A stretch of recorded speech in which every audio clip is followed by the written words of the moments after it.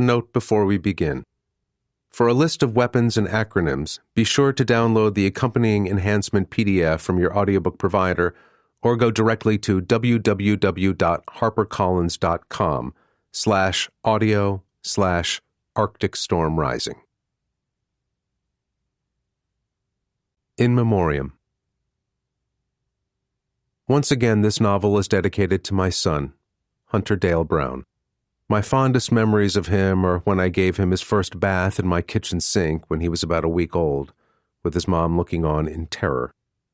His high school graduation party on the shores of Lake Tahoe, his Eagle Scout Court of Honor, and collaborating on my novel Strike Force when he was just 9 years old, tossing ideas back and forth as I drove him home from school.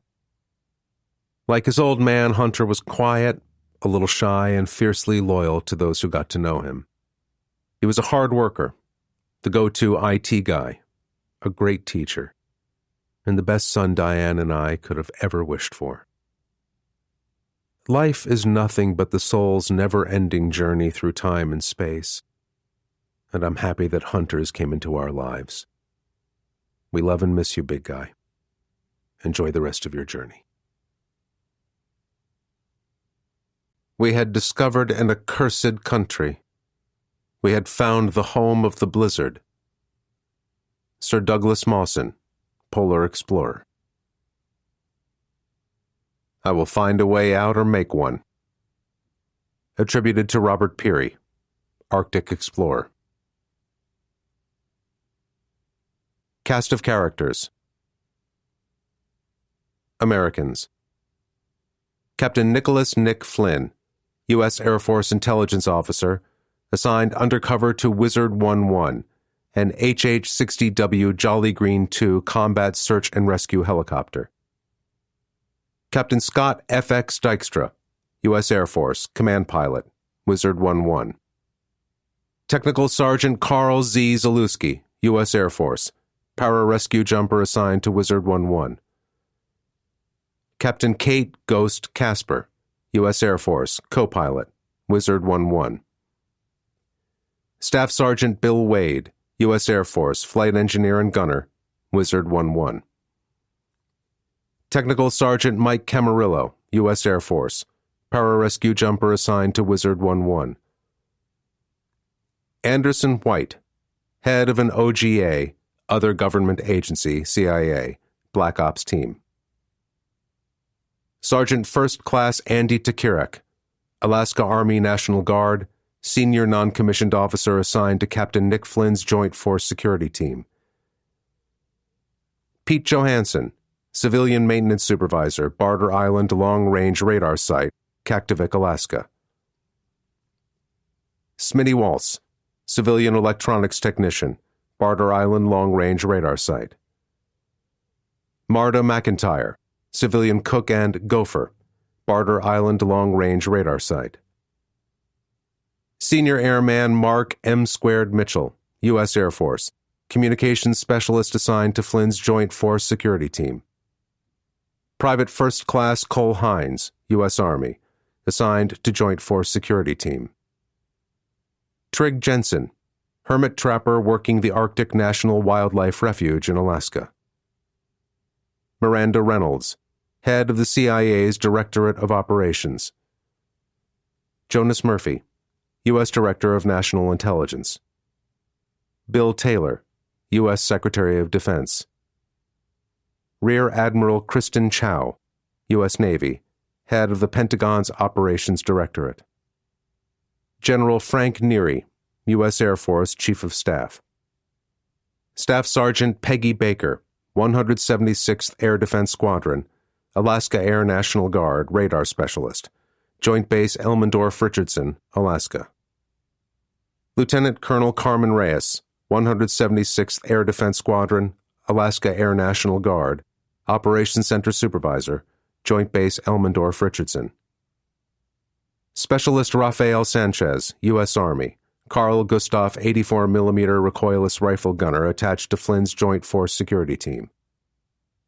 Private Wade Vukovich, U.S. Army, assigned to Joint Force Security Team. Major Jack Ripper Ingalls, 211th Rescue Squadron, Alaska Air National Guard, HC-130J Super Hercules pilot. Captain Laura Skater Van Horn, 211th Rescue Squadron, Alaska Air National Guard, HC-130J co-pilot. General Keith Makowski, U.S. Air Force, Commander, North American Aerospace Defense Command, NORAD. Captain Amanda Jaffe, U.S. Air Force, Information Integration Officer, RC-135V Rivet Joint ELINT, Electronic Intelligence Aircraft. Technical Sergeant Philip Kijak, Cryptologic Language Analyst, RC-135V Rivet Joint Aircraft. Colonel Leonard Huber, U.S. Air Force, Commander, 3rd Wing, Joint Base Elmendorf-Richardson. Captain Connor Doc McFadden, U.S. Air Force, F-22 Raptor fighter pilot. Lieutenant Allison Cat Perilla, U.S. Air Force, F-22 Raptor fighter pilot. Major King, 176th Wing, Alaska Air National Guard Liaison Officer to 3rd Wing. Lieutenant General David Rosenthal, U.S. Air Force, Commander, Alaskan Command, ALCOM, Joint Base Elmendorf-Richardson. Private First Class Torvald Pedersen, U.S. Army, Designated Rifle Marksman for Flynn's Joint Force Security Team. Airman Peter Kim, U.S. Air Force, assigned to Joint Force Security Team. Staff Sergeant Tim Wall, Alaska Air National Guard, HC-130J Super Hercules Loadmaster. Private Noah Boyd, U.S. Army, assigned to Joint Force Security Team. Private Mike Sims, U.S. Army, assigned to Joint Force Security Team. Private Floyd Leffert, U.S. Army, assigned to Joint Force Security Team. Private Gene Santorelli, U.S. Army, assigned to Joint Force Security Team. Russians. Colonel Alexei Petrov, Russian Air Force test pilot in charge of the PAC-D8 prototype stealth bomber flight test program. Mikhail Ivanyin, CEO of the Tupolev Aerospace and Defense Company. Georgy Remizov, Tupolev corporate test pilot.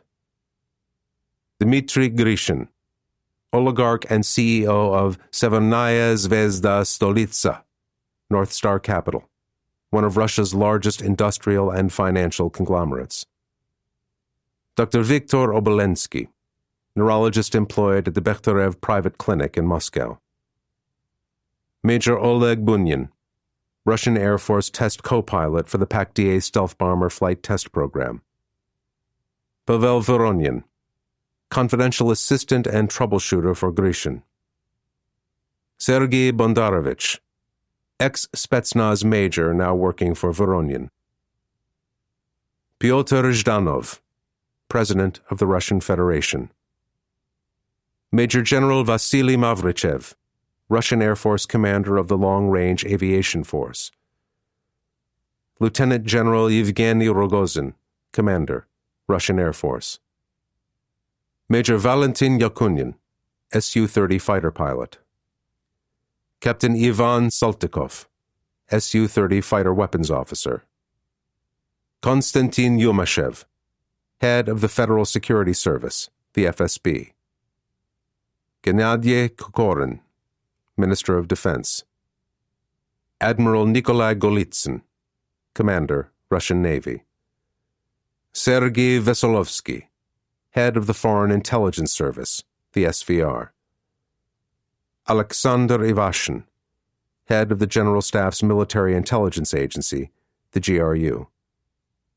Major Vadim Koryokin, Russian Air Force Su-35S fighter pilot. Captain Ilya Troitsky, Russian Air Force Su-35S fighter pilot. Colonel Iosif Zinchuk, Russian Air Force, Commander, Tu-142 Maritime Reconnaissance Aircraft. Captain Sukachov, Russian Air Force, Tu-142 Defense Systems Operator. Lieutenant Gorshenyov, Russian Air Force, Tu-142 Second Navigator. Captain Yuri Bashalachev, Russian Air Force, Tu-142 Bombardier Navigator. Captain Arkady Timonov, Russian Spetsnaz Special Forces, Commander, Reconnaissance Attack Team outside Joint Base Elmendorf-Richardson. Lieutenant Leonid Brykin, Russian Spetsnaz Special Forces Team outside Joint Base Elmendorf-Richardson. Captain First Rank Mikhail Nakhimov, Russian Navy, Commander, SSBN BS-64, Podmoskovye. Senior Lieutenant Anatoly Alinsky, Russian Navy, Diving Officer, SSBN BS-64, Podmoskovye. Major Gennady Korenev, Russian Spetsnaz Special Forces, Commander, Raven Assault Force. Captain Primakov, Russian Spetsnaz Special Forces, Second in Command, Raven Assault Force. Colonel General Anatoly Gruzdev, Commander, Russian Strategic Rocket Forces. Canadian. Peter Gowan, Royal Canadian Air Force Deputy Commander, North American Aerospace Defense Command, NORAD. Prologue. Kazan Aircraft Production Plant, Kazan, Russia. Late July. Rays of summer sunlight streamed through rows of windows set high up along one drab concrete wall of the huge assembly hall. They lit sections of a large, futuristic-looking blended-wing aircraft. The first flyable prototype of Tupolev's top-secret PAC-DA stealth bomber. A protruding nose and the large, rounded cockpit canopy surrounded by narrow engine intakes along the wing's leading edge explained the nickname it had acquired in construction. Scott, or devilfish. So did the multiple elevons and other control surfaces lining the wing's trailing edge. Seen from above, the aircraft's unusual configuration gave it the look of a manta ray gliding silently across the ocean floor. Intended to match and even surpass America's operational B-2 Spirit and next-generation B-21 Raider stealth bombers, the PAC-DA was a subsonic aircraft with a planned range of more than 12,000 kilometers. Two powerful NK-65 turbofan engines, each producing more than 60,000 pounds of thrust, would enable it to carry 30 metric tons of payload, both long-range stealth cruise missiles and shorter-ranged air-to-air missiles for self-defense, in internal weapons bays. The bomber's own stealth characteristics, new sensor systems, electronics, and flight controls, were designed to allow its wartime crew of 4 to penetrate advanced enemy air defenses without being detected. All told, this prototype was the culmination of a top-secret research and development program that had already consumed many years and hundreds of billions of rubles. Russian Air Force Colonel Alexei Petrov slid out through an opening on the aircraft's belly and dropped nimbly onto the assembly hall floor, ignoring the ladder fitted to the hatch. In his mid-40s, the veteran test pilot was still trim and fit, though flecks of gray dusted his dark brown hair. Smiling broadly, he nodded to the knot of Tupolev design engineers, senior executives, and company test pilots waiting for him. "My congratulations, gentlemen. You've built a beautiful machine. I'm looking forward to putting it through its paces in the weeks and months ahead." His praise for their work drew answering smiles from the engineers and executives. In contrast, the rugged faces of Tupolev's own experienced civilian pilots stiffened slightly at the unwelcome reminder that they were being bypassed. Desperate to show the world that Russia could still compete militarily with the United States and China, the Kremlin had ordered this new strategic bomber program accelerated by every means necessary. Delivering the PAC-DA prototype directly to Petrov and his team without the usual sequence of carefully monitored corporate test flights would shave months off the process of certifying the design for full-scale production and deployment to operational regiments. "When would you like us to arrange the formal handover?" Mikhail Ivanin, Tupolev's burly CEO, asked carefully. "As soon as possible," Petrov replied. "But not here in Kazan. Let's take care of that business down at Shkalov instead." The other man pursed his lips. The Air Force's Valery Chikalov's Flight Test Center was nearly 900 kilometers south of Kazan. Named after one of the old Soviet Union's most famous and daring test pilots, the range was now specially equipped to handle experimental advanced stealth aircraft. Transferring the bomber prototype there right away would definitely speed up the process of validating its flight characteristics and systems. Unfortunately, it also meant assigning Tupolev's own specialist mechanics to the distant base for a prolonged period. They would be needed to train Air Force ground crews to maintain the PAC-DA's complex avionics and advanced radar-absorbent coatings. The hassle factor for the company and its employees would be high. So would the added expense. Then again, Moscow's orders were clear. Whatever Petrov and his team wanted, they would get. Glancing at the unhappy faces of Tupolev's own pilots, Petrov threw them a bone. Your guys can bring the bomber down. After all, it's only fair that they have the honor of taking the devilfish up for its first flight. With a curt nod, Ivanin crooked a finger, signaling the senior company flyer over to join them. Georgy Remezov was a short, stocky, round-faced man, a few years older than Petrov himself. He'd flown high-performance combat aircraft for the Air Force before resigning to join Tupolev when Russia's post-Soviet military went through one of its periodic belt-tightenings. Perfunctory introductions completed, the CEO excused himself. For now, I'll leave you to work out the details with Georgy, Colonel. But feel free to contact me if you need anything else. Then he hurried away, almost as though he feared Petrov would make some new outrageously expensive demand if he lingered any longer. The two pilots watched him go with some amusement. Chief Executive Ivanin has a superb head for numbers and budgets, Remezov murmured. But he's no aviator? I think he sometimes wishes we built locomotives or automobiles instead of aircraft, Remezov confided. I hear he gets airsick above the 4th floor of any building. With the Tupolev test pilot pacing him, Petrov strolled toward the nearest exit from the huge aircraft assembly hall.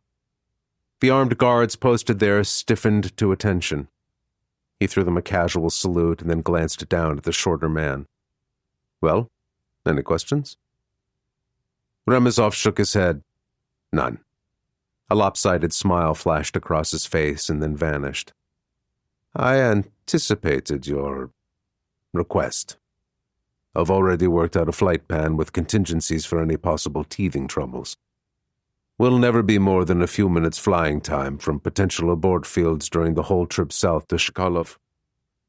Very good, Petrov said in approval, and he meant it.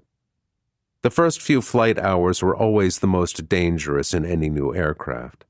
No matter how thoroughly you scrubbed a revolutionary design in wind tunnels and computer simulations, things could still go badly wrong under real-world conditions. I appreciate your attention to detail. Remezov shrugged. I had a good teacher. This time his smile was more genuine. I served under your father as a junior pilot, Colonel.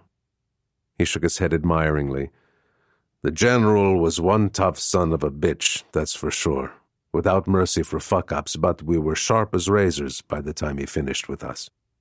His eyes narrowed as he quoted from memory. Train hard, plan thoroughly, act fast. Those are the keys to victory. Petrov hid a grimace. Would he never escape his father's shadow? Even now, years after the old man's final heart attack finished him, devoted acolytes of Hero of the Soviet Union, Major General Vladimir Petrov, seemed to turn up wherever he went. It was maddening, even if understandable. As a young lieutenant, the older Petrov had won his spurs and his medals as a volunteer, flying secret combat missions against the Americans over North Vietnam, and then again against the Israelis during the October War in 1973. Credited with several kills, he was renowned as the top-scoring Russian fighter pilot since the Korean War. In later years, he had risen rapidly in rank, leading ever-larger frontline Air Force units equipped with the best aircraft. If his heart hadn't given out, The famous Major General Petrov could easily have someday commanded all of Russia's aerospace forces. In sharp contrast, Alexei Petrov knew with some bitterness that his own career, though marked by praise, promotion, and medals for peacetime flying exploits, would never match that of his father. At his age, this assignment to lead the PAC-DA stealth bomber flight test program represented his last real chance to shine. But once he finished vetting the new aircraft and its systems, he would undoubtedly be shunted off to a desk in relative obscurity somewhere inside the Ministry of Defense bureaucracy. After that, he could look forward to wasting years dealing with dull reports before finally being put out to pasture on a wholly inadequate state pension. Oblivion and poverty.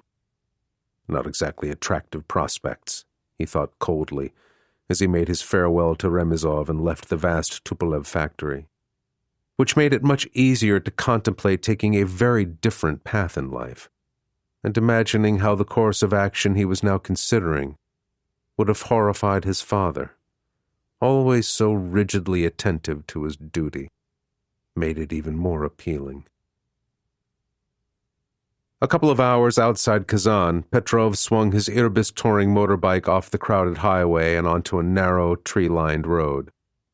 He opened the throttle, smoothly accelerating as the track curved back to the west. The sensation of speed as trees flashed past, more blurs than distinct shapes, was exhilarating. Through openings in the woods on his right, he caught glimpses of an enormous stretch of dark blue water, the vast Cheboksary Reservoir created by damming the Volga River. Off on the left, wheat and barley fields surrounded small farming villages. Apart from a couple of old tractors trundling across the fields and faded clothes drying outside rundown cottages, there were few signs of people. A few kilometers farther on, he slowed and pulled in behind a silver-gray late-model Mercedes sedan parked just off the road. Dismounting, he stripped off his helmet and unzipped his jacket. Even in the shade provided by the trees, the summer heat was oppressive. At his approach, the driver of the Mercedes slid out from behind the wheel. With a silent nod, he opened the sedan's rear door. A slight bulge in the man's dark business jacket revealed the presence of a shoulder holster. Petrov raised an eyebrow. So even here in this rural backwater, his host felt the need for a bodyguard. Perhaps such vigilance was an inevitable byproduct of the acquisition of great wealth. If so, he thought with satisfaction, he might someday soon learn the value of caution himself. He slid into the back of the air-conditioned Mercedes and nodded politely to the older, heavier-set man waiting there. "Everything is on track," he said confidently. "There were no problems at the factory?" Petrov shrugged. "The Tupolev guys are pissed, but no one's willing to stick his neck out to protest openly." "They're wise," the older man said, with a hint of an icy smile of his own. Dmitry Grishin was one of Russia's most powerful oligarchs, a man who had made his fortune through close ties to Moscow's political, industrial, and defense elites. Either on his own or through intermediaries, he owned significant stakes in many of the nation's most successful and profitable enterprises.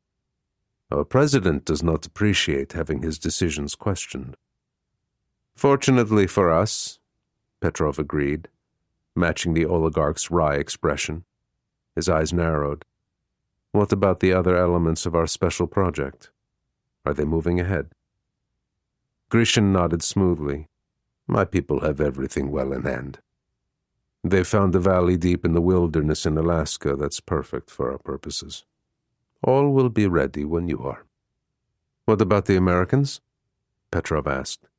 "Is there a chance they could stumble across your team at work?" The oligarch shook his head. "Relax, Colonel. The Alaskan wilderness is enormous and almost entirely uninhabited. I doubt anyone's even visited the site we found since the end of the last ice age, more than 12,000 years ago. The Americans won't see a thing." Reassured, Petrov slid back out of the Mercedes and then leaned back in. "Until the snows fall, then." "And the icy winds blow," Grishin agreed. He glanced up at the younger man. "Fly safe, Colonel. We both have a lot at stake here. Petrov shot him a grin. Don't worry. I'll take care of the Pac-DA prototype like it was my very own. Moments later, as he stood watching the limousine pull away, Petrov felt a sudden stab of pain lance through his left temple. Fuck, he muttered. He'd been resolutely ignoring a mild headache since leaving the Tupolev plant, but now it was getting worse. Frowning, he fumbled out a couple of aspirin tablets from a packet in one of his pockets, and then pulled out a stainless steel hip flask.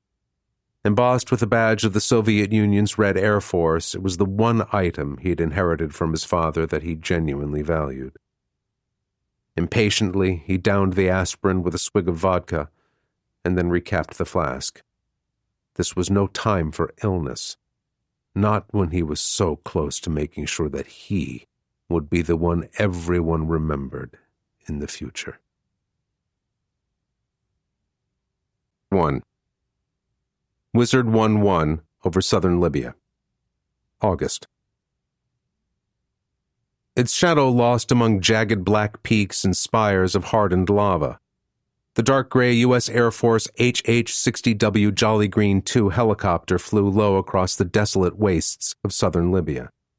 Specially designed for service with CSAR, Combat Search and Rescue Squadrons, and named in honor of the HH-3E Jolly Green Giant, made famous during Vietnam War rescue missions, this was the newest variation of Sikorsky's versatile UH-60 Blackhawk series.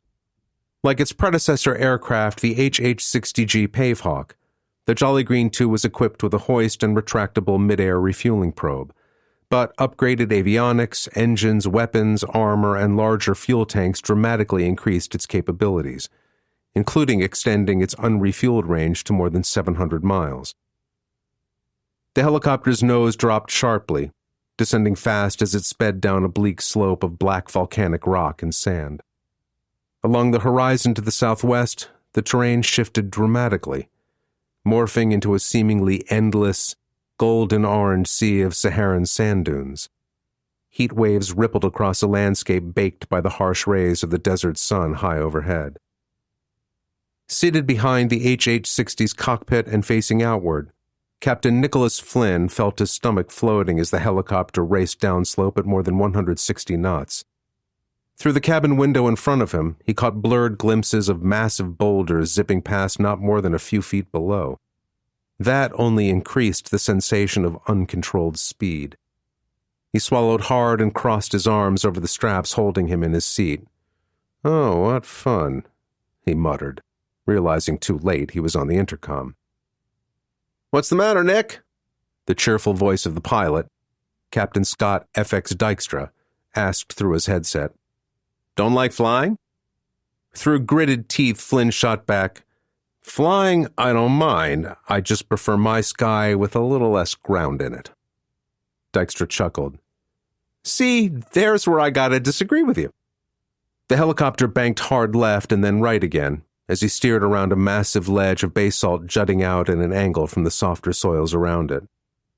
"Clouds are pretty and all, but high altitude's a happy hunting ground for hostile interceptors and missiles. Down here, just above the dirt, is the sweet spot, where any bad guys only get a couple of seconds to react before we scoot on past and out of sight." "Oh, I understand the theory," Flynn said, bracing himself as the HH-60 slewed sharply upward again, and then leveled out 100 feet off the desert floor. "It's the practice that scares the shit out of me." A new voice came on the intercom circuit. This one belonged to Technical Sergeant Karl Zalewski, one of the two PJs, or pararescue jumpers, riding with him in the Jolly Green II cabin. "Please tell me you're not being literal, sir. Our guys just washed this bird before we took off from El Minya. If we bring it back all dirty, they're going to be seriously upset." Flynn found himself grinning. "Just talking figuratively, Z. Fear not. My camos retain their pristine nature, without any unsightly new brown blotches." That drew a quick laugh from the rest of Wizard 1-1's crew. There were 5 of them all told. Dykstra, his co-pilot Captain Kate Ghost Casper, their flight engineer, Staff Sergeant Bill Wade, Zalewski, and the other PJ, Technical Sergeant Mike Camarillo. Geez, Nick, if you're going to freak out, I might have to assign Wade to monitor you in between engine checks, Dykstra joked. It'll give him something to do besides wail and gnash his teeth about his missing guns. I am not wailing, sir, the powerfully built flight engineer said in mock protest. Just sitting here sobbing quietly. Before they lifted off from El Minya, an Egyptian Air Force training base in the Nile Valley, ground personnel had hurriedly removed the helicopter's 2 door-mounted 50-caliber machine guns, stripping the weapons and their mounts shaved off close to 1,000 pounds of weight. Even with the HH-60W's larger fuel tanks, every option to lighten its load and extend its range counted. This emergency search and rescue mission to a crash site in southern Libya was at the very outer edge of the helicopter's capabilities, already requiring 1 mid-air refueling just to get them this far. Up to 5 hours ago, the crew's primary focus as part of the 64th Expeditionary Rescue Squadron had been on weeks-long joint training exercises with their Egyptian and other allied counterparts. That had changed the moment they received a flash transmission reporting the crash of a U.S. Air Force C-130J Super Hercules deep in the Sahara Desert, some miles from the nearest inhabited place, the Wath Oasis. Despite being nearly 900 miles away, they were the closest trained CSAR group. Parachuting in a team might have been faster, except that no one in their right mind wanted to drop a handful of rescuers into the unknown without a way to pull them out in a hurry if trouble erupted. So now the Jolly Green 2 and its specialist crew was en route to do what they could for any survivors from the aircraft that had gone down. Of course, as hours went by without radio contact from the crash site, it was looking less and less likely that anyone had made it out alive. But someone still had to go check. Wizard 11's pilots, Dykstra and Casper, were combat-tested veterans of several daring missions to extract wounded U.S. and Allied personnel under fire and deep in hostile territory. Bill Wade was along to keep the helicopter's engines, hydraulic systems, and other equipment operating smoothly during an extraordinarily long and grueling flight. And as pararescue men, Zalewski and Camarillo were graduates of one of the toughest training programs in the entire U.S. military. Nearly 2 years' worth of rigorous courses covering emergency medicine, parachuting, mountaineering, combat diving, wilderness survival, tactics, helicopter operations, and half a dozen other valuable specializations. If there were injured survivors still trapped in the wreckage of the C-130J turboprop, their expertise would be crucial to extracting the wounded and getting them back to base alive. Nick Flynn's own role in the mission was less clearly defined. After graduating from college with an ROTC scholarship, he'd undergone intensive training to qualify as a special tactics officer in the Air Force Special Operations Command, earning the right to a scarlet beret, similar to the maroon beret worn by the rest of Wizard 11's crew. But there, the similarities ended. Thanks to an ear for languages and a gift for quick study, he'd been quietly recruited into Air Force intelligence operations shortly after completing the STO course. He'd come to Egypt with the squadron as one of its combat rescue officers, but that was just a cover story. His real mission was to gather human intelligence, on the Egyptian and other foreign nationals involved in the exercises, focusing on those who might someday be recruited as potential intelligence sources. Or conversely, on those who might be open to working with terrorists or other groups hostile to U.S. interests. Ostensibly, his language skills were the reason he'd been assigned to this flight. None of the others in the helicopter crew knew enough Arabic to liaise with locals if that proved necessary. But the lieutenant colonel in charge of the 64th had his own motives in putting Flynn aboard. "You're a spook, Nick," he'd said quietly. "And whatever's actually going on out there is really fucking spooky. Right now, no one higher up the chain of command will tell me what the hell one of our C-130s was doing off on its own so deep in Libya. All I'm getting is static about how I don't need to know. Well, that's bullshit. So there's no damn way I'm sending my folks out on a limb without a specially trained pair of eyes and ears along to ride herd on this situation, which is where you come in." Flynn couldn't disagree with that line of reasoning. More than a decade after the brutal civil war that ended Colonel Muammar Gaddafi's authoritarian rule, Libya was still a cauldron of rival armed factions. There was no real central government, only fluctuating coalitions of regional groups, tribal militias, and die-hard Islamists. Chaos and conflict were the stuff of everyday life throughout most of the fractured country. That was especially true in the sparsely populated far south, hundreds of miles from Libya's more densely inhabited coastal strip along the Mediterranean, all of which made the region the very last place you'd expect an unarmed U.S. Air Force cargo plane to be operating. Reflexively, he patted the M4A1 carbine slung from his tactical body armor. Whatever they found at the crash site, this sure wasn't going to be another boring day spent schmoozing Egyptian, Saudi, Iraqi, and other foreign officers over endless cups of tea. A soft ping through his headset signaled an update from the helicopter's navigation computer. From her position in the cockpit's left-hand seat, Kate Casper relayed the new data as it appeared on one of her big multi-function display panels. Heads up, whiz kids. We're about 8 minutes out from the estimated crash site. Check your gear and stand by. Flynn took a quick pass through the accessory pouches attached to his body armor. Extra magazines for his carbine and Glock 19 sidearm, check. His Panasonic Toughbook tablet field computer was ready to go with a full battery. So were his pocket laser rangefinder and multi-band tactical radio. He was set. In the pair of seats behind him, Zalewski and Camarillo were doing the same thing with their personal weapons and trauma kits. Satisfied with those, the PJs went rapidly through the array of compact cutting and lifting tools packed in their individual rucksacks. 2 minutes, Casper called. Radar's picking up objects on the ground about 6 miles out at our 12 o'clock. I don't see any smoke, Dykstra commented matter-of-factly. Any fires must have burned out by now. Flynn leaned back in his seat, craning his head sharply to look through the helicopter's forward cockpit canopy. With all the heat haze, it was difficult to make out many details, but there was definitely a blackened scar stretching across the orangish desert sand. At one end of the scar, he could see a big, crumpled gray cylinder partially buried nose first in a large dune. A debris field of torn and bent pieces of blackened metal, scorched wing panels, twisted propellers, and shattered engine mounts, stretched away for hundreds of feet on both sides of the wreck. Dykstra whistled softly. Looks like that Herky-bird slammed in almost horizontally. The wings ripped off, but the fuselage seems mostly intact. He tweaked the cyclic, pedals, and collective to reduce their airspeed as the Jolly Green 2 swung through a gentle, level turn to come in behind the downed C-130. Abruptly, as they came out of the turn, Flynn spotted a twin-turbine helicopter, a Russian-manufactured Mi-17 medium transport, sitting parked in the sand not more than 100 yards from the Super Hercules' torn fuselage.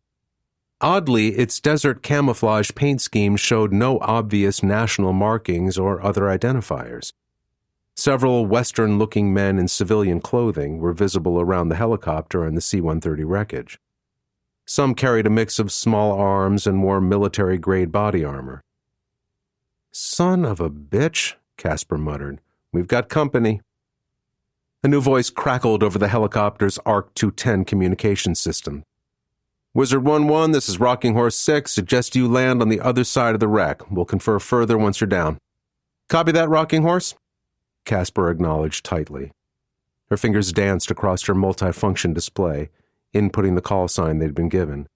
She switched back to the intercom. The computer confirms that Rocking Horse is legit, but that call sign belongs to an OGA. Flynn snorted. OGA was military jargon for other government agency. In practice, that usually meant the CIA's clandestine service and its paramilitary contractors. You know anything about these guys or what they're up to out here, Nick? Dykstra asked, making small adjustments to the helicopter controls to veer off and circle back around toward the suggested landing site. Wearing your other hat, I mean. That was a not-so-subtle reference to Flynn's covert status as an Air Force intelligence officer. Not a doggone thing, FX, Flynn said truthfully.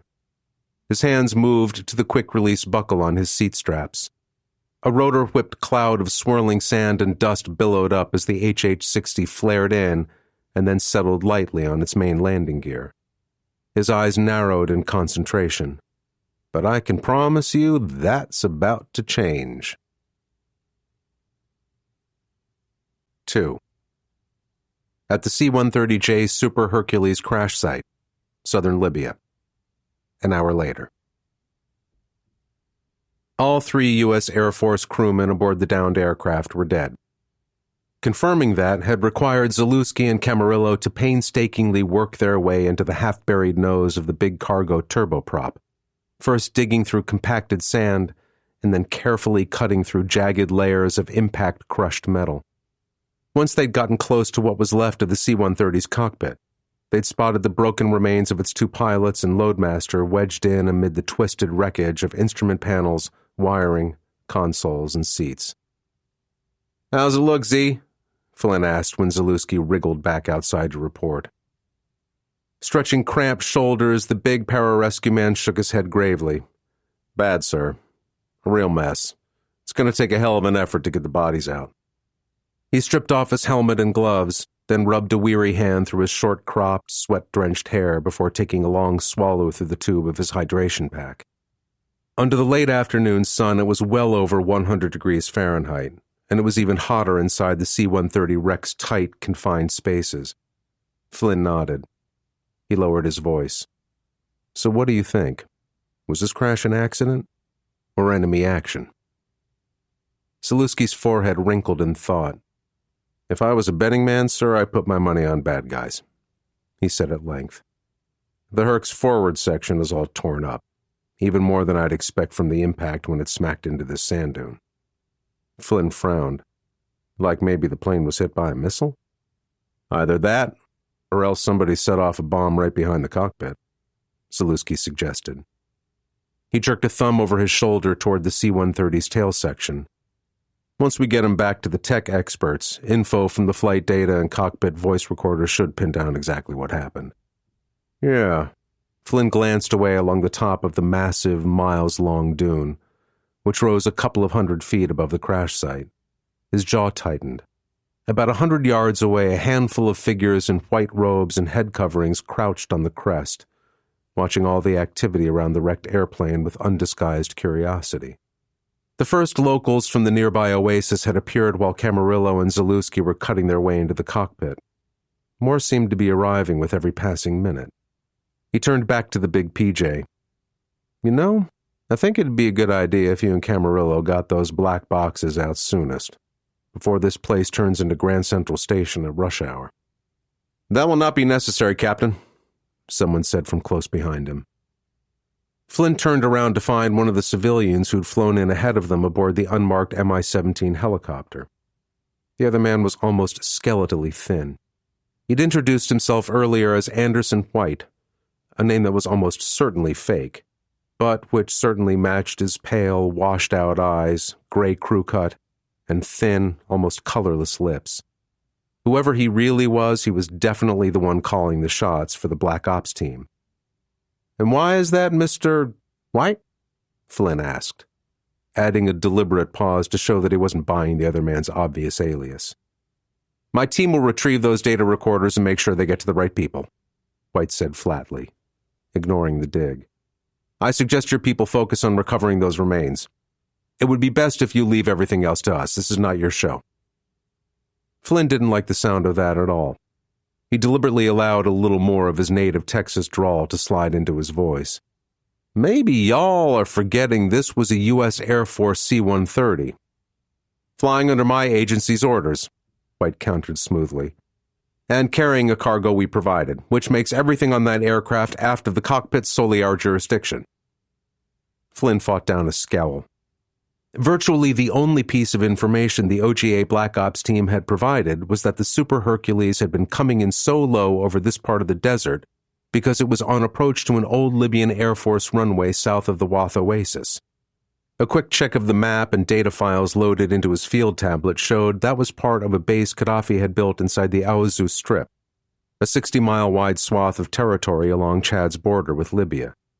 Rumored to be rich in uranium deposits, the Strip had been the spark for 9 years of military clashes between the two countries back in the late 1970s. It was just the kind of disputed turf that seemed likely to draw in some of the world's bad actors. especially those interested in acquiring potentially fissionable ores for full-fledged nuclear weapons or improvised dirty bombs. Right after they'd landed, he'd grabbed a quick look inside the C-130's largely intact cargo compartment. Within a couple of minutes, one of White's tough-looking paramilitary security personnel, whose tats and beard marked him as ex-Special Forces, had not so gently backed him out again. But not before Flynn got the chance to check out a few of the crates the big turboprop had been carrying, discovering what looked like a shitload of Russian-made small arms, ammunition, RPGs, and landmines. He raised an eyebrow at White. "Your jurisdiction? Meaning what exactly?" "Meaning that you're going to stand back and let my team complete its work without further interference," the other man replied. He checked his watch. "From what I've been told, they should be done rigging the cargo and the aircraft with explosives in approximately 1 hour. His lips thinned even further, which is why I suggest you rev your own unit into higher gear and get those bodies out ASAP. Once our charges are set, we're not going to sit around waiting on you and your people." Flynn stared at him. "You're going to blow the wreck up?" White nodded. "We're going to sanitize this site, Captain, and thoroughly.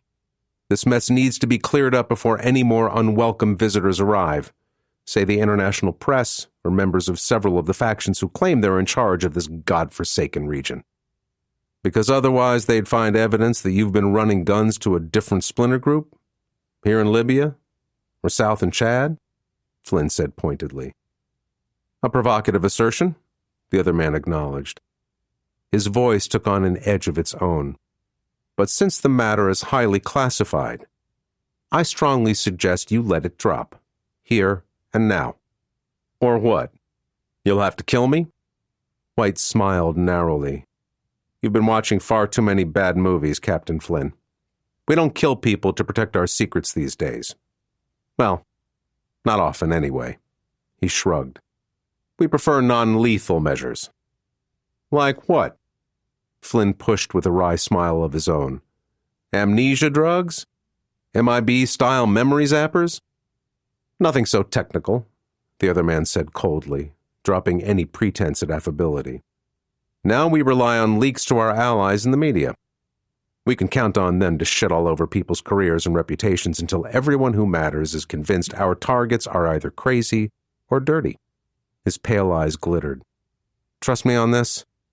You really do not want to find out what it's like being on the receiving end of one of our smear operations. So just back the fuck off." Flynn stiffened and then felt Zalewski's big hand land on his shoulder. "The guy's not worth the trouble, sir," the PJ murmured. "Let it go. For now." Reluctantly, Flynn let himself be guided away. He glanced up at the technical sergeant. "You're not going to give me some heartfelt lecture on the perils of wrestling with a pig, are you?" "Hell no," Zalewski said. He grinned. "I'm a suburban kid.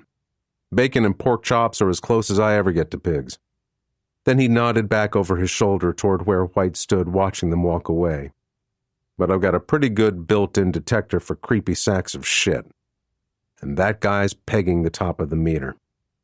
"What's your read on his security detail?" The PJ shrugged. "Mostly solid. Definitely ex-meat eaters. He used the slang for Special Forces troops who took part in dangerous combat missions instead of training Allied soldiers and local militias. I figure their new secret squirrel bosses pay a lot more than ours do, though." Flynn thought about his monthly check with all its assorted deductions and nodded. "Safe bet, Z." He checked the crest of the dune again. Another couple of robed men had appeared and joined the others observing them. His eyes narrowed. "Can you make that hour deadline to get the bodies out?" "It'll be tough," Zalewski admitted. "What if I give you a hand? I'm checked out on some of your extraction gear." The PJ shook his head. "Appreciate the offer, sir, but it's real tight inside that part of the wreck. As it is, me and Mike are having to take turns clearing a good-sized opening into the cockpit." He followed Flynn's gaze and nodded. "Anyway, I kind of figure we could use a good pair of eyes out here, watching the watchers, if you get my drift." "Yeah, I'm not real happy about having an audience either." Flynn was uncomfortably aware that they didn't have enough spare personnel to maintain a secure perimeter around the crash site. Most of the OGA Black Ops team was busy around the C-130's cargo compartment, and Wizard 11's flight crew, Dykstra, Casper, and Wade, were fully occupied watching over their own helicopter. The same went for the Mi-17's two pilots. White had posted one of his ex-Special Forces contractors on guard near the tail section of the downed plane, but otherwise there was just him. Flynn's subconscious had started sending up flares the moment Zalewski confided his suspicions that this crash wasn't an accident. Well, he decided it was high time he started paying attention to those danger signals from his lizard brain. Whoever had brought the cargo plane down might have bigger plans. Plans that could prove dangerous to the health of Mama Flynn's dark-haired boy, and every other American in the vicinity, which made it imperative that he take a long, hard look at their surroundings and tactical situation. So as soon as the PJ squeezed back inside the C-130's damaged forward fuselage, Flynn made the long trudge upslope to the top of the dune. Loose sand slid out from under his combat boots with every step. By the time he made it, he was drenched in sweat. Little swirls of sand danced along the knife-edge-like crest, kicked up by occasional gusts of wind that were as hot and dry as if they had come straight out of a bake oven. His shadow stretched away to the left, lengthened by the sun slanting lower in the west. Squinting against the glare, he raised his binoculars and scanned across the sea of dunes toward the Wath Oasis. Its tiny cluster of buildings marked the only source of water for more than 60 miles in any direction. Any trouble was likely to come from that direction. There were tracks down the nearest slope off to the south, heading this way. They continued across the desert floor, coming to an end among a small herd of camels tethered down at the base of this sand dune. They were about a couple of 100 yards from his position on the crest. Two more of the white-robed locals squatted close to the camels, evidently guarding them. Flynn focused in on them. Under those head wrappings, it was hard to get a good look at their faces, but they appeared to be young and fit, certainly not more than 30 years old. The hard work needed to survive in this waterless, harsh climate aged people fast. Slowly, he lowered the binoculars. Come to think of it, he hadn't seen any women or children among those who'd arrived to gawk at the wrecked Super Hercules and the Americans working the crash site. Nor had he noticed any of the elders who ordinarily controlled the daily life of this region's semi-nomadic clans. A flash of movement off to the south caught his eye, and Flynn got his binoculars back up just in time to catch sight of another white-robed man stationed high up on the next dune over.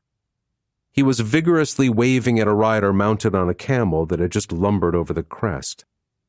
Unlike the others, this rider was dressed in the bright-colored clothes favored by local women.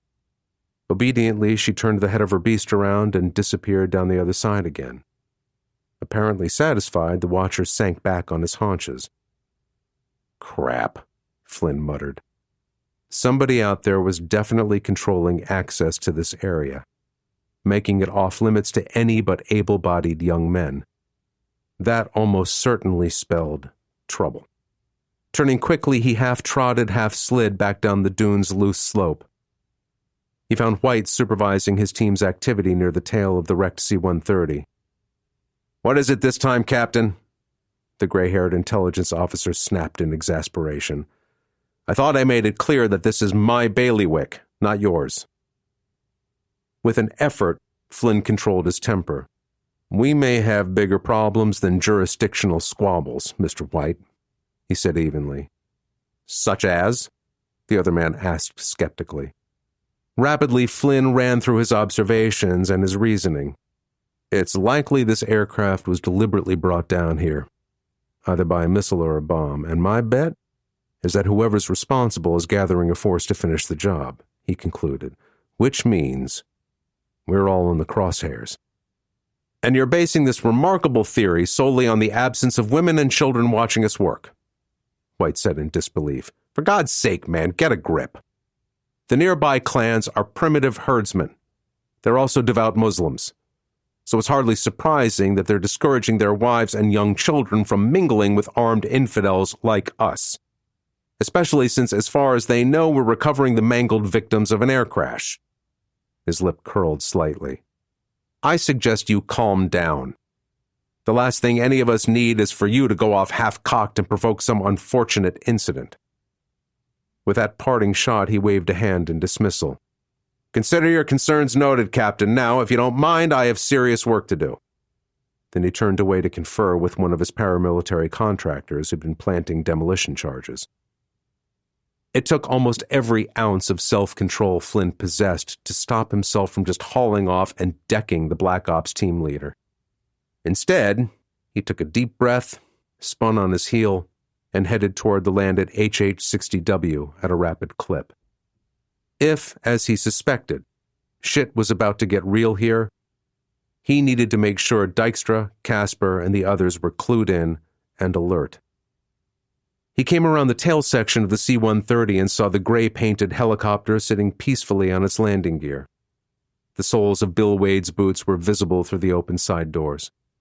While they were grounded, the flight engineer had some equipment panel popped up to run a routine maintenance check. But Dykstra and Casper weren't hanging out near the cockpit, where he'd expected to see them. Instead, the two pilots had moved off a few yards nearer to the edge of the massive sand dune, ostentatiously positioning themselves between the bird and some of the white-robed tribesmen, who were now drifting closer down the slope while talking loudly and exchanging broad, cheerful gestures. Both Dykstra and Casper had their hands on the M4A1 carbines slung from their battle gear. They were very carefully not pointing them at the locals. Yet. But they were clearly focused on any possible threat from the men approaching the helicopter. Which was why neither of them had noticed the tribesmen in bulky robes coming around the other side of the Jolly Green II's fuselage. Unlike the others, this man was anything but casual in his movements. He was walking slowly, but very deliberately, toward the helicopter's open cabin. That is so not good, Flynn thought, feeling abruptly cold despite the bone-dry heat. He increased his pace to intercept the tribesman. "Assalamu alaikum, ya Siddiqui. Hal yumkinuni masaidatuk bashiyan?" he called out politely in Arabic. "Peace be upon you, my friend. Can I help you with something?" The local Teda clans had their own Nilo-Saharan language, Tedaga, but he didn't speak it, and Arabic was the de facto lingua franca throughout North Africa. Surprised, the robed man swung toward him and stopped. No, he said hesitantly. "Shukrana jazila, anajidi. Thank you, I'm fine." "Fine my ass." Flynn could hear that the tribesman's voice was slurred. He'd also gotten close enough to see that the other man's pupils were dilated. The son of a bitch was drugged, he realized. Bad, very bad. His right hand dropped to the Glock 19 pistol he carried in a chest rig on top of his armor. "Akraj min hana, alan," he snapped. "Get out of here, now." The tribesman's eyes widened in sudden panic. He fumbled at the opening to his robe, pawing for something inside. Flynn caught a split-second glimpse of wires and a bulky vest. He reacted instantly. With his left forearm, he slammed the other man's hands aside, and in that same action he drew his pistol, slid his finger inside the trigger guard as he swung it on target and fired twice. Both 9mm rounds hit the tribesman squarely in the face, tore through, and exploded out the back of his skull. Already dead, the would-be suicide bomber dropped to his knees and then slumped to the ground. With the ear-splitting crack of the two shots he'd fired still ringing in his ears, the world around Flynn seemed to blur into slow motion as adrenaline flooded his system. He slid the Glock back into his chest holster and grabbed his M4A1 carbine instead. Through the HH-60W's open door, he could see Bill Wade looking back over his shoulder at him in stunned surprise. On the other side of the helicopter, Dykstra and Casper were doing the same thing, caught completely off guard by the sudden eruption of violence. Beyond them, the group of white-robed men who'd been ambling down the sandy slope had also frozen in their tracks, but they were no longer smiling. Instead, their expressions were taut, with their eyes narrowed and intent, the look of men determined to kill. "Hostiles, on the dune!" Flynn yelled as he sprinted forward at an angle to get a clear shot. Take cover and engage, for Christ's sake! This is an ambush! Now the remaining tribesmen were grabbing the weapons they'd hidden under their robes, awkwardly dragging out a mix of Soviet-era AK-47s and AKMs. One of them yelled an order, waving his arm wildly toward the grounded American helicopter. Oh my God, Flynn realized. That smart bastard wanted to just overrun them. It was a good plan. If the attackers got in close enough to overwhelm them with superior numbers, it was all over. So he needed to stop their assault before it started. He dropped to one knee, brought his sights onto the shouting tribesmen, and squeezed off 3 quick shots. Bright red splotches blossomed across the man's white robes, and he went down hard. The enemy doesn't have body armor, Flynn thought, fighting to stay in control. Score 1 for the good guys. For a second or so, the white-robed men stared down at the body of their leader in shocked surprise, but then they threw themselves prone and started firing downhill.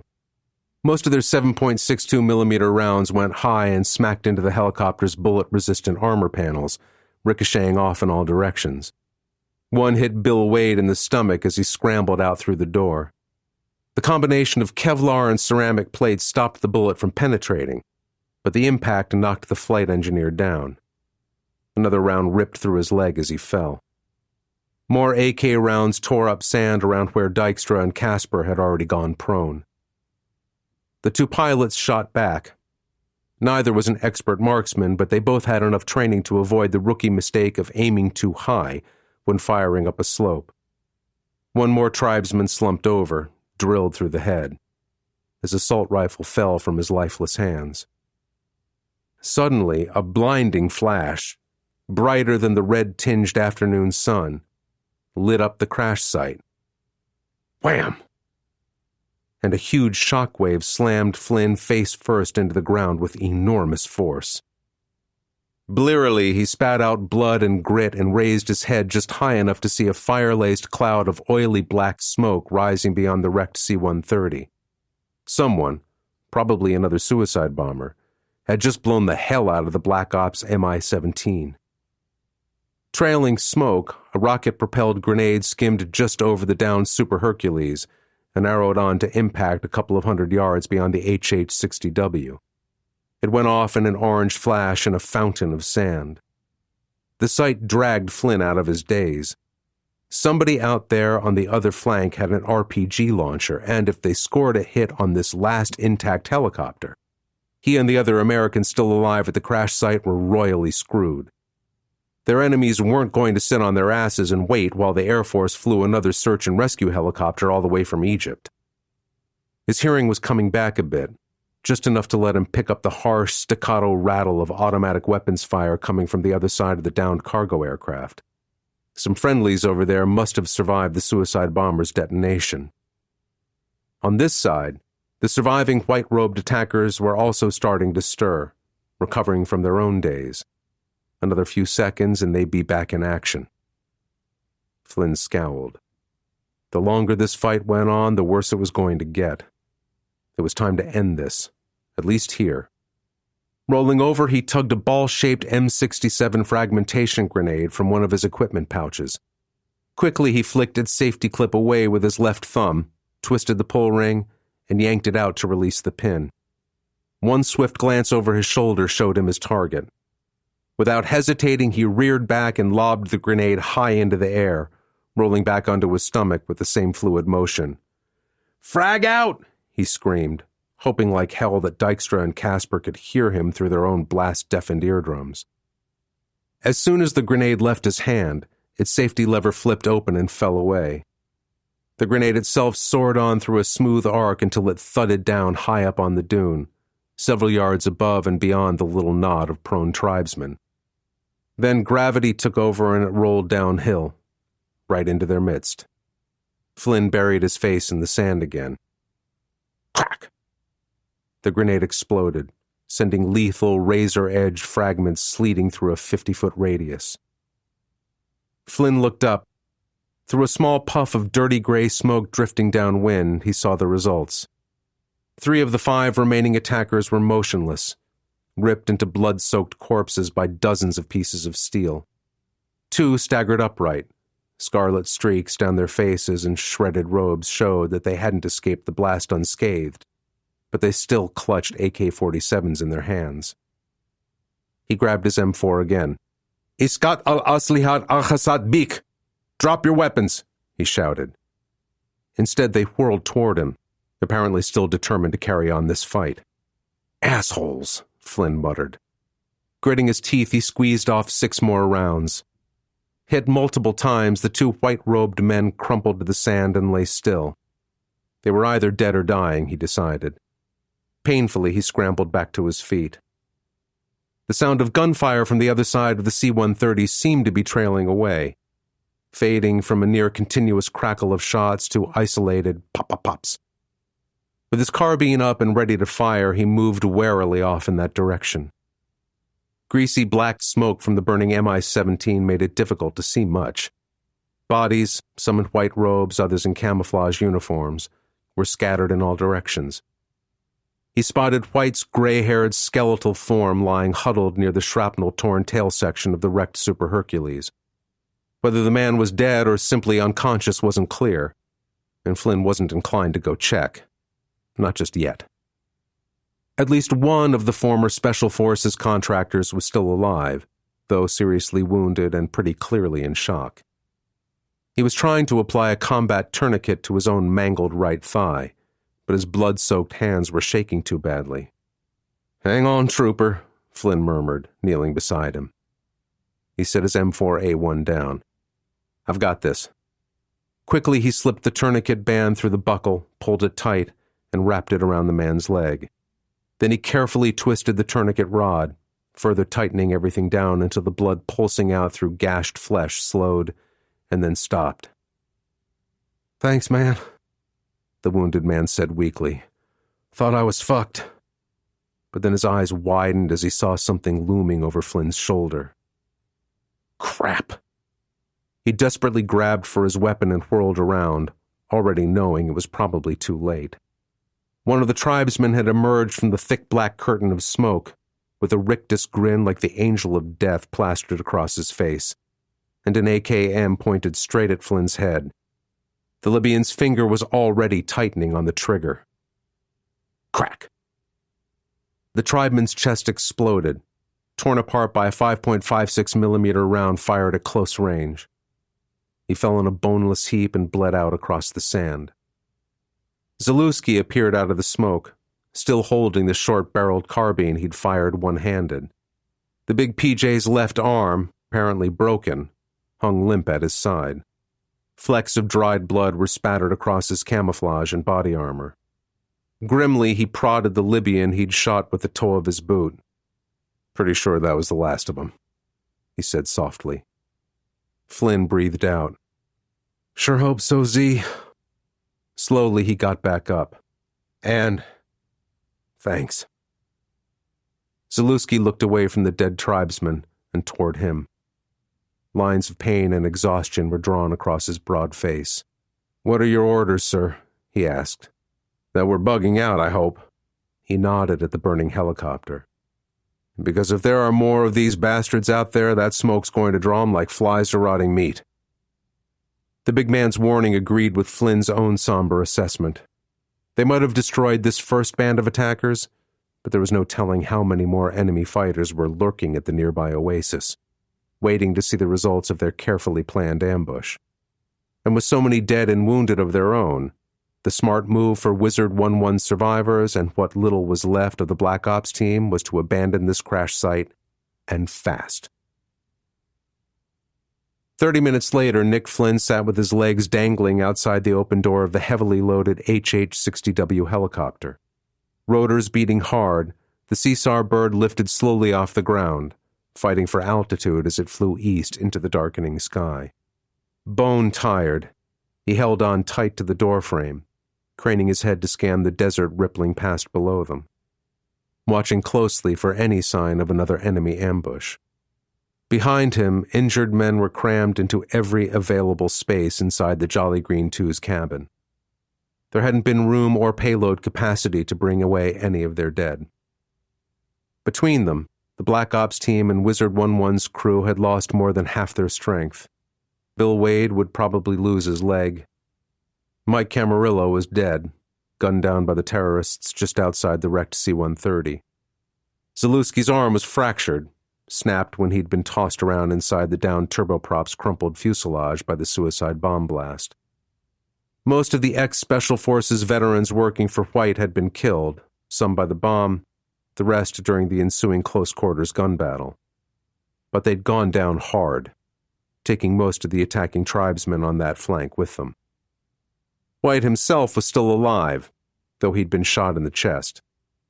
Apparently the AK round had missed his heart, assuming he actually had one. Right now, the intelligence officer was propped up against the rear bulkhead, swathed in bandages, but conscious and glaring at Flynn. "Fast movers at 10 o'clock high," Dykstra reported over the intercom. Flynn looked up and spotted twin contrails arrowing westward across the sky, coming their way. "Wizard 1-1, this is Hammer 3-5, a crisp voice called over the radio from one of the two U.S. Air Force F-15E Strike Eagles vectored to this location. "Can you confirm the target is clear?" "Wizard 1-1 confirms the target is clear, Hammer 3-5, Kate Casper replied. "Anyone still breathing down there is a bad guy." "Copy that," the Strike Eagle pilot acknowledged. "Target locked." And then, "GBU 38's away." Flynn blinked, not sure if he'd actually seen several small specks falling off the distant F-15s or not. GBU 38s were 500-pound gravity bombs converted to precision-guided munitions by bolting on control surfaces and combined inertial guidance GPS systems. Once released at high altitude, they were capable of steering themselves to targets up to 15 nautical miles away. He leaned farther out the door, staring to the west and silently counting seconds. It should be any moment now. "Impact," the Strike Eagle pilot reported. Orange flashes rippled across the desert in rapid succession as bomb after bomb plummeted down out of the sky and detonated. Huge clouds of smoke, sand, and debris billowed high into the air. When they drifted away, there were only overlapping craters where the wrecked C-130, its cargo of illicit weapons, and the burnt-out Black Ops helicopter had once been. Flynn sat back with a sigh. "Don't get too comfortable, Captain," White said bitterly. "Your recklessness triggered this disaster, and I'm going to make sure you don't just walk away from the mess you've created." For a moment, Flynn stared back at the pale-eyed intelligence officer. Was the other man really serious, or just desperately hunting around for someone else, anyone else, to take the fall for his own obvious failure? Then he shrugged and looked away. Let White stew in his own rage and pain. There wasn't any point in arguing with the man right now. There'd be time enough to make sure the facts were straight when they were all debriefed.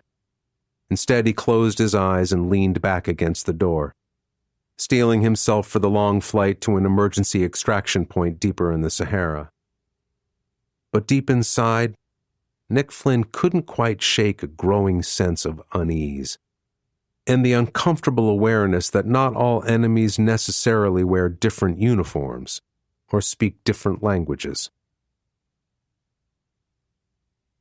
3. The Pentagon, Washington, D.C. Some weeks later.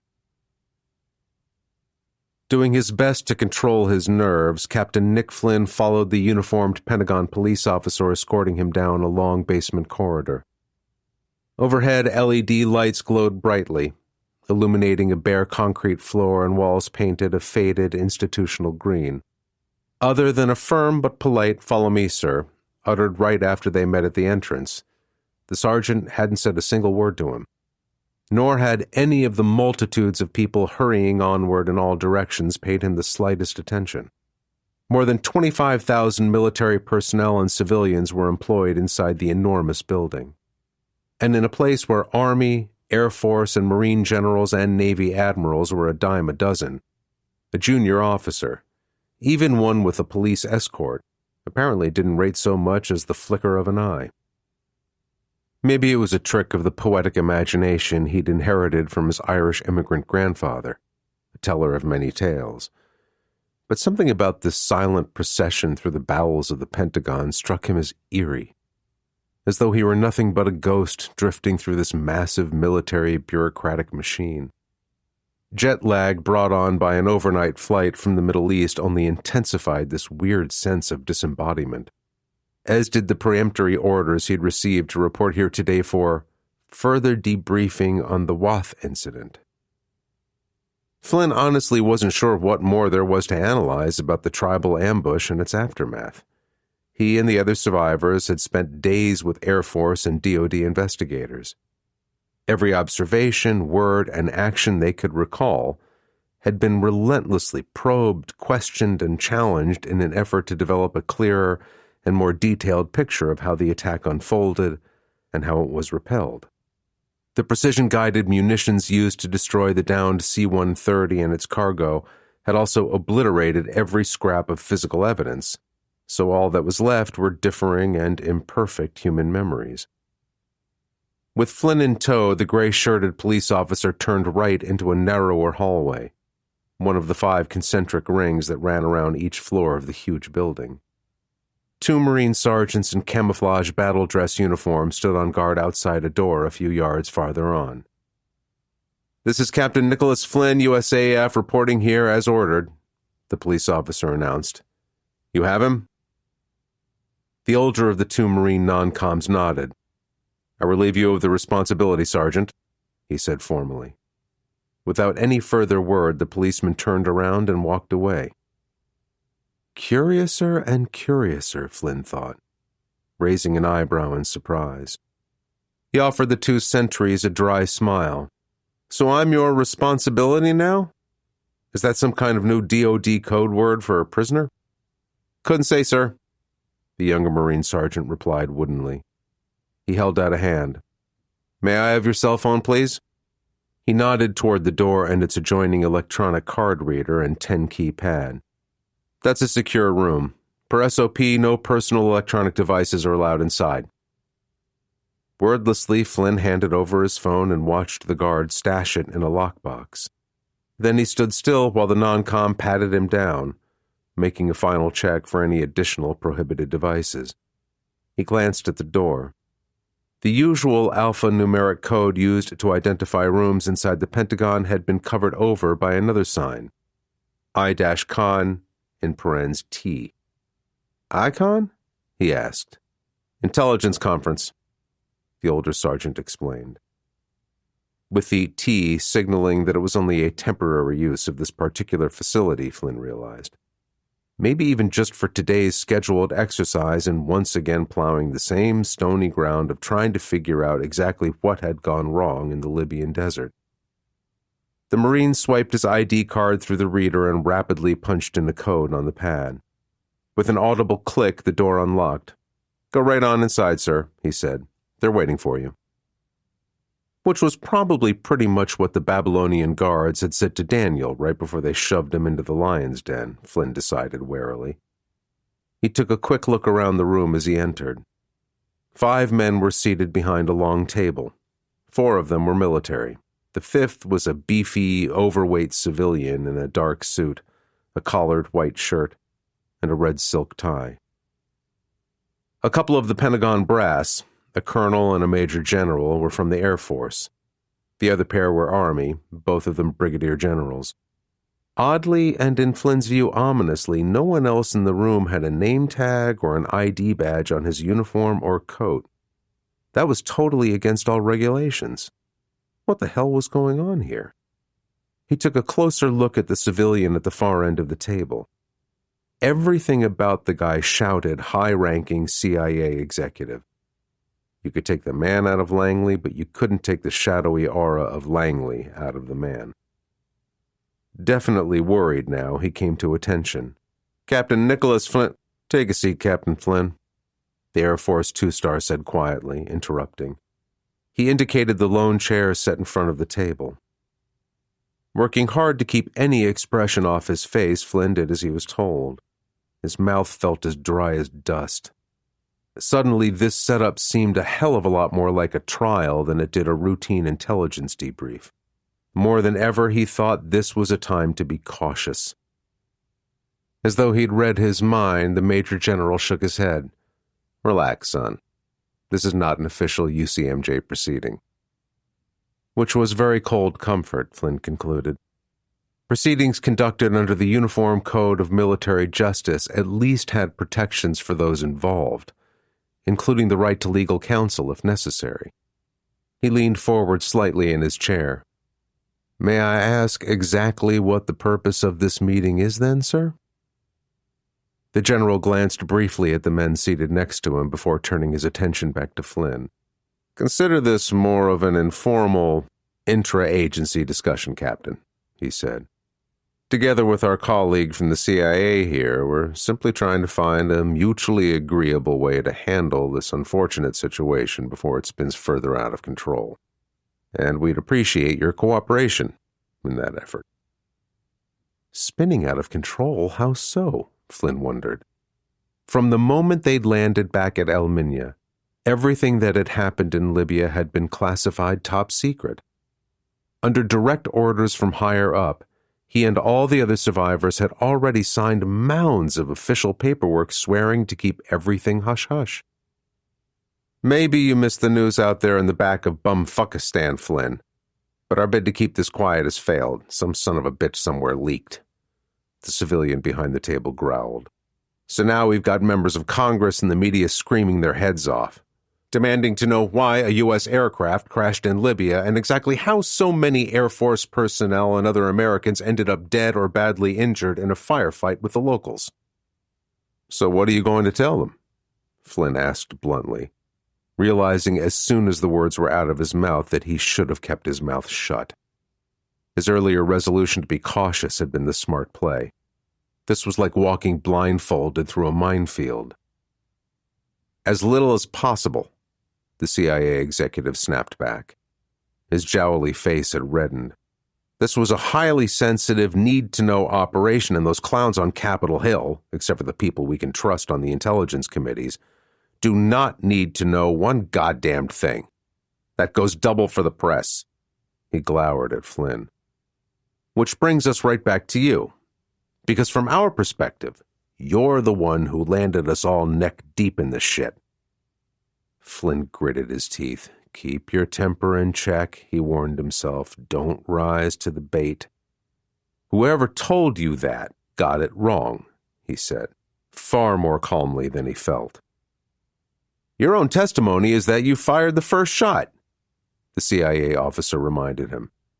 Killing that first tribesman is what triggered everything else. The ensuing battle, the horrendous casualties our team and yours took, and all of the political and national security fallout we're facing now. I killed that Tita Klansman because the bastard was about to detonate a suicide bomb, Flynn snapped. The other man shrugged. So you claim, but there's no real evidence to prove that any bomb ever existed. Except that second suicide bomber who did succeed in detonating his vest, Flynn said tightly. The one who blew your Mi-17 helicopter to hell and gone, remember him? Again, there's no hard evidence for your assertion. The CIA officer's expression was contemptuous. For all we know, once the shit hit the fan, and our security contractors started exchanging fire with the locals, stray rounds might have set off the helicopter's fuel tank. Or maybe they detonated some of the explosives our team brought with them to sanitize the site. You see our problem, Captain Flynn, the Air Force General said.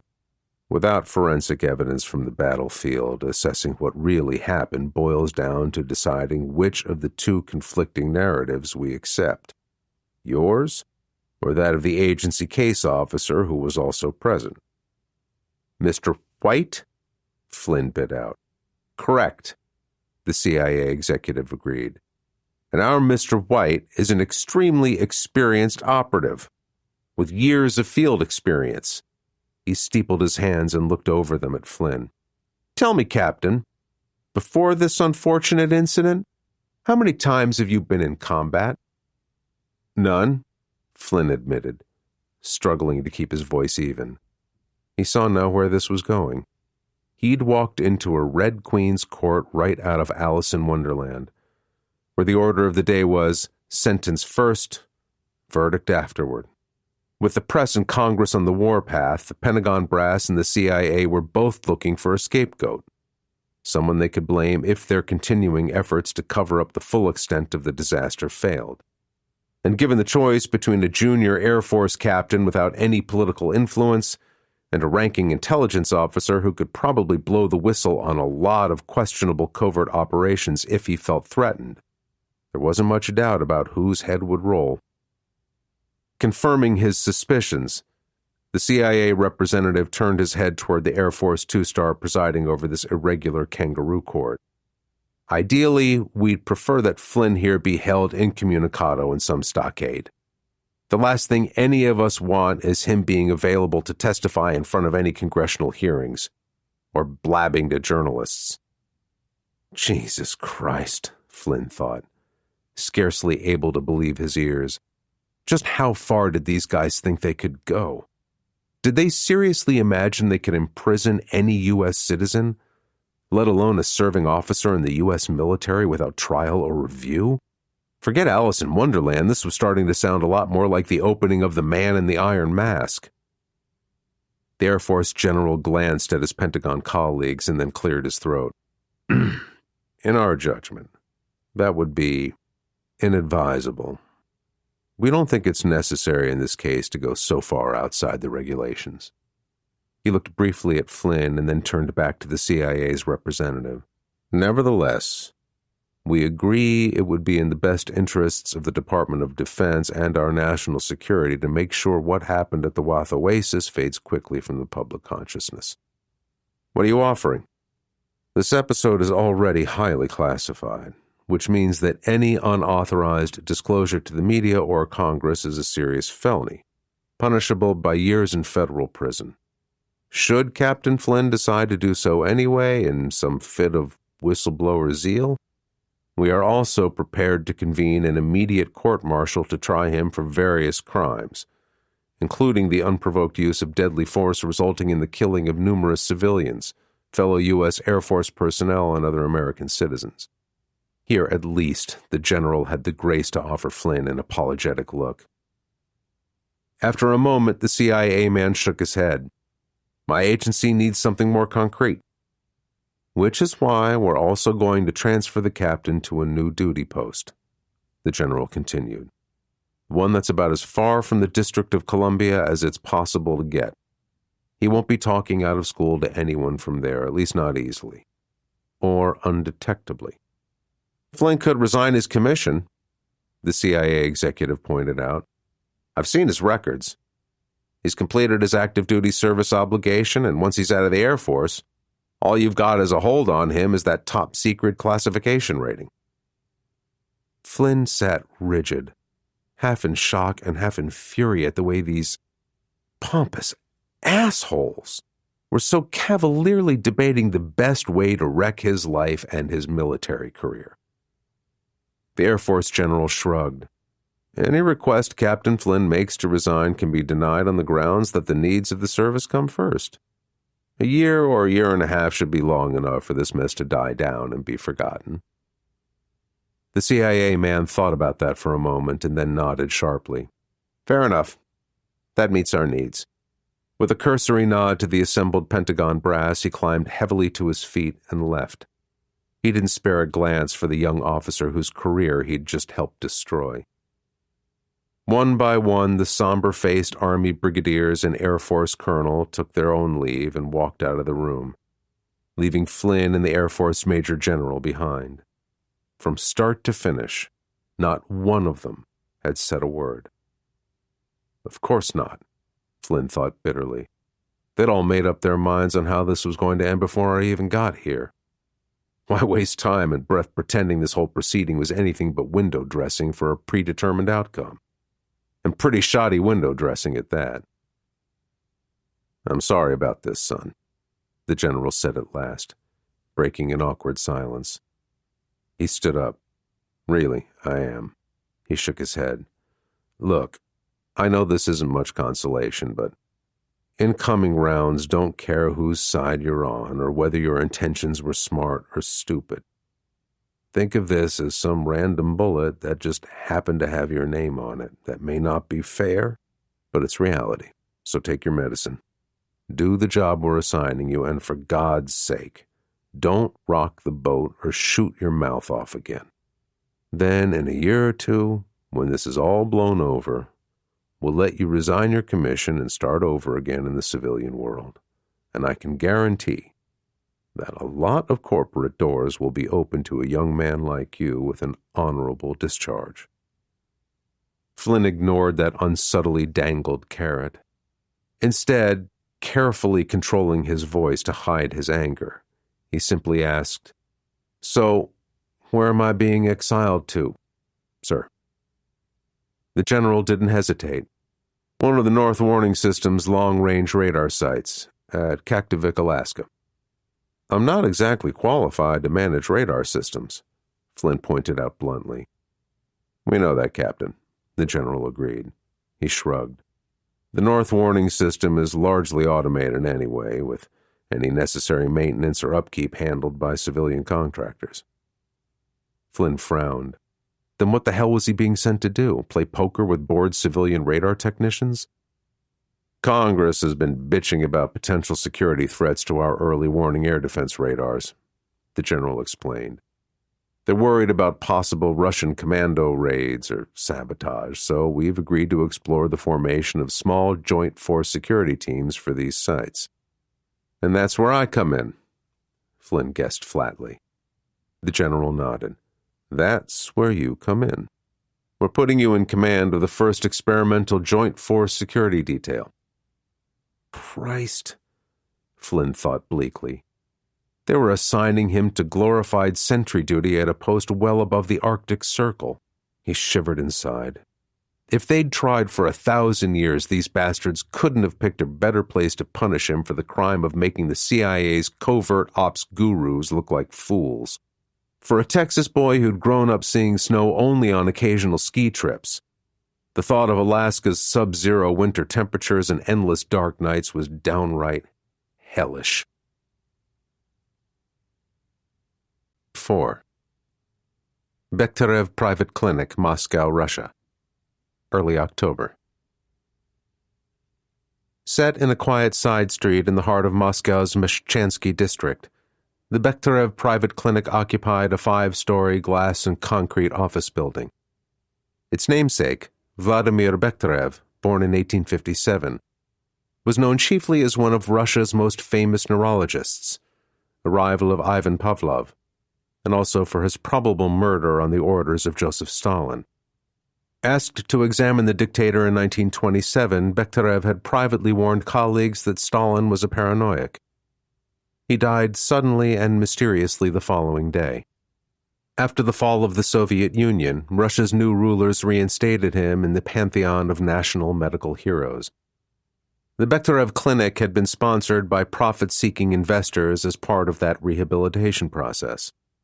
And now its cadre of highly trained doctors and neurosurgeons provided discreet and expensive medical services to Russia's government and business elites. One of those specialists, Dr. Viktor Oblensky, had his office on the clinic's 4th floor.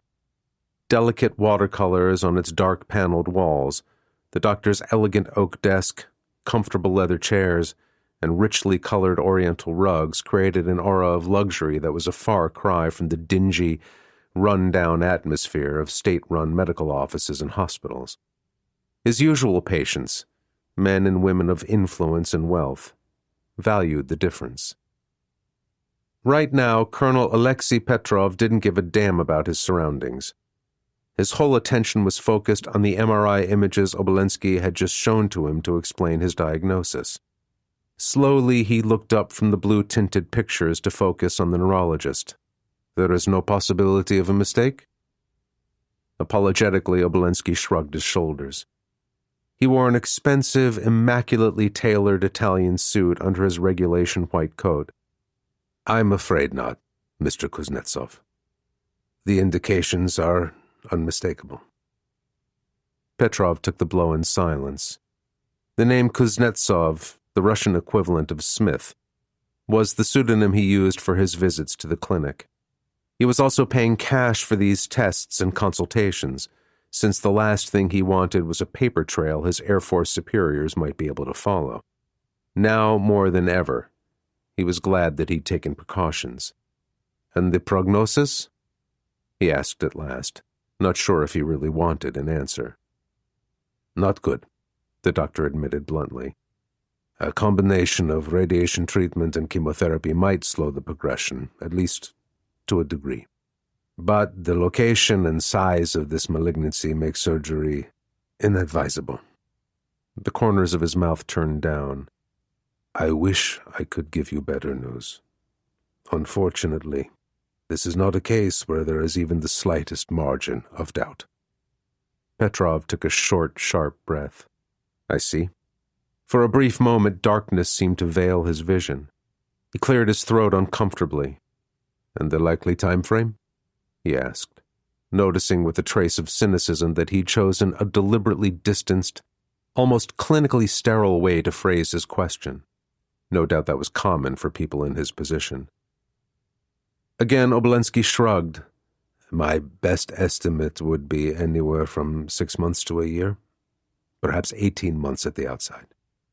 He nodded at the sheaf of MRI images still clutched in his patient's hands.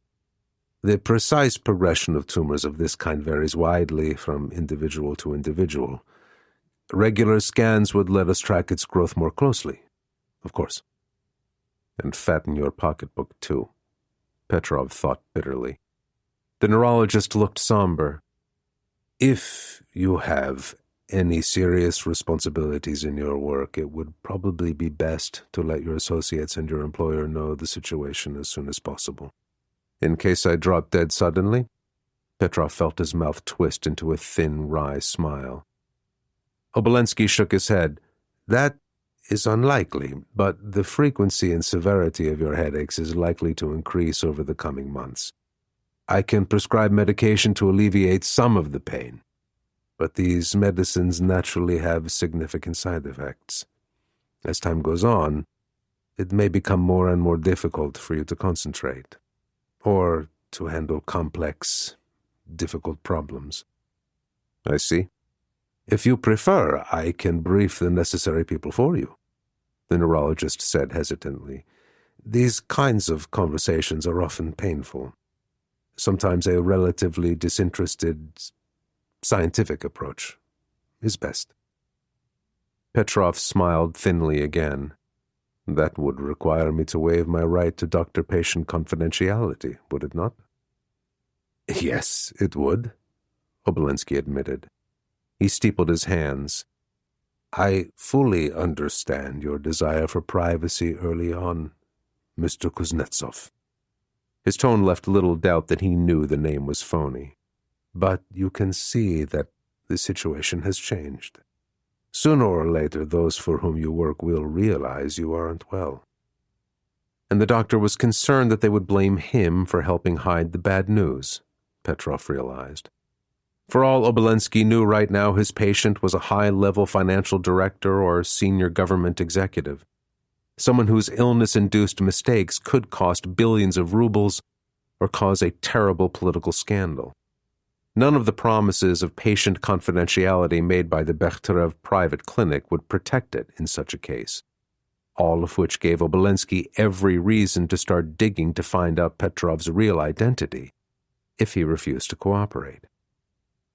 Understandable or not, Petrov thought coldly that was something he simply could not risk. "I take your point," he said at last. "Look, it's already Friday. What if I put together a list of names and numbers over this weekend? I should be able to get it to you by Monday morning." Relieved, Obolensky sat back. "Thank you. I appreciate your confidence, and you can rely on my discretion." Petrov smiled more genuinely this time. "Oh, of that I have absolutely no doubt, Doctor." Outside Moscow. Later that evening. Humming softly along with the Korean pop music wafting from his Lexus luxury sedan's premium sound system, Dr. Viktor Obolensky turned off the main thoroughfare and onto a narrow private road that led to his country dacha. He was looking forward to a couple of days away from his office and importunate patients. As a medical specialty, neurology paid exceedingly well, but all too often it meant dealing with desperate people who wanted to see him as a miracle worker, as someone who could save them from a tragic fate otherwise decreed by genetics or by some random cosmic ray that had sleeted through their brains and condemned them to death. This far outside the city he had no close neighbors, and the woods lining both sides of the road were already pitch dark. Glowing a spectral white in its high beams, row after row of slender birch trees appeared briefly and then vanished in the blackness. Abruptly, there was a muffled bang from his right front tire. The steering wheel jolted under his hands and then tugged hard to the right.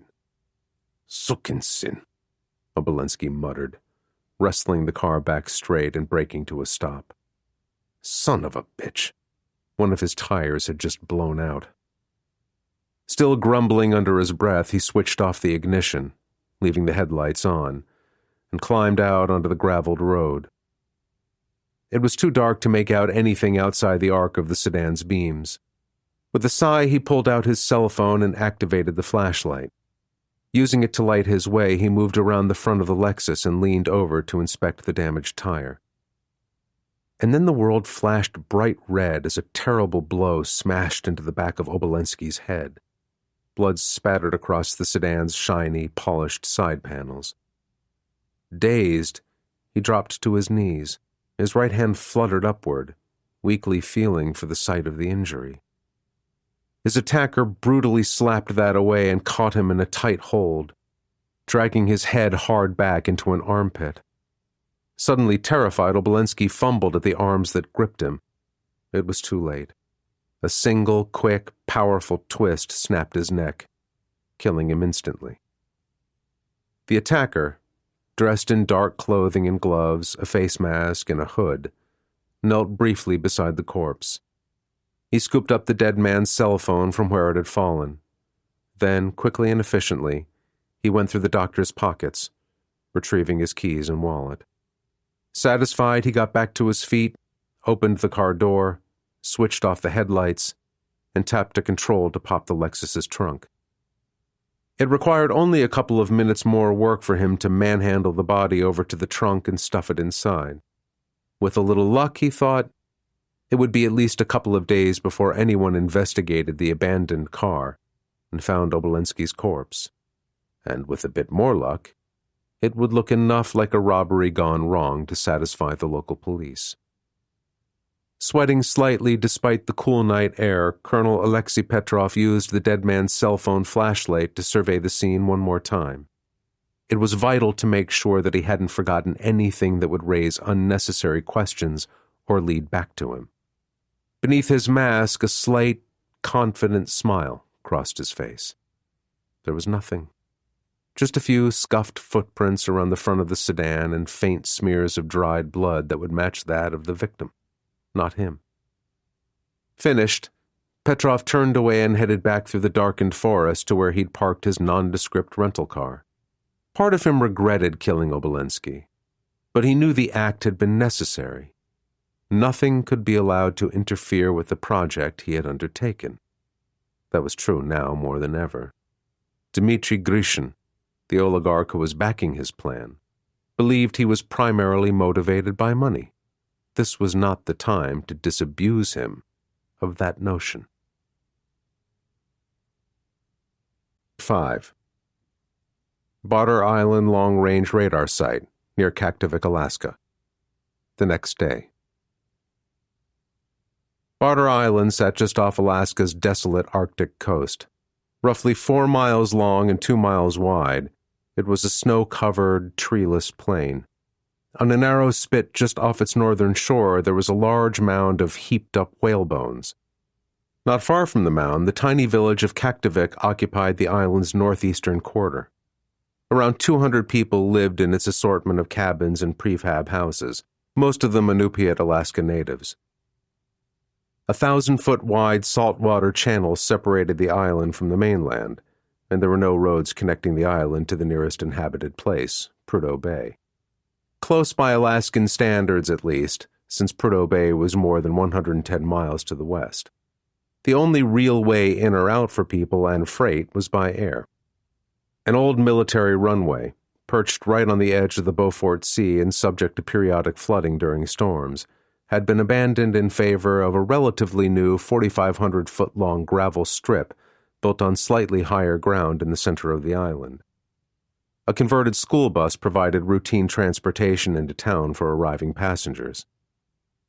This afternoon, the bright yellow airport bus had been rented by the U.S. military's Alaskan Command to bring Captain Nick Flynn and his newly formed security team to the Barter Island long-range radar site, about a third of a mile outside Kaktovik.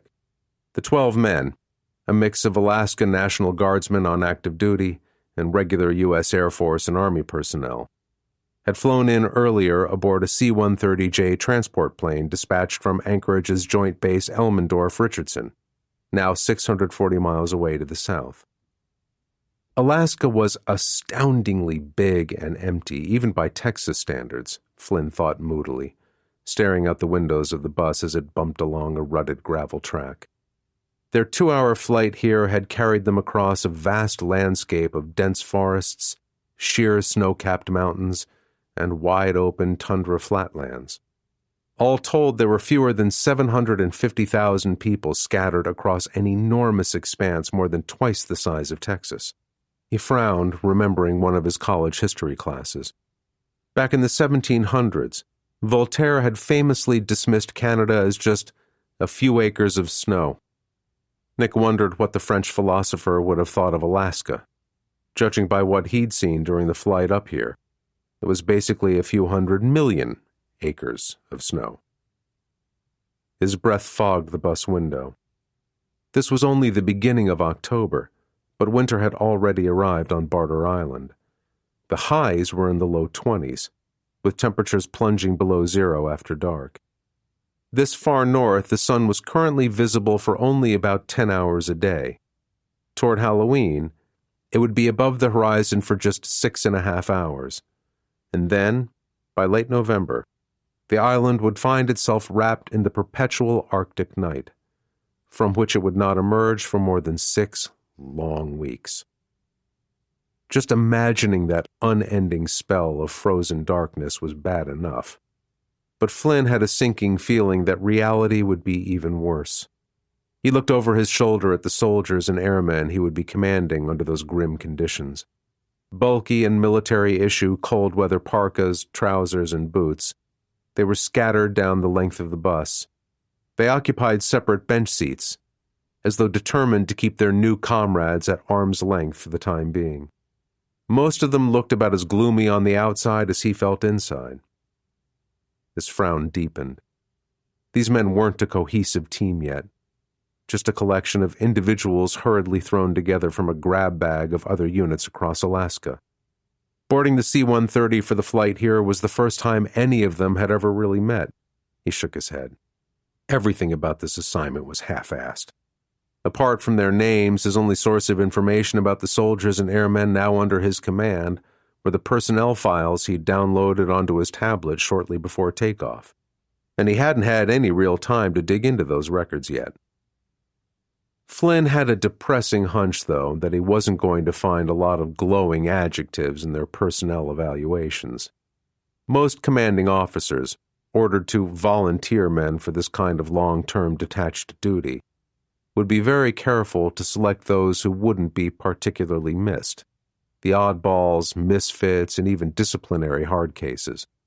One corner of his mouth quirked upward. He might not be looking at his very own dirty dozen, but the odds were good that he'd just been saddled with the dingy 11. Or maybe that should be the grimy 10, he thought, after a quick glance at the grizzled non-com seated right across the aisle from him. From the top of his broad, weathered face to the tips of his rugged combat boots, Sergeant First Class Andy Takirak, Alaska Army National Guard, had the look of a tough, thoroughly squared-away military professional. Nor would the prospect of spending a winter in the middle of the Alaskan wilderness hold any terrors for the older man, Flynn decided. After all, this was his own native country.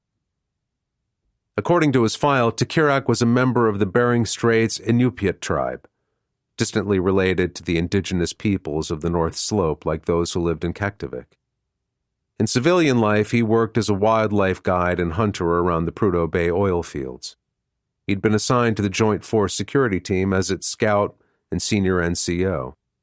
And unlike the rest of them, the sergeant was a genuine volunteer.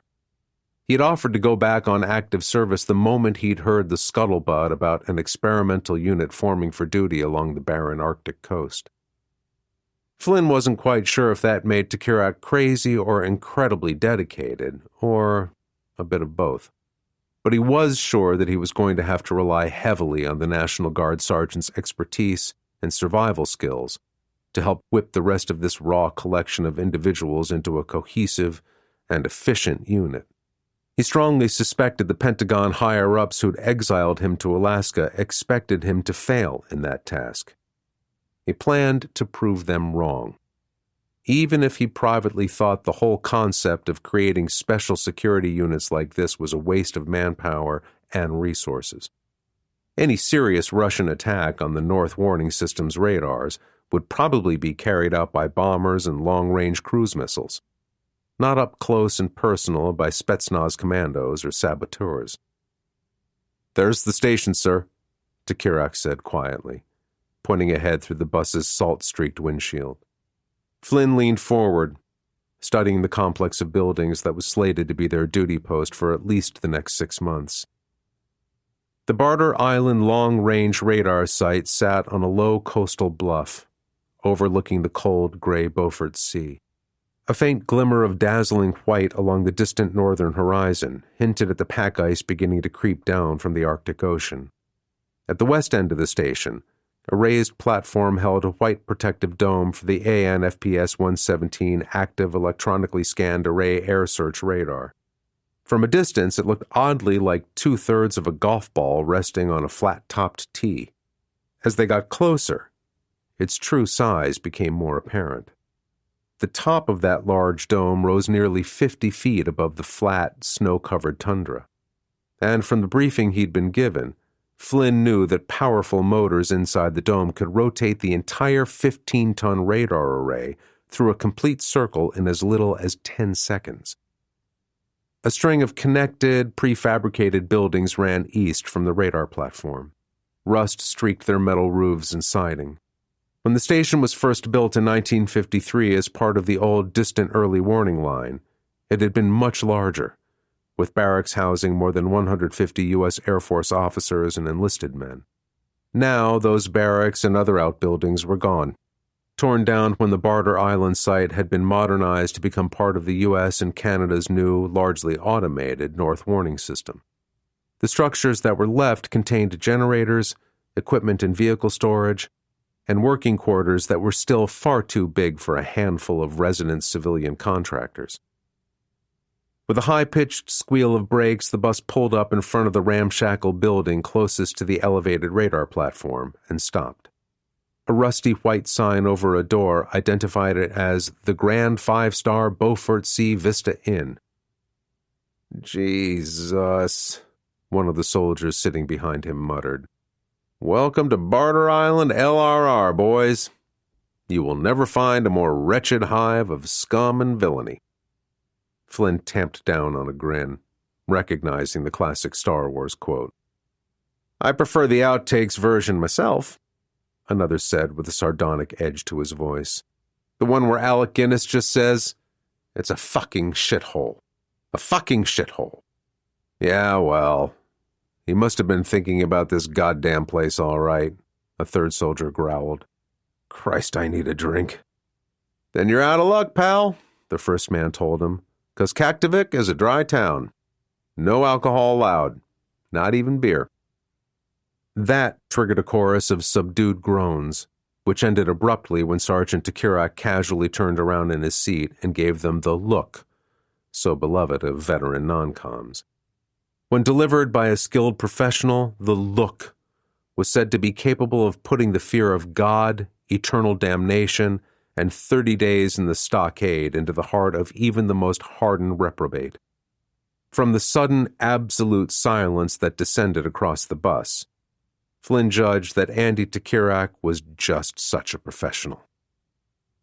He studiously ignored the byplay. His ROTC instructors had spent a lot of time and energy drumming into their students' heads the proposition that half the job of figuring out how to be an effective officer was in learning what not to hear and what not to see. Besides, griping about their quarters, meals, and pay was a time-honored privilege of enlisted personnel. He didn't mind bitching, so long as it didn't exceed the traditional bounds. As soon as the driver opened the bus door, Flynn was the first one outside. His breath steamed in the ice-cold air, and his boots crunched across a layer of snow mixed with gravel. A light, freezing wind tugged at his scarlet beret. It carried the mingled smells of salt, fuel oil, and rusting metal. 3 civilians in winter coats and boots emerged from the building and strolled over to join him. 2 were men, one of them tall and heavy-set, the other short and wiry. The last was an older woman with short-cropped gray hair and a round, friendly face. "Captain Flynn?" the tallest man said. "My name's Johansson, Pete Johansson. I'm the maintenance supervisor here." He nodded to the shorter man. "And this here is Smitty Waltz. He's my electronics whiz. But he doesn't say much, do you, Smitty?" "Nope," the short man agreed. "And I'm Marta McIntyre," the gray-haired woman told him with a pleasant smile. "Mrs. Marta McIntyre. I'm the general gopher around the station. The cook, supply officer, and housekeeper all in one." Her smile widened. "Plus, I keep Smitty and Pete from killing each other on the rare occasions our satellite TV dish goes on the blink." Flynn grinned appreciatively at her. "How do you do that, Mrs. McIntyre? Tranquilizer gun? Martial arts expertise?" She sniffed. "Not me. I just climb up on the roof and fix the darn thing." "Marta's a piddler," Johansson said. Then, seeing Flynn's look of incomprehension, he explained, "That's station lingo, Captain. A piddler is someone who sees stuff that needs doing and just goes right ahead and does it." He shrugged. "This is a big place, and with just the 3 of us to keep it running, we're all pretty much self-motivated." Mrs. McIntyre nodded. "And now that you and your troops are here, I guess I'll be cooking for you too. At least that's what those high muckety-mucks down at Elmendorf are hoping." She turned to watch Sergeant Takirak and the others filing out of the bus. Under the non-com's soft-spoken orders, they immediately began unloading their personal gear, equipment, and weapons from the vehicle's luggage compartment. "Unless you'd prefer living on those MREs I hear so much about." Flynn shook his head quickly. "No, ma'am. We'd be thrilled to eat whatever you put in front of us. The armed forces' meals ready to eat were fine. In the field. If you didn't have anything else. And if you were seriously hungry. But in his opinion, anyone who'd choose MREs over home-cooked food had either lost all sense of taste or had some other serious psychological problems. Besides, from the look of Johansson's waistline, the odds were good that Marta McIntyre was a decent cook. "I'll have Smitty show your guys where to stow their personal gear," the station superintendent told him. "The rest of your equipment arrived a couple of days ago. We've stashed it in the vehicle maintenance bay for now." Flynn nodded. The orders creating his Joint Force security team specified that it was expected to actively patrol the area around the radar site. That included the mainland as soon as the surrounding lagoons iced over. To make that possible, the supply sections at Joint Base Elmendorf-Richardson, or JABER, had provided a mix of snowmobiles, cross-country skis, and snowshoes. Teaching his men and himself how to use them was going to be one of his top priorities. "And while they're doing that, I'll give you a tour of your quarters," Mrs. McIntyre said. She jerked a thumb at the rusty sign over the station door. "That bit about it being 5-star accommodations may be baloney, but really this place isn't so bad."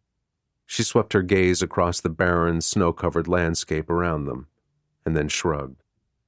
"Well, on the inside anyhow." A couple of hours later, Flynn stepped outside. The sun was a distant, bright dot on the western horizon. The wind had picked up, and high gray clouds were moving in from the north.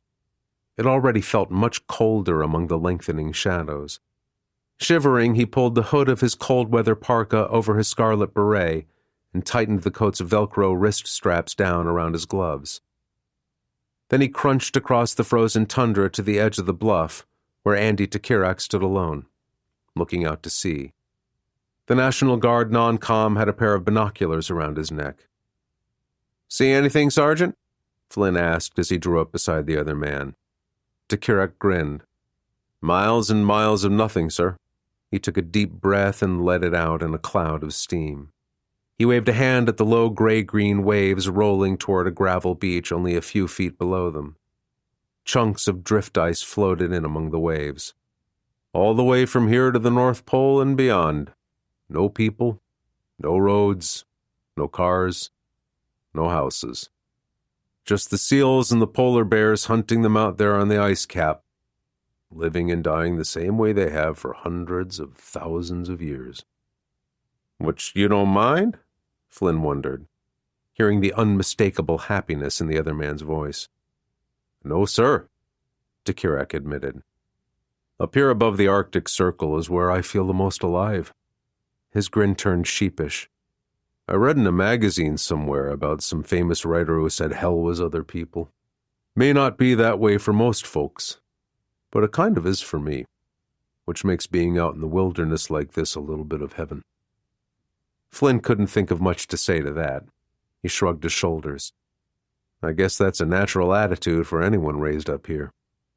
"Maybe so, but I wasn't brought up in Alaska, Captain," Takirak told him. He looked out to the sea again. "My parents died when I was real little. Some kind of accident, I guess. All I got from them was my native name, Amaruk, Gray Wolf." He pointed at his short, gray-flecked hair. "Suits me better now." Flynn laughed. "Anyway, my other relatives must have been too poor to keep me because I got shipped off to a foster home down in the lower 48. Takirak turned his head toward Flynn. "I didn't make it back to Alaska until I turned 18 and hitchhiked in across Canada." His smile returned. "Then I joined the Guard the next year and haven't looked back since. I figured getting Uncle Sam to pay me to tote a rifle and spend a lot of time outdoors was a sweet deal." Flynn nodded with a grin of his own. "Guess so, Sergeant." He burrowed deeper into his jacket. "Speaking of spending time outdoors, I think the sooner we start getting the men used to operating in this climate, the better." "Yes, sir. You got that right." Takirak looked over his shoulder at the radar station behind them. "It's real easy for guys to huddle up inside once there's snow on the ground. Gets even easier as the dark comes on and everything ices up," he warned. Flynn grimaced just thinking about it. He wasn't immune from that same natural urge to hibernate. Their quarters inside the station were surprisingly comfortable. Besides an industrial-sized kitchen and dining area, there was even a rec room with a TV, a pool table, and a popcorn machine. And he'd already overheard some of the enlisted men hoping their new CO wasn't really a gung-ho type, despite his Special Operations Command Beret. "Suggestions?" he asked. "That we start off with an hour of PT at 0700 hours tomorrow morning," Takirak said. "Which is more than an hour before the sun even comes up," Flynn pointed out. "Yes, sir. But we can't let the position of the sun dictate anything from here on out. Working days have to start and end when we say they do, not when there's sunlight outside," the other man said patiently. "Anyway, we can use the vehicle maintenance bay. It's got decent overhead light, but no heat." Takirak's eyes crinkled with laughter. "Trust me, sir. We'll all be sweating plenty by the time PT's done." Flynn thought about that and matched the older man's smile. "I take your point. And after PT?" "Breakfast to replace the calories we just burned off," the sergeant said. "And after that, some kind of working detail or maybe a route march across the tundra to acclimate." "We need a firing range," Flynn said slowly, thinking it through. The team was equipped with a variety of small arms and heavier weapons, including one of the new, very lightweight M3E1 Carl Gustaf 84mm recoilless rifles and an M249 light machine gun. Issued fresh from stores, all of their weapons would need to be zeroed in to be effective in combat conditions. Somewhere out on the western end of the island, where there's no chance of any stray rounds hitting anything or anyone by accident. Considering that there was nothing between here and Prudhoe Bay except the occasional rock, that wouldn't be much of a challenge. Tikirak nodded. Yes, sir. We can put a range together out that way without much trouble. He cocked an eyebrow. If I may ask, exactly how much time are you planning to spend on weapons training? As much time as it takes to qualify every man in this unit as a marksman or above, Flynn said simply. We both know the odds are probably about 1,000,000 to 1 that we're ever going to come face-to-face with any Russian Spetsnaz commandos up here. But if we do draw that short straw, I want to make damn sure our guys come out the other end alive, and that our enemies end up dead. Aware that he sounded a little overzealous, he shrugged. Plus, shooting live ammo is a hell of a lot of fun, and a really good way to break up the monotony. Amen to that, Tikirak agreed appreciatively. 6. Over the Chkalov State Flight Test Center, southern Russia. A few days later. Several thousand meters above the winding trace of the Volga River, 3 Russian aircraft slid southeast through a moonless night sky.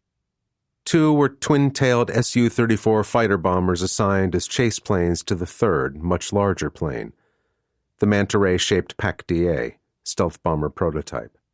Weeks of rigorous tests had validated the experimental aircraft's flight characteristics and confirmed that its stealth features made detection and tracking by radar and infrared sensors extremely difficult. Now the program had moved on to check out the bomber's advanced navigation, attack, and defense systems. Inside the PAC-DA's relatively spacious cockpit, Colonel Alexei Petrov tweaked his stick slightly to the left. Responding immediately to his control inputs, the bomber rolled into a gentle turn. The Su-34s flying 1,000 meters off each wingtip matched his maneuver perfectly. Infrared sensors fed their images directly to the face shield of his flight helmet, turning the inky darkness into a green-tinted version of full daylight. He smiled under his oxygen mask. Flying at night like this made it more difficult for any foreign intelligence agent stationed near the Chkalov Test Center to track this new aircraft. It also offered an excellent opportunity to evaluate the sensors and software that Tupolev's engineers touted as providing unparalleled situational awareness to the bomber's crew. So far, he had to agree. A quick press of a switch on his stick allowed him to toggle rapidly between any of the cameras mounted around the PAC-DA's nose and wing, giving him the equivalent of a full 360-degree view. And all without the need to actually turn his head or lose sight of any of the vital flight information provided by his HUD, his heads-up display. Seated next to him in the right-hand seat, Petrov's co-pilot, Major Oleg Bunyan, checked one of his large multifunction displays. It showed a detailed digitized map of the terrain ahead of them. Variously shaped icons glowed across the map. One blinked green. Coming up on the target evaluation range in 2 minutes, Bunyan, stockier and slightly taller than his commander, tapped the screen with a gloved finger. The range is locked in to our navigation system. A new steering cue appeared on Petrov's HUD. It slid right and then centered as he rolled out of the turn to the east and leveled off. His left hand slid the throttles forward. Going to full military power. The roar from the bomber's 2 massive NK-65 turbofans deepened as it accelerated, racing ahead now at more than 1,000 kilometers per hour. Both Su-34 chase planes easily kept pace. The fighter bombers were capable of attaining supersonic speeds well above those possible for the larger, longer-ranged aircraft. 60 seconds out, Bunyan reported. Activating targeting radar and other sensors. His fingers tapped at another of his displays. Instantly, the PAC-DA's active electronically scanned array Q-band radar powered up. Like the AESA radars carried by America's B-2 stealth bombers, its signals were designed to be difficult for any enemy to intercept. Almost immediately, new icons blinked onto Petrov's HUD. They showed the positions of possible targets: camouflaged tanks, armored personnel carriers, artillery pieces, surface-to-air missile launchers, and bunkers, scattered across the test range. Some of them were real, others were decoys that had been carefully constructed to produce apparently genuine radar and thermal signatures. "Engage our target discrimination program," he ordered. Obeying, Bunyan set a piece of sophisticated computer software running. It rapidly analyzed data collected by the bomber's radar and other sensors, ferreting out the slightest inconsistencies. "The TDP program is running." One after another, target icons vanished as the software weighed them in the balance, judged them to be fake, and locked them out of the system, ensuring that no missiles or bombs would be wasted on mere decoys. As they disappeared, Bunyan highlighted several of the remaining high-priority targets for the bomber's advanced attack software. Acting autonomously, the computer selected the weapons most likely to kill each target and assigned them on its own, without human intervention. A countdown timer flashed into existence on Petrov's HUD. "Attacking in 10 seconds, he said calmly. His thumb settled over the weapon's release button on his stick. The timer clicked to 0. Petrov pressed the switch. "Weapons away." A high-pitched whine permeated the cockpit as the bomber's internal bay doors cycled open. Graphics showed simulated missiles and guided bombs leaving the bays and plunging toward their designated targets. When they were gone, the bay doors whined shut again. Satisfied, Petrov throttled back to reduce speed and keyed his mic. "Chkalov Test Center, this is 10 Odin, Shadow 1, he radioed. "Attack complete. Repeat, attack complete." "Copy that, Shadow 1. The mission controller monitoring this series of tests acknowledged. "Stand by for our evaluation." Data links between the bomber prototype and the test center allowed the technicians there to follow every action taken by the PAC-DA's flight crew and its computers in real time. Right now, they were checking the evaluations made by the bomber's target discrimination program. Had it successfully identified which targets were real and which were cleverly crafted fakes? "Shadow 1, this is Chkalov," the controller said, sounding pleased. "We score that as a complete success. Every target selected was legitimate, and every target discarded by your computer was a decoy. There were no observed errors." Petrov and Bunyan exchanged triumphant glances. While Russia's stealth bomber was primarily intended as a strategic strike platform to hit high-value fixed sites, enemy command centers and air bases, for example, they'd just demonstrated an additional capability to conduct attacks on well-camouflaged tactical targets. That made the PAC-DA a match for America's B-2s, which had been used for years against terrorists in Afghanistan, Libya, and Syria. "Understood, Chkalov," Petrov said. He glanced across the cockpit at his co-pilot. "What's left on our checklist, Oleg?" "Just one more computer test," Bunyan told him, reading a menu of action items from one of his displays. "We need to verify the handoff between our primary and secondary computers in case of trouble." Petrov considered that. Because the bomber prototype relied so heavily on computers to manage its advanced fly-by-wire flight controls, weapons, defenses, and sensors, it was equipped with redundant backup computer systems.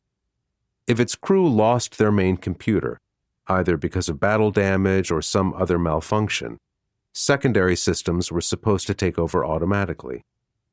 They'd successfully demonstrated this switching capability several times on the ground. Now it was time to make sure it worked when it counted, in the air. "We'll head back to the barn," he decided, "and conduct that last test on our way." He rolled the PAC-DA into another turn, this time back around to the northwest. A new steering cue appeared. They were roughly 100 kilometers from the test center's Akhtubinsk military airfield, approximately 11 minutes flying time at their present speed. "Standing by to shut down the primary computer," Bunyan said.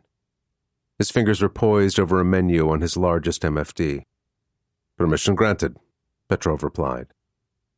Bunyan tapped one of the icons on his screen and then used the virtual keyboard that appeared in response to enter a code confirming his instruction. Tupolev's software engineers wanted to make sure no one could shut down the aircraft's computer systems with a simple accidental finger swipe. Immediately, every multifunction display in the cockpit went dark, and stayed dark. So did Petrov's HUD. "Dermo," he snarled. "Shit." When they'd tried this out on the ground, the secondary computer had taken over so fast that all they'd noticed was a slight flicker on the screens. "Bring the secondary computer up manually."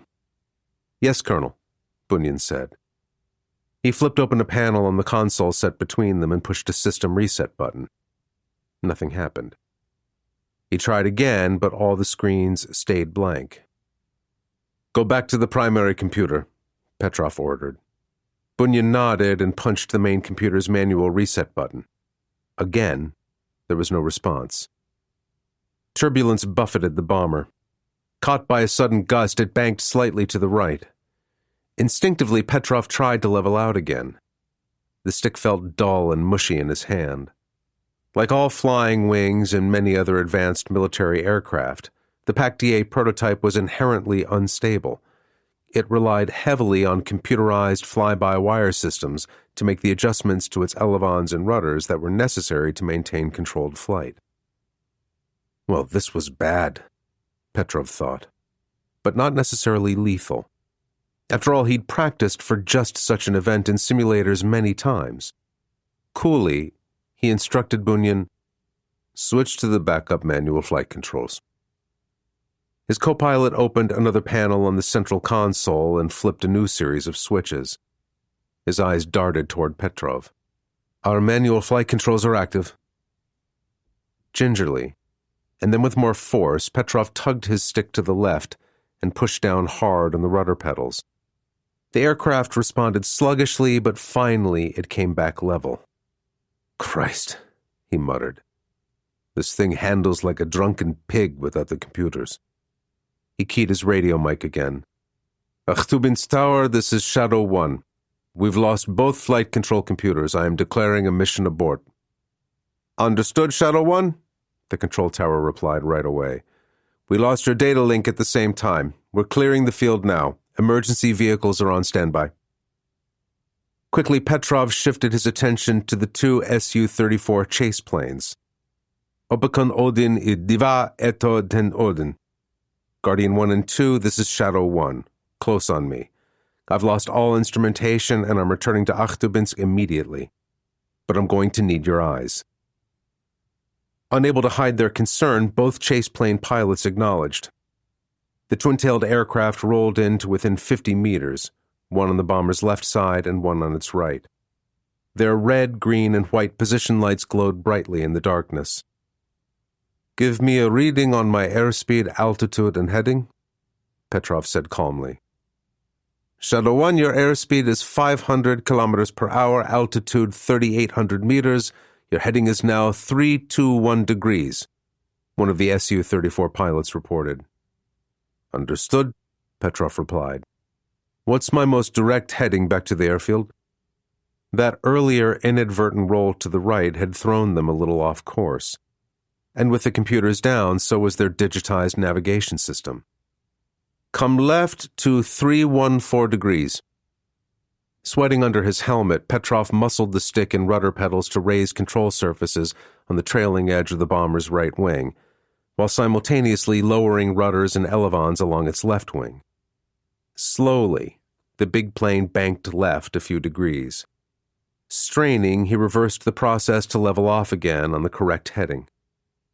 Carefully, the Su-34 pilots and weapons officers coaxed the stricken PAC-DA prototype back toward the test center's Achtubinsk field. Their constant commentary on altitude, attitude, airspeed, and the observed positions of the bomber's wing rudders and elevons blurred through Petrov's mind as he fought to keep the inherently unstable aircraft in control. Without the fly-by-wire system, even small adjustments required enormous effort. Under the strain, time seemed to stretch out almost unbearably for most of the return flight. Seconds felt like minutes. Minutes dragged like hours. But then, as they came in on final approach, with the airfield's bright lights blazing ahead of them through the cockpit canopy, everything sped up, and Petrov's whole world narrowed down to a tight cone directly ahead of the aircraft.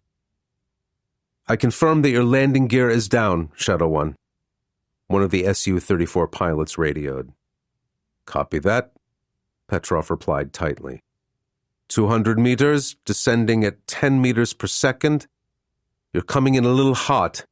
Airspeed is 310 kilometers per hour. The Su-34s were sticking to the bomber's flanks as if they were glued there, gliding down out of the sky beside it as though they planned to land too. Petrov blinked away a droplet of sweat. The double strand of runway lights seemed to be rushing at him like a runaway freight train. Reacting instantly, he reduced his throttles and heaved back on the stick to raise the bomber's nose a degree or two. His rigid neck and shoulder muscles felt as though they were on fire. 100 meters, down at 8 meters per second. Angle of attack looks good, Shadow One. Split drag rudders full open. Airspeed 290 kilometers per hour. He heard a chase plane report through his headset. And then they were over the runway itself. Parallel white bars painted along the concrete strip loomed up and then vanished beneath the cockpit, growing ever bigger as the PAC-DA lost altitude. Abruptly, the heavy bomber dropped the last couple of meters and touched down with a sharp jolt.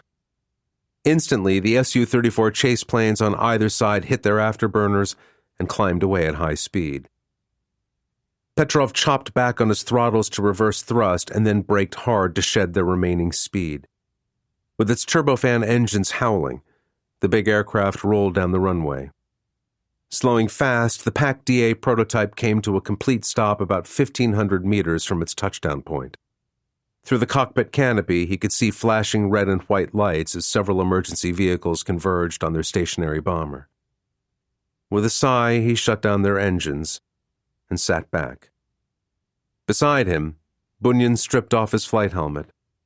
The younger man's thick mop of hair was soaked with sweat. His teeth gleamed briefly in the darkness. "That was some seriously shit-hot flying, Colonel," he said in unfeigned admiration. "I think you just saved the whole stealth bomber program.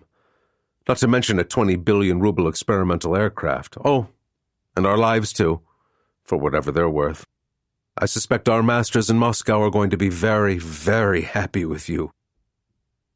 Wordlessly, Petrov nodded. Inside, he smiled. Without realizing it, his co-pilot had just managed to put his finger on the whole point of tonight's little exercise. 7. Mercury City Tower, Moscow, Russia. The next day.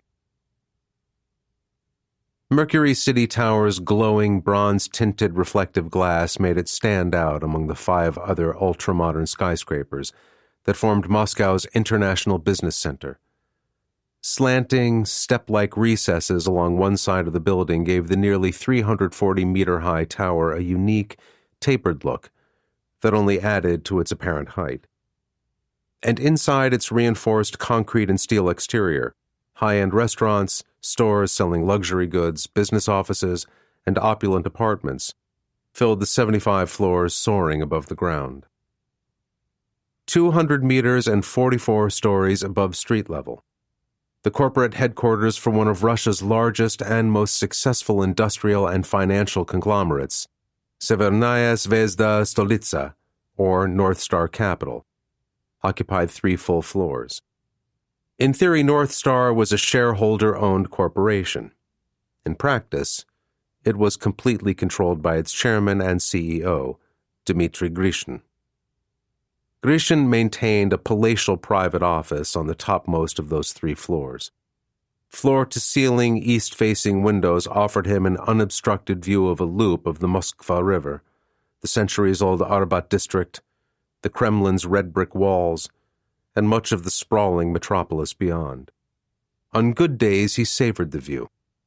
Today was not such a day. Grishin glowered down at the report he'd just finished reading. Irritably, he scrawled his signature across the last page, closed the folder, and tossed it onto a growing stack of similar documents. Early on in his quest to amass wealth and power, he'd learned the importance of closely monitoring the decisions made by his subordinates, Staying near the top of the heap in Russia's chaotic, ever-churning business and political climate required an almost infinite capacity for hard work and careful attention to even the smallest details. As a result, senior managers across his far-flung corporate empire were expected to provide weekly summaries of their operations, production costs and profit figures, personnel moves, interactions with federal, local, and foreign officials, consumer feedback, and a host of other useful data.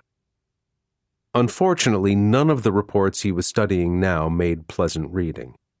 For months now, persistently low world oil and natural gas prices had been wreaking havoc with Russia's economy, which depended heavily on the energy sector. More than a sixth of the nation's GDP came from oil and gas, along with half its government revenues and more than two-thirds of its export income.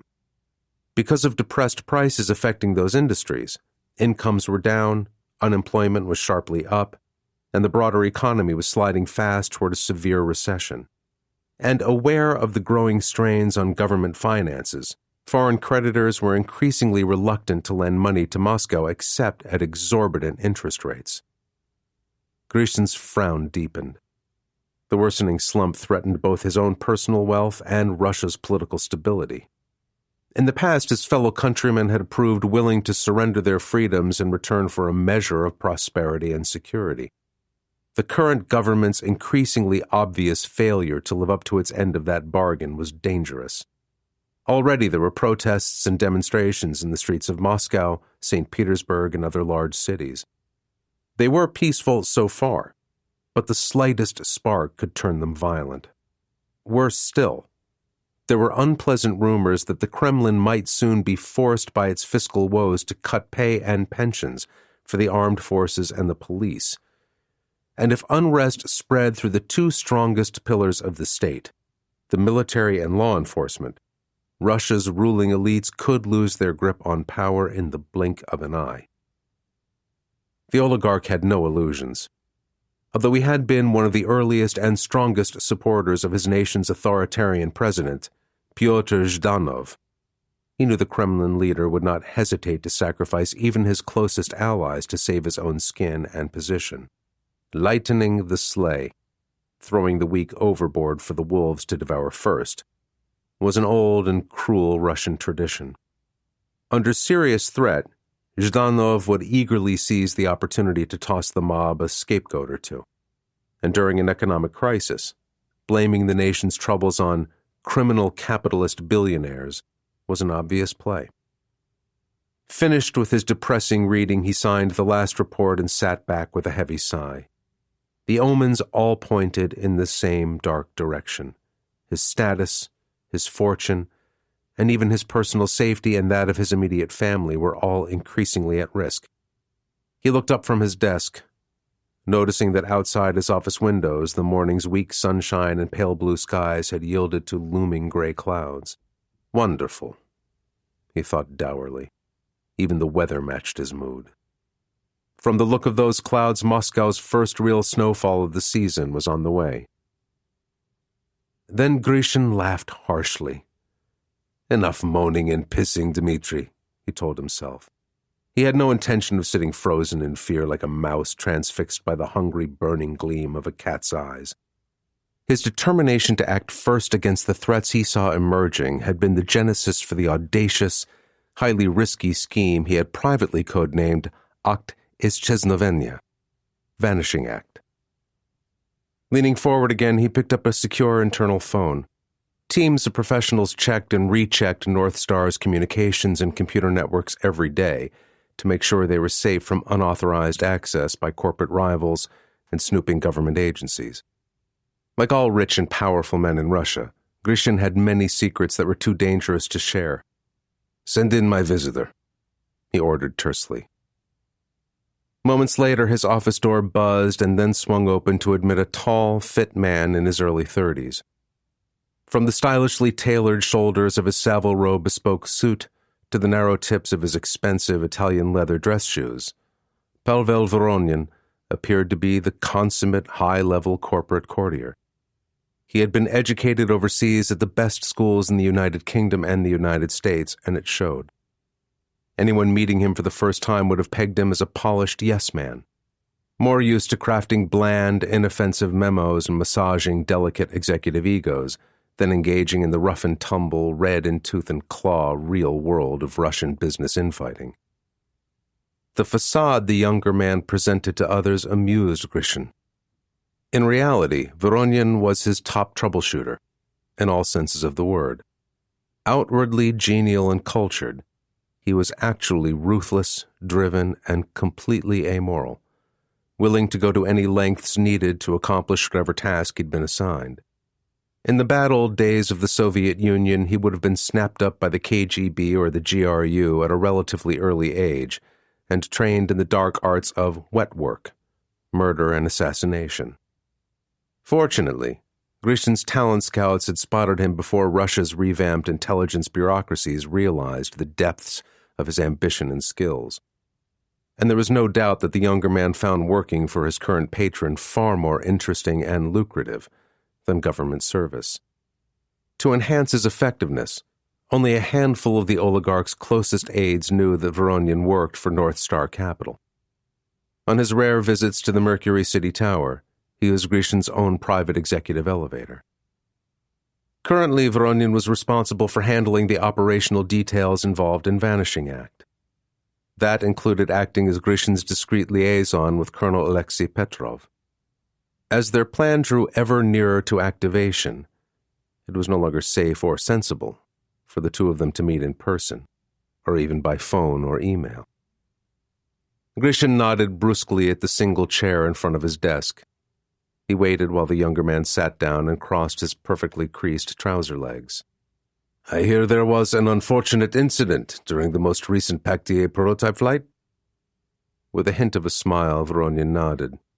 So there was. He shrugged nonchalantly. Apparently, a simple, easily fixed programming error created a very dangerous situation, one that could easily have led to the loss of the aircraft and its crew. His smile widened. Fortunately, Colonel Petrov's flying skill, courage, and dedication to duty saved the entire stealth bomber program from catastrophe. Grishin nodded. "That is excellent news." He raised an eyebrow. "I hope the colonel's merits are appreciated by his superiors." Voronin nodded. "My sources inside the Kremlin assure me that the powers that be fully understand the bullet they just dodged. Losing the Pactier prototype would have been an utter political and strategic disaster. In fact, I hear that President Zhdanov himself phoned Petrov to offer his thanks and congratulations." His pale gray eyes gleamed with amusement. "As of this moment, our illustrious national leader is convinced that the colonel is someone who can do no wrong." "And this computer glitch?" Grishin pressed. "The one that caused all this trouble?" "Investigators are already digging into its origin," Voronin said calmly. "Will that be a problem?" "No," Voronin said simply. Grishin eyed him. "You seem very confident of that, Pavel." "Tragically, the Tupolev software engineer responsible for that piece of flawed code is no longer available for interrogation," Voronin explained. "Apparently, he accidentally fell out of a window last month.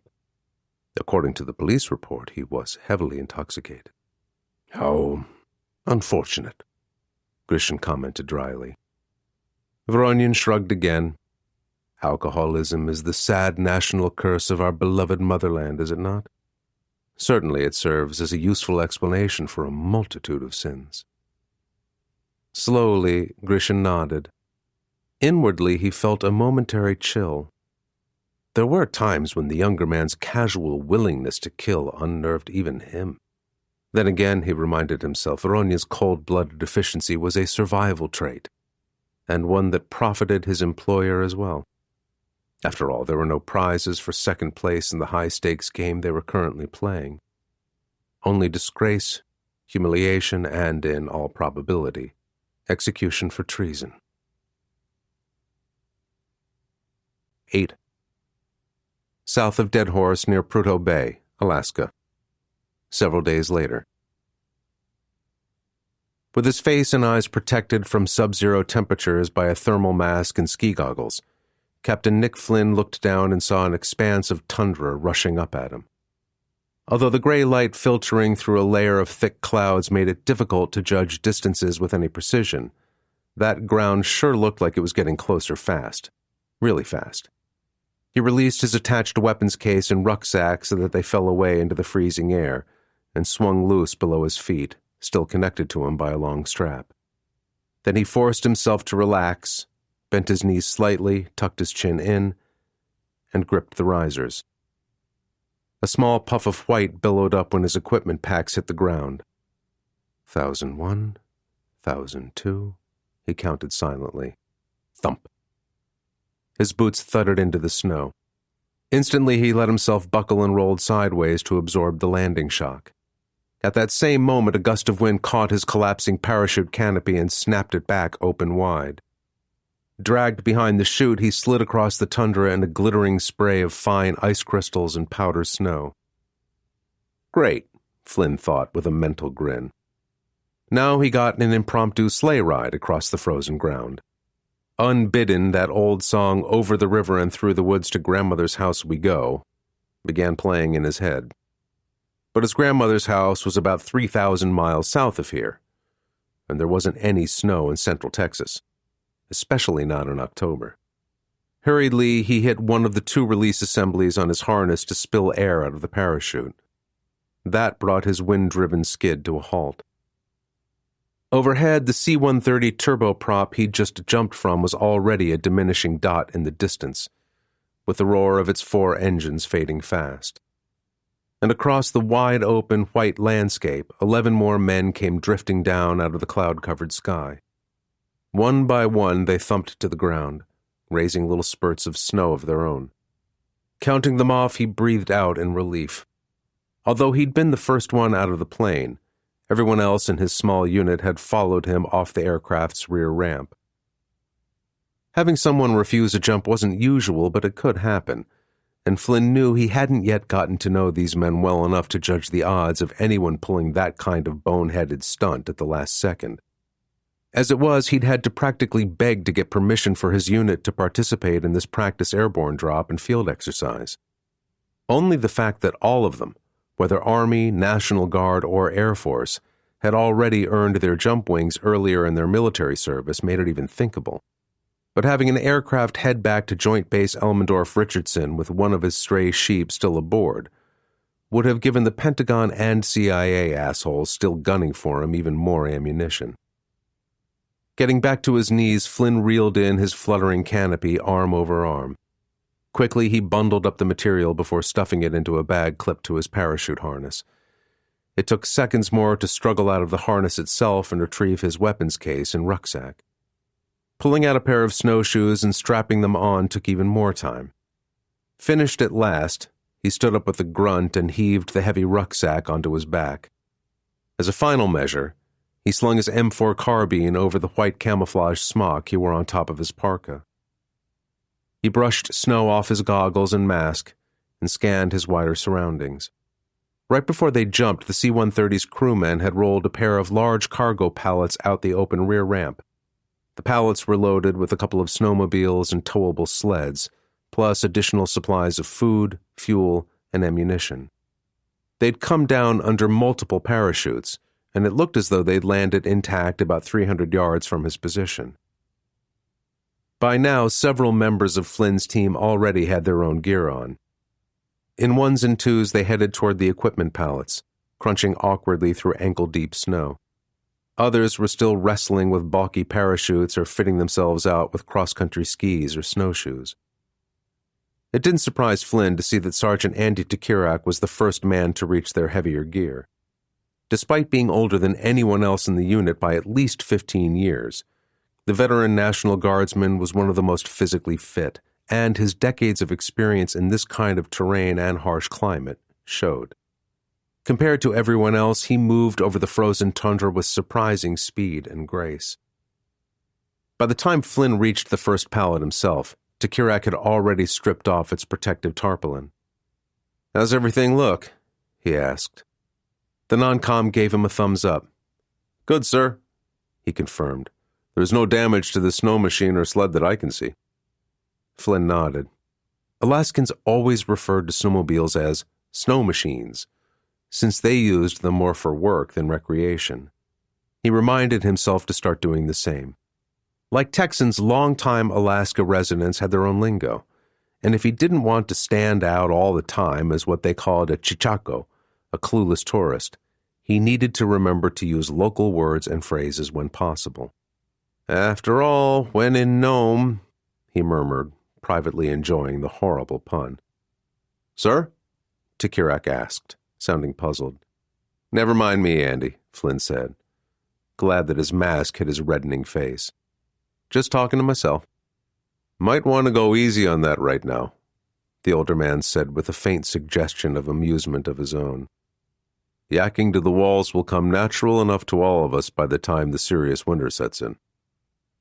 As more soldiers and airmen arrived, Tikirak put them to work offloading the small two-man vehicles, sleds, fuel cans, ammunition boxes, and other supplies and prepping them for use. There was less grousing than usual. Some of that was probably due to the usual adrenaline rush conferred by surviving a jump out of a perfectly good airplane. A bit more might be owed to the vast stretch of empty country in which they now found themselves. As far as the eye could see in all directions, they were the only living human beings. There were no trees or signs of other vegetation. Effectively, their little band was all on its own in a flat, almost featureless plain of snow and ice, broken only by a range of low, rocky hills halfway to the northern horizon. Their voices were instinctively hushed, as though they were awed visitors wandering around inside the echoing interior of a huge cathedral. In fact, it wasn't until they were almost finished emptying the two pallets that Senior Airman Mark Mitchell, M² to his friends, finally got up enough nerve to ask the question that had to be on everyone else's mind. "Say, sir, where's everybody else? Did those Herky-Bird pilots screw up their navigation and drop us in the wrong place?" Flynn put down the boxes of MREs he'd carried over to one of the sleds and turned his head to meet the red-haired airman's mildly worried gaze. Mitchell had earned his jump wings during a stab at the Air Force's pararescue course. He'd been balanced for what his personnel file dryly called attitude adjustment issues. Based on Flynn's personal observation of the past several days, that probably meant the airman had pulled one prank too many on his instructors. After a succession of other scrapes in various units, he'd been volunteered to serve as the new Joint Force Team's communications specialist. In the field, that meant carting around the team's ANPRC 162 manpack radio and sticking close to his new commander's side at all times. Mitchell's curiosity and concern were natural. The training and readiness exercise they'd piggybacked onto involved 4 other C-130s, carrying more than 300 paratroopers belonging to the Army's 4th Brigade Combat Team, airborne. By rights, this snow-covered plane should be filled with other soldiers assembling into platoons and sorting out their own gear. "We're on the right drop zone," Flynn assured the airman, raising his voice slightly so that everyone could hear him. "The rest of the troops are jumping onto a DZ closer to Dead Horse. Their COs have their own training exercise plans for their units, but I've got something different in mind for us." Another soldier, Private First Class Cole Hines, pushed forward. Short and square-shouldered, Hines had a temper that had cost him his sergeant's stripes a few months back. Apart from his pugnacity, his soldier skills were first-rate. On the team's improvised firing range at Kaktovik, he'd proved able to rapidly put rounds on target at 600 yards with their M249 Paralight machine gun. "Just how far from Dead Horse are we, sir?" he asked with a frown, eyeing the miles and miles of untouched snow in all directions. It was time to pull the pin on his unwelcome surprise, Flynn realized. Except for Tikirak, he'd kept the details of this planned field exercise close to his chest. He'd done so precisely because he didn't want any of his troops to duck out before climbing aboard the C-130 by accidentally on purpose twisting an ankle or coming down with some mystery illness. The Spanish conquistador Hernán Cortés had motivated his men to conquer or die by burning the ships that had carried them to Mexico. His task today was considerably simpler, which was probably just as well because it would be damned hard to set anything ablaze on this frozen, treeless plain. Instead of defeating a hostile empire whose fighting forces outnumbered his by 100-1, all he wanted to accomplish was toughen up his men physically and teach them to make the best use of their winter gear, snowshoes, and skis before the harsh Arctic winter fully set in and made this type of training too hazardous. "We're roughly 59 miles from the airport at Dead Horse," he announced calmly. "That's as the crow flies." He paused to make sure they were all focused on him. "Or, in our case, as the man marches." He checked his watch. "In approximately 72 hours, a plane will land there to ferry us back to Kaktovik. It will take off again 60 minutes later, whether we're on board or not. So that's how long we've got to finish this little jaunt." Hines, Mitchell, and the others stared at him in consternation. "You're shitting me," someone muttered from the back of the little knot of soldiers. "Nope," Flynn assured him. He glanced at Tekirik. "I'm dead serious, aren't I, Sergeant?" The non-com nodded stoically. "Yes, sir." A dry smile darted across his weathered face and then disappeared. "Only 59 miles in 3 days? With clear weather in the forecast?" He shook his head. "Heck, that's practically a stroll in the park." "Yeah, but it's a pretty frickin' cold park, Sarge," Mitchell pointed out. "Which is why you're wearing all that fancy winter gear provided by Uncle Sam, courtesy of the generous taxpayers of these United States," Tekirik reminded him. He looked around the circle of dubious faces. "So quit your bitching and get organized, ladies. I want both pallets unloaded and all of this extra gear stowed on the sleds in 10 minutes. Because whether you're happy about it or not, we're hiking north to Dead Horse. So there's no sense in wasting more daylight." He glanced at Flynn. "With your permission, sir?" "Carry on, Sergeant," Flynn agreed. He stepped back out of the way as the knot of soldiers and airmen broke up and went to work again. Thank God for an experienced NCO, he thought for what had to be the 100th time over just the past week. Loner himself or not, the National Guard sergeant had the right touch when it came to handling what was still more a prickly bunch of individuals than a solid military unit. In the end, it took closer to 15 minutes to organize the march column to Tekirik's satisfaction, but at last they moved out north across the tundra, tromping steadily toward the low hills along the northern horizon. The non-com and another man were a few hundred yards out in front as scouts. Bringing up the rear, 2 more men drove the snow machines and towed sleds piled high with their extra supplies, puttering along at very low throttle to keep pace with the soldiers on foot ahead of them. At the head of the central column, Flynn settled his rucksack across his back and started off. Mitchell came next, bowed slightly under the weight of his own gear and their radio. "Man, I thought I was joining the Air Force, not the fucking Foreign Legion," he heard the communications specialist grumble under his breath. "All this march or die shit is going to get old real fast." Flynn looked back over his shoulder with a grin. "It's not actually march or die, Airman Mitchell." "No, sir?" the radio man asked. "Nope," Flynn continued. "Not enough sand for a start." "Hell of a lot of snow, though, sir," Mitchell pointed out. Flynn nodded. His grin widened. "That's why it's more like a march or freeze your ass off." Mitchell snorted. "Anyone ever tell you that you're kind of mean, sir?" "All the time. Ever since I was a kid," Flynn said, still smiling. "And that was just my mother." Dead Horse Airport, Prudhoe Bay, Alaska. 3 days later. Flynn concentrated on putting one snowshoed foot in front of the other. After 3 days and nearly 60 miles of marching north across this frozen landscape, the rhythm had become second nature to him. His breath puffed out in a little cloud of steam that drifted away on the icy breeze. He looked back at his men. Though their shoulders were bowed down under the weight of their rucksacks, they were all in position in the column and moving easily, almost gracefully, through the snow. The first day's march had been the roughest on all of them, except for Andy Takirak.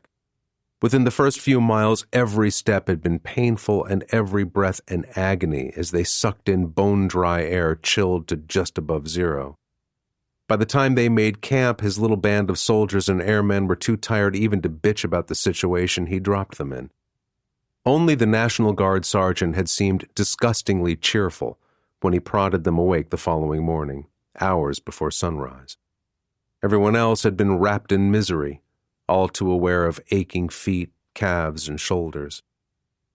That had changed sometime during the second day's even longer hike.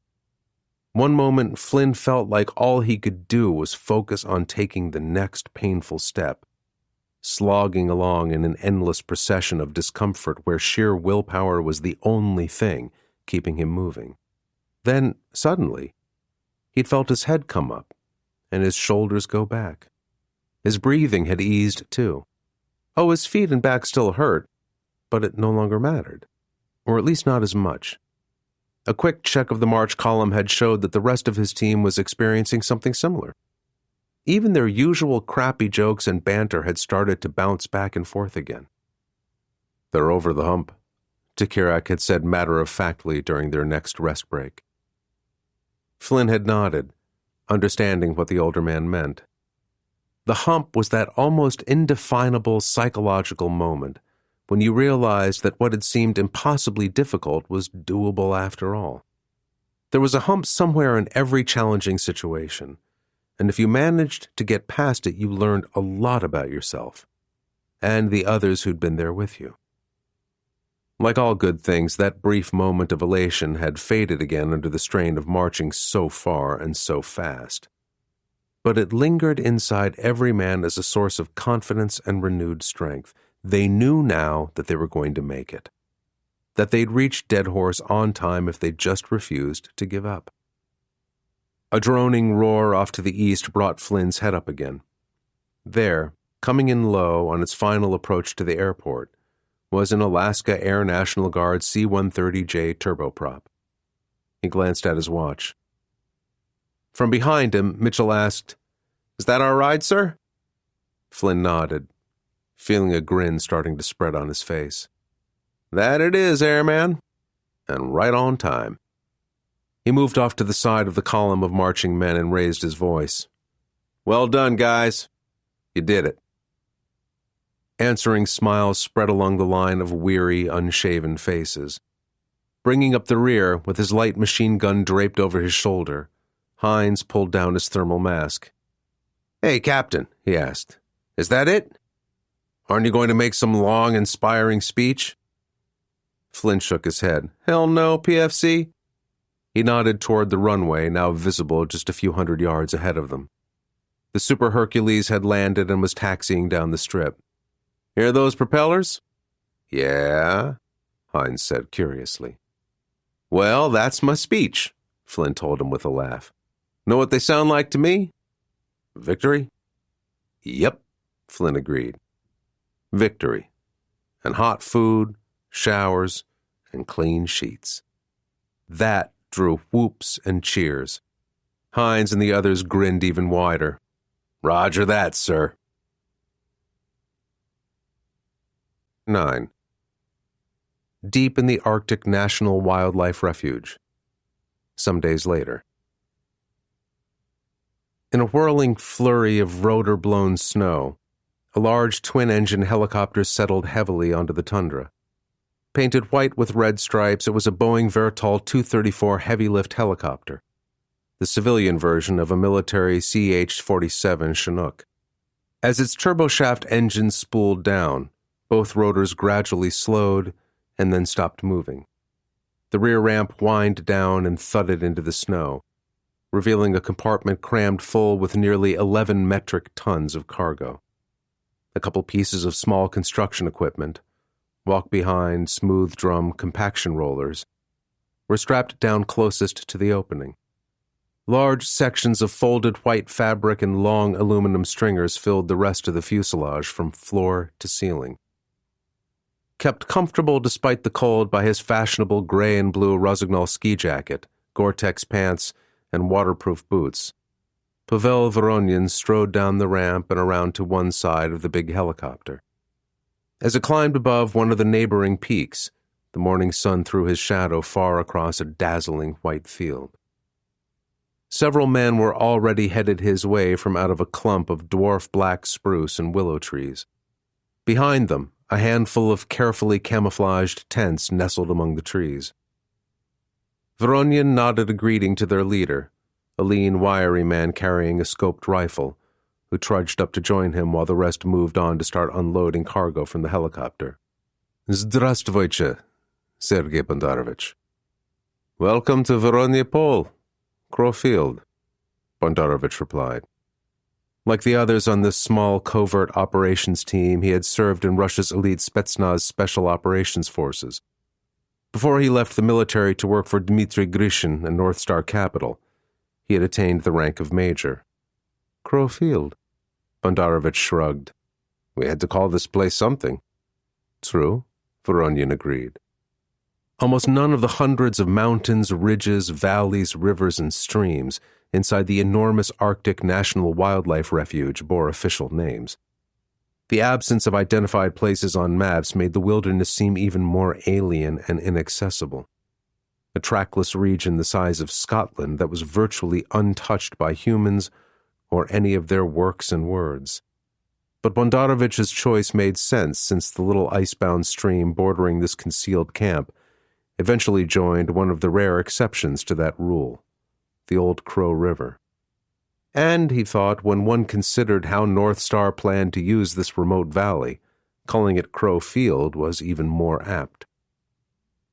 He moved off to the side, making way for the first drum roller as it trundled down the helicopter ramp and turned toward the camp. A shallow trail of densely compacted snow and ice marked its passage across the tundra.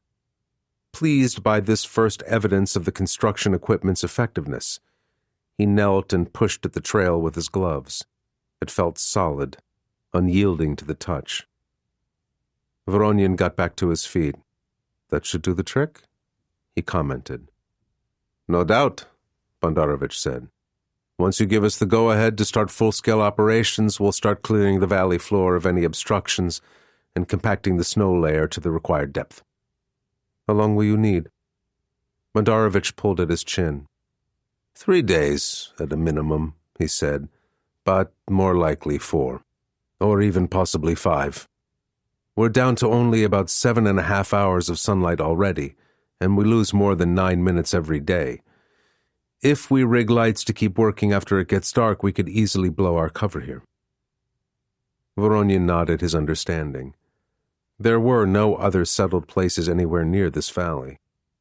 Lights glowing here at night, in what should otherwise be unbroken darkness, would stand out like a sore thumb to any passing aircraft, triggering any number of inconvenient questions. Currently, the local Canadian authorities in the little town of Fort McPherson believed the heavy-lift Vertol 234 helicopter's job was ferrying supplies north to an environmental group that was supposed to be studying the effects of climate change on the Beaufort Sea coast. Nothing could be allowed to shake that conviction, especially with Grishin and Petrov's high-risk, high-reward plan moving rapidly to fruition. A low warning whistle from the edge of the camouflaged encampment interrupted his thoughts. He looked up in surprise and saw a lone figure with what looked like a hunting rifle slung over one shoulder, slowly hiking down a snow-covered slope at the western edge of the valley. "Ah," Bondarovich said with a wry grin. "It seems our unwanted guest has decided to show himself at last." "What unwanted guest?" Voronyin demanded. "An American. A hermit fur trapper working this part of the refuge," the ex-Spetsnaz major said calmly. "We've been aware that he's had us under observation for the past couple of days." Voronyin's mouth tightened in exasperation. "And you let him do this, knowing the stakes involved?" Bondarovich shrugged. "The American knows this territory like the back of his own hand, and he's wary of strangers. I saw no point in spooking him unnecessarily." "Do you have any more information about him?" Voronyin snapped. The other man nodded. "I had Makevich check him out," he confirmed. Besides being an experienced bush pilot, Felix Makevich had worked as a deep-cover GRU agent in Canada for years before switching his employment and loyalty to Grishin and North Star Capital. His name is Jensen, Trig Jensen, and his only contact with the outside world is through bush pilots who fly into his isolated camp from time to time. Not more often than every 3 or 4 months, if that. Does he have a radio or a satellite phone? Voronian pressed.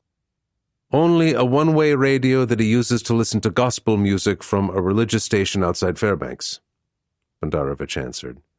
This fellow Jensen is a throwback, a man trying to live almost entirely on his own outside the modern world. For that I give thanks, Voronian answered sardonically. With the ex-Spetsnaz major at his side, he moved out to meet the trapper at the edge of the camp. Up close, Jensen was a short, broad-shouldered man. His full brown beard was streaked with gray. Hard blue eyes peered out at them from under a fur-lined hood. He certainly didn't waste any time with meaningless courtesies. "What the hell are you folks doing up here?" he demanded. "With your goddamn noisy helicopter and all? You're going to scare away the game for 20 miles or more. Damn it, this is a wildlife refuge. It's totally off limits to all of this techno bullshit." "I do apologize, Mr. Voronian said smoothly in utterly unaccented American English, pretending that he didn't know the other man's name. "Jensen." Voronian nodded gratefully. "Mr. Jensen." He spread his hand. "I sincerely regret any inconvenience or disruption of your work, but I assure you that our efforts here have official status." "Exactly what kind of official status?" the trapper growled, somehow managing to make the word official sound like profanity. "We're here as part of a federal climate change research project," Voronian answered patiently, "and I can assure you that any unintended degradation of this pristine landscape will be completely repaired once we're finished here." Jensen snorted. "Easy to promise, tough to do." He glared at them. "You got any proof of this story of yours?" "Certainly," Voronian replied. He unzipped his ski jacket slightly and dug out an ID card from one of its inside pockets. Forged by highly paid experts in Moscow, it identified him as James Henderson, an official with the Federal Environmental Protection Agency. While the trapper examined it through skeptical eyes, he went on, "In a way, I'm very glad that we've met. My research team here could use your obvious familiarity with the ground and the local wildlife." He smiled. "And naturally, you would be generously compensated for your time." "Uh-huh," Jensen said cynically. He hawked and then spat off to the side before tossing Voronian's forged ID back to him. "Look, Mr. Whoever you really are, I didn't come all the way out here on my lonesome to grub for pay. And certainly not from the goddamn government." His eyes narrowed to slits. "Or from anybody else, for that matter. So if it's all the same to you, I'll just be on my way and leave you fellas in peace." Without waiting for an answer, he turned and stalked off, plodding determinedly back up the nearby slope through snow that was more than a foot deep. Voronian stood watching the American go. When he was out of earshot, he glanced at Bondarovich. "Do you think he believed me?" The other man shook his head. "Ne chanceux vadu. Not a chance in hell." "A pity," Voronian commented dryly. Without taking his eyes off the fur trapper, now more than 100 meters away, he reached out. Understanding his intent, Bondarovich handed him his scoped rifle. Briefly, Voronian inspected the weapon. It was a C-14 Timberwolf, the civilian bolt-action rifle the Canadian military had selected to convert for use by its snipers. He nodded in appreciation. Then he chambered around, raised the rifle to his shoulder, and smoothly sighted through the scope. Gently, he squeezed the trigger. Crack! Struck squarely between the shoulder blades by a .338 Lapua Magnum round moving at nearly 900 meters per second, Jensen went down in a spray of red blood against the snow-white landscape. The American writhed once and lay still, sprawled like a rag doll on the hillside. Voronian studied the dead man for a moment longer. Slowly, he lowered the rifle. "Make sure the body isn't found." That won't be a problem, Bondarovich assured him. By the time anyone notices this American is missing, he'll have vanished forever. You seem very confident of that, Voronian said. Bondarovich nodded. This Arctic wildlife refuge contains nearly 80,000 square kilometers of wasteland. No search party can cover that kind of ground. For all that anyone will ever know, Jensen might as well have been snatched by the Nain. The Nain? Voronian asked. A mythical monster of the local native tribe, the Gwich'in, the ex-Spetsnaz major explained. Translated, it means the brush man, a creature that wanders the woods alone in search of human prey. Over southern Russia, that same time. Tupolev's manta-ray-shaped Pac-DA stealth bomber prototype streaked low across a darkened landscape west of the Don River. Occasional pockets of light marked small farming villages, and a string of glowing beads stretching from east to west outlined the path of the A260 highway between Volgograd and the Ukrainian border near Donetsk. An advanced digital terrain following system allowed the aircraft to stay as low as 100 meters off the deck, climbing and diving in tiny increments of a few meters at a time, as it raced across the steppes' low, rolling hills and shallow ravines. Abruptly, it banked sharply to the right and soared higher, gaining altitude fast. Inside the cockpit, Major Oleg Bunyan kept his eyes on his displays. "We are executing an attack program," he reported. His hands were in his lap, away from any controls. From the left-hand pilot's seat, Colonel Alexei Petrov nodded. "Copy that." The altitude bar on his HUD stabilized at 5,000 meters as their aircraft rolled back out of its turn and leveled off. Fighting the instinct to regain active control over the bomber, he locked the fingers of his own hands across his stomach. "Our engines are throttling back," he announced, seeing the settings change without any input from him. "Target selection," Bunyan said quietly, watching his own screens shift yet again. "Range 1,000 kilometers." He glanced across the cockpit. "That's the dummy missile complex south of Ryazan." A blinking green icon flashed into existence in Petrov's vision. It turned solid a second later. "The target's coordinates are downloaded to our practice missile." With a high-pitched whine, the doors of a weapons bay and the fuselage behind them slid open. And then the stealth bomber shuddered slightly as a single KH-102 cruise missile, weighing 2,400 kilograms, released and fell away into the air. Seconds later, a 7.5-meter-long fin shape zoomed away to the north-northwest. "Good engine start on the missile," Petrov confirmed. Right on schedule, the KH-102's turbofan engine had ignited as it dropped toward the ground. He breathed out in relief, as did Bunyan. A failure would have created an embarrassing impact crater somewhere on the grassy steppe below them, but nothing worse, since the practice cruise missile was armed only with a mock payload. In wartime, that KH-102 would have been armed with a 250-kiloton thermonuclear warhead, 12.5 times more powerful than the Fat Man atomic bomb dropped on Nagasaki. New menus flickered onto Bunyan's multifunction displays. "Attack judged complete," he murmured.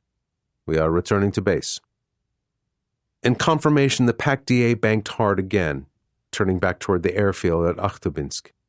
From the start of this mission, the aircraft had been operating entirely under computer control, relying on its autonomous systems to handle every detail, from takeoff to its precise flight path to target designation and weapons launch.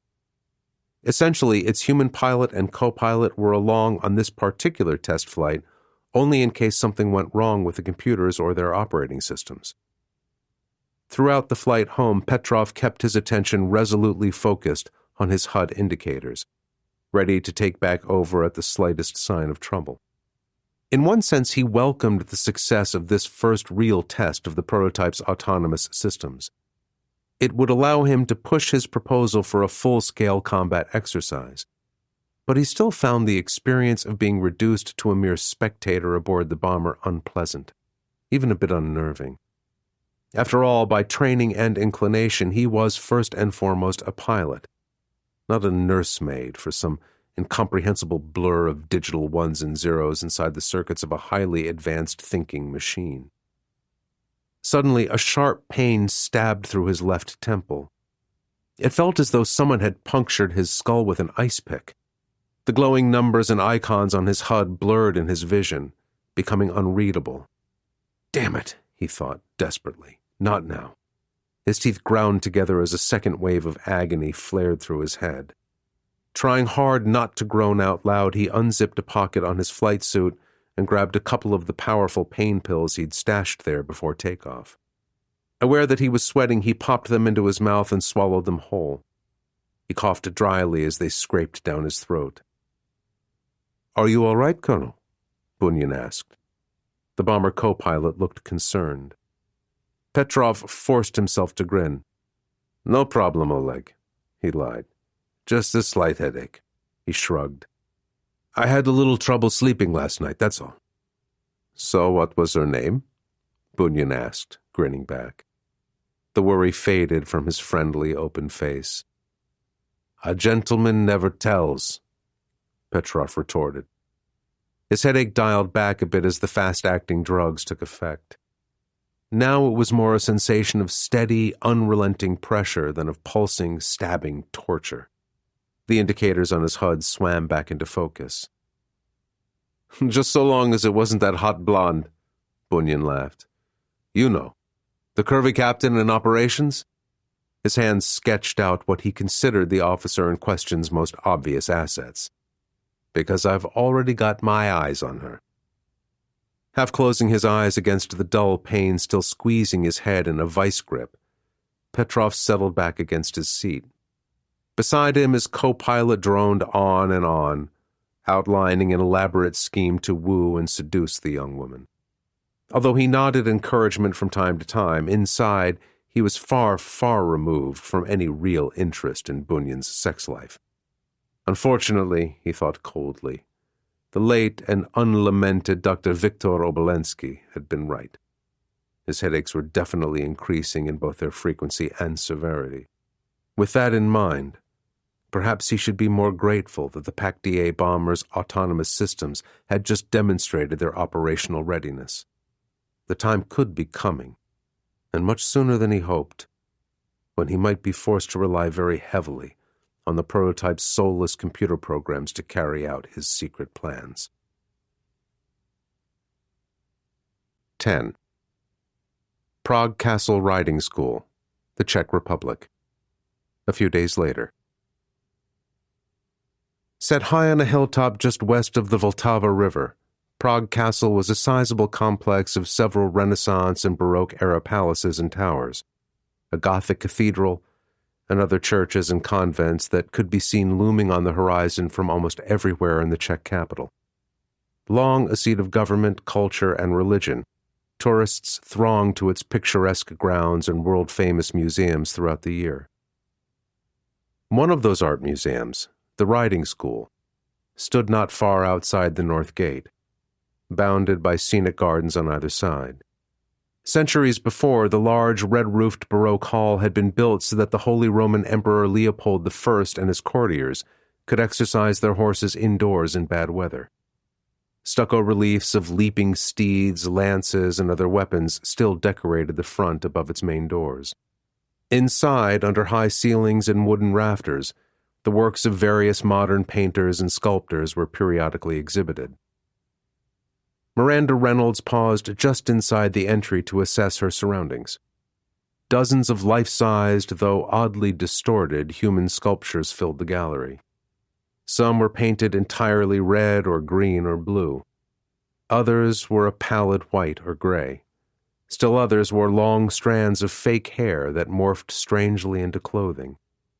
A handful of visitors drifted through the large space, admiring the bizarre atmosphere created by the ultra-modern art installation. To anyone who didn't know her well, Reynolds appeared to be a successful, middle-aged Western corporate executive on a business trip to Prague. Her perfectly coiffed dark hair matched her understated but obviously expensive blazer, slacks, and shoes. A simple gold necklace and the barest hint of lipstick completed her carefully curated look. Certainly no one outside the arcane confines of the world's intelligence agencies would have guessed that she was the current head of the CIA's highly secret Directorate of Operations. A bearded man in jeans and a windbreaker brushed past her on his way out of the museum. "You're clear," he muttered softly, carefully not looking in her direction. Without acknowledging the report, Reynolds strolled nonchalantly toward one of the sculptures near the far end of the hall. It portrayed an elderly woman with upraised hands and an eerie, expressionless gaze. A tall, well-dressed younger man was there ahead of her. He had been moving slowly around the carved figure, apparently intent on examining it from every angle. Politely, he stepped back to make room. They stood together in silence for several moments, each looking at the sculpture. Then he shot a sidelong glance in her direction. "I understand the experts claim this is one of Zubek's finest works," he said with a slight smile. "Having seen it now up close, I think I agree." Reynolds shrugged. "Personally, my tastes run more to Calder." His smile widened a little at the agreed-upon recognition phrase. He lowered his voice. "I assume your coming here means that my patron's proposal intrigues your agency, Ms. Reynolds?" "Perhaps," she said with a terse nod. In ordinary circumstances, no high-ranking CIA official would ever agree to a clandestine rendezvous like this on foreign soil. The risks were simply far too high. Intelligence agency executives at her exalted level were accustomed to dispatching worker bees, case officers and their agents, to do the hard and dangerous work while they stayed safely sheltered at headquarters. But the tidbits of secrets about Russian stealth aircraft and weapons passed along to her through a chain of cutouts were so tantalizing that she had decided this meeting was worth the gamble. That was especially true now, when the CIA was viewed so unfavorably by the president and his closest advisors. The huge media and congressional black eye Langley had sustained over that mess in the Libyan desert a couple of months ago hadn't helped matters any, Reynolds thought gloomily. Boiled down to its essentials, the agency needed to score a massive success if it were to regain its influence over national intelligence policy anytime soon. That went double for Miranda Reynolds. Like sharks, the rivals who coveted her position in charge of the CIA's covert operations unit scented blood in the water. They were already circling, waiting for the right moment to strike. She was no stranger to the ritual. Years before, she'd maneuvered her own predecessor out of office and into retirement in the wake of a blown operation in Afghanistan. With that in mind, however, she had no plans to yield so tamely to the same kind of internecine agency coup. If anybody wanted her chair, they'd better be ready for a fight.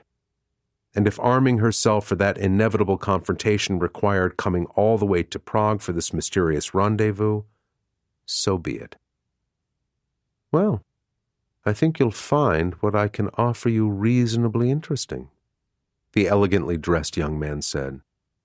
"Perhaps even worth your long trip from Washington." Graciously, he offered her a folded art brochure. Reynolds glanced inside the brochure and saw a photograph of a large blended-wing aircraft with obvious stealth features.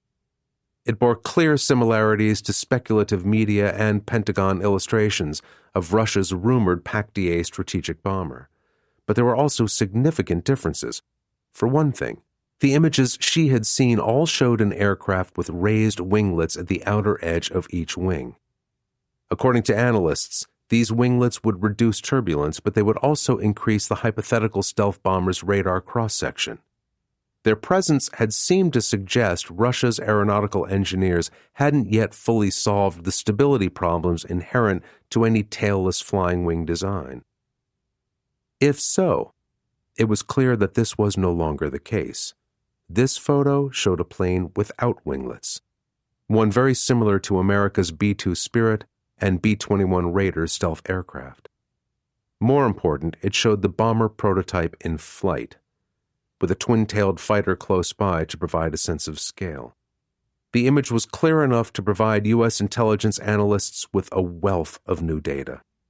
Carefully, She refolded the brochure and slipped it into her purse. Reasonably interesting indeed. She turned her apparent attention back to the sculpture of the old woman. And your price for more? He smiled gently. Not so much, compared to its value. Shall we say something on the order of what your government routinely spends in just 4 or 5 hours in a single day? Reynolds arched one of her finely sculpted eyebrows in sheer incredulity. That would put the price tag at well over $2 billion, 20% of the CIA's current operating budget and close to 3% of what the U.S. government spent annually on its entire alphabet soup tangle of civilian and military intelligence organizations. She sniffed in disgust.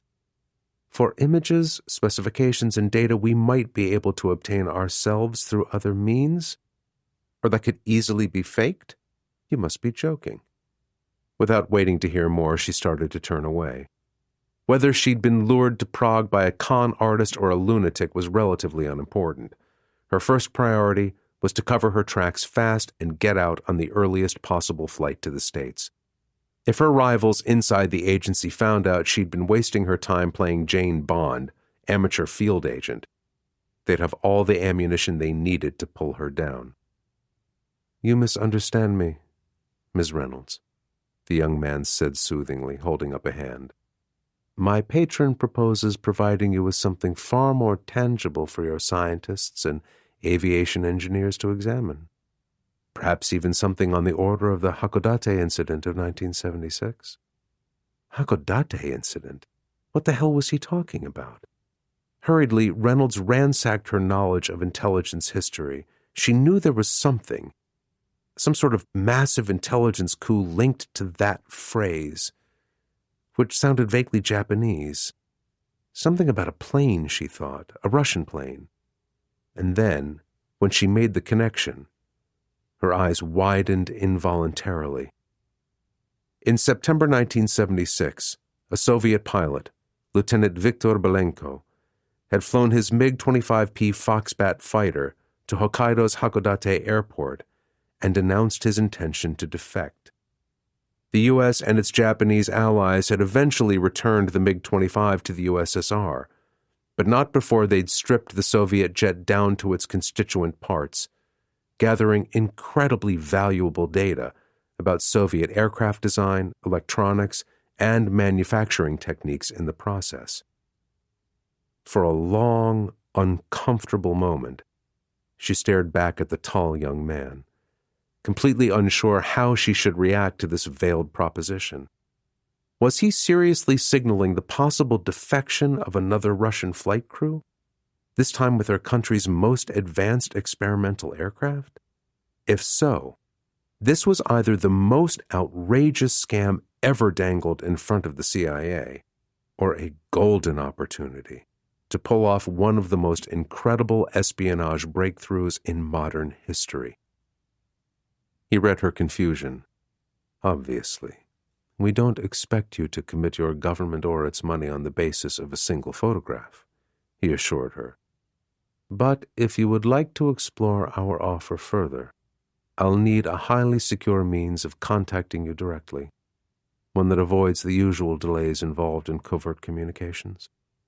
I can arrange that, Reynolds said slowly, privately relieved that she wasn't being asked to make a spur-of-the-moment decision. She reached into her purse, selected a business card from among several in her wallet, and gave it to him. It was blank except for a single email address, a collection of assorted characters using the domain name spider.biz. Messages sent to that address would be funneled to one of several covert servers CIA officials used for private communications. Emails they wanted to hide from congressional scrutiny, nosy administration snoopers, and Freedom of Information Act requests from journalists and good government groups. She made a mental note to make sure her tech people cut that particular server out of the loop, as a precaution to protect the rest of the dark network. After all, this might still be some kind of complicated con, or worse, a disinformation ploy run by Russia's own intelligence outfits.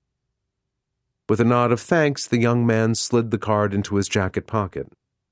"One word of friendly warning, Ms. Reynolds? You understand that this is an extremely valuable property, so I cannot guarantee that our offer will be exclusive to your country.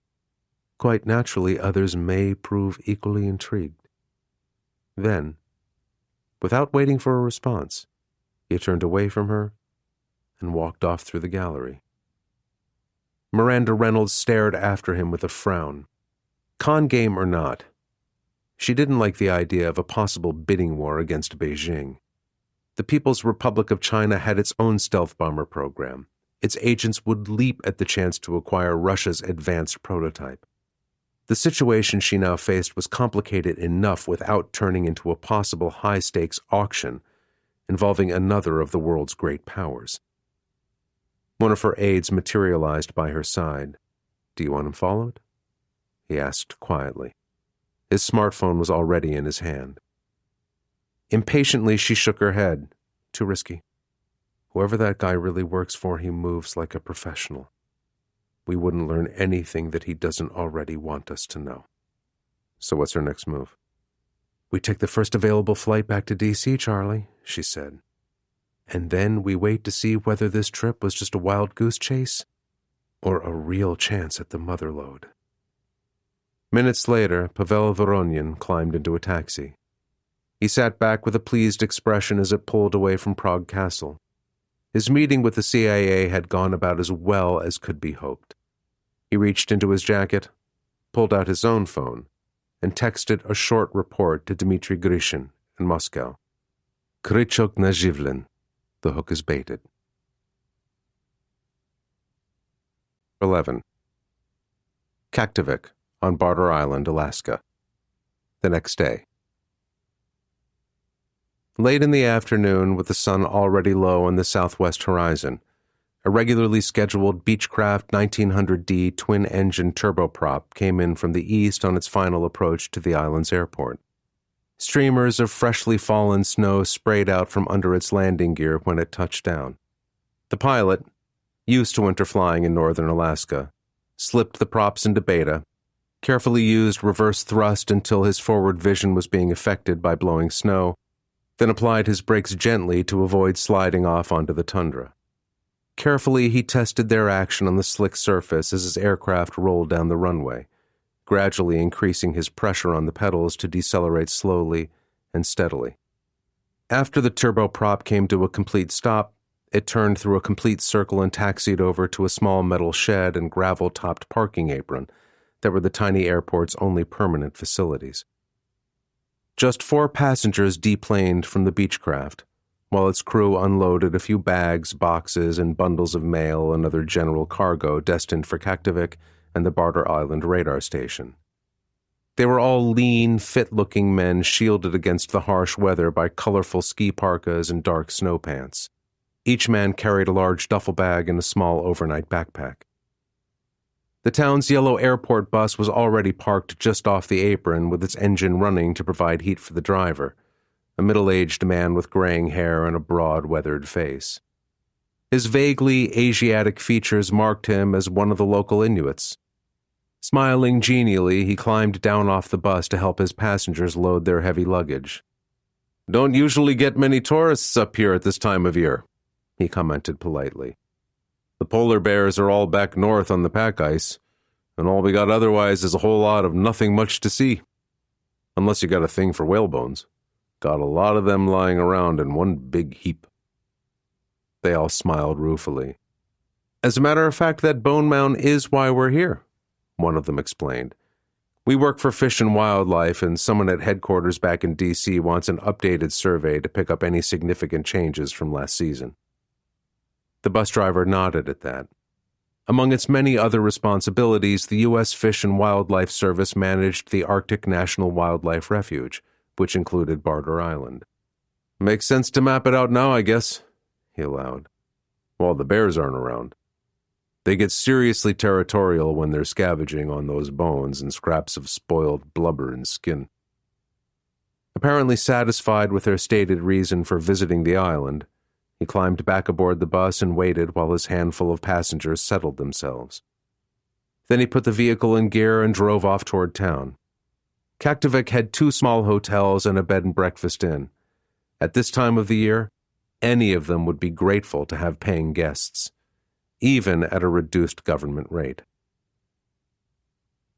Several hours later, wearing a white camouflage smock over his cold-weather gear, Captain Nick Flynn crouched behind a row of rusting, ice-covered oil drums on the outskirts of Kaktovik. This stretch of waste ground behind the town was covered with tarpaulin-sheathed whaleboats, old cars up on blocks, abandoned shipping containers, and other junk. Clouds covered the night sky, and, except for a few lights shining among the town's ramshackle houses and buildings, it was pitch dark. The temperature was well below 0. Despite his heavy clothing, his bones ached with cold, and he had to lock his jaws shut to keep his teeth from chattering. Every minute spent motionless here in the dark robbed him of precious body heat, but even the slightest movement could be fatal to his plans. "Comanche 6, this is Comanche 1, Senior Airman Mark Mitchell's voice said quietly through his radio earpiece. There was an undercurrent of excitement in the young radio man's voice. "I think the balloon is going up, sir. We just got a flash message from the RAOC. They report that our radar here is being jammed." "Copy that," Flynn replied, suddenly feeling warmer. The Regional Air Operations Center was located hundreds of miles south at Joint Base Elmendorf-Richardson. It was an underground command and communication center crammed full of sophisticated computers and displays. Every piece of data gathered by the North Warning System air defense radars lining Alaska's thousands of miles of frontier was fed straight back to the RAOC, where trained specialists sorted the wheat from the chaff, deciding which unidentified air contacts were genuine and which were nothing more than flocks of migratory birds or wind-driven ice crystals.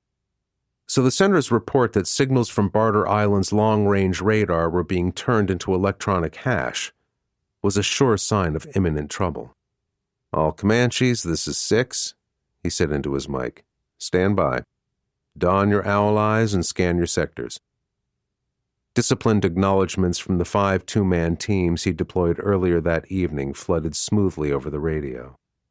He felt a moment's pride.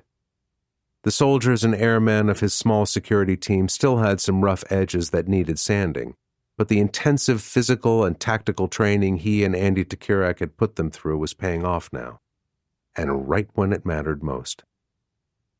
Flynn opened an insulated pack, pulled out a pair of night vision goggles and put them on. In the Arctic, extreme cold depleted batteries with frightening speed, which was why it was essential to keep any electronic equipment as warm as possible until it was really needed. He switched the goggles on. Instantly, the world around him brightened into a monochrome vista that was almost as clear as natural daylight. Then he settled back to keep watch over his own chosen sector. "It shouldn't be long now," he thought calmly. That radar jamming had to be a trigger for some other enemy action. Sure enough, only moments later, he spotted 4 figures as they slid cautiously around the corner of a small hotel about 100 yards from his position. All 4 wore bulky equipment packs and carried weapons in their hands. "Hostiles in view," he whispered into his mic. "They're moving into Sector Bravo. Stand by." Again, quiet responses ghosted through his radio earpiece. Flynn crouched lower, watching closely while the 4 armed men drew nearer to his hiding place. They were moving along a bearing that would take them directly to the radar station, only a few hundred yards away across the tundra. 60 yards. 40. 20. Close enough, he decided, taking a deep breath. Letting it out in a whoosh, he reared up from behind the oil drums and leveled his weapon, sighting on the lead figure. "Now, Comanches, hit him!" he shouted. Flynn squeezed the trigger. As his weapon bucked backward with a muffled cough, he heard the same sound repeated from other scattered points around the iced-over junkyard, mixed in with excited whoops and yells. Caught by surprise and completely out in the open, the 4 hostiles rocked under sudden, splattering impacts and went down in the snow. All around them, more rounds kicked up snow in brief spurts. "Cease fire, cease fire," Flynn ordered. Smiling now, he flipped up his night vision goggles. "Y'all okay out there?" he called to the prone figures. "Oh, for fuck's sake," a disgusted voice replied. "Pink paint? You hit us with fucking pink paint?" Flynn hefted his paintball gun. "Sorry, guys," he said with an even bigger grin. "Miles' gear freezes up in this climate."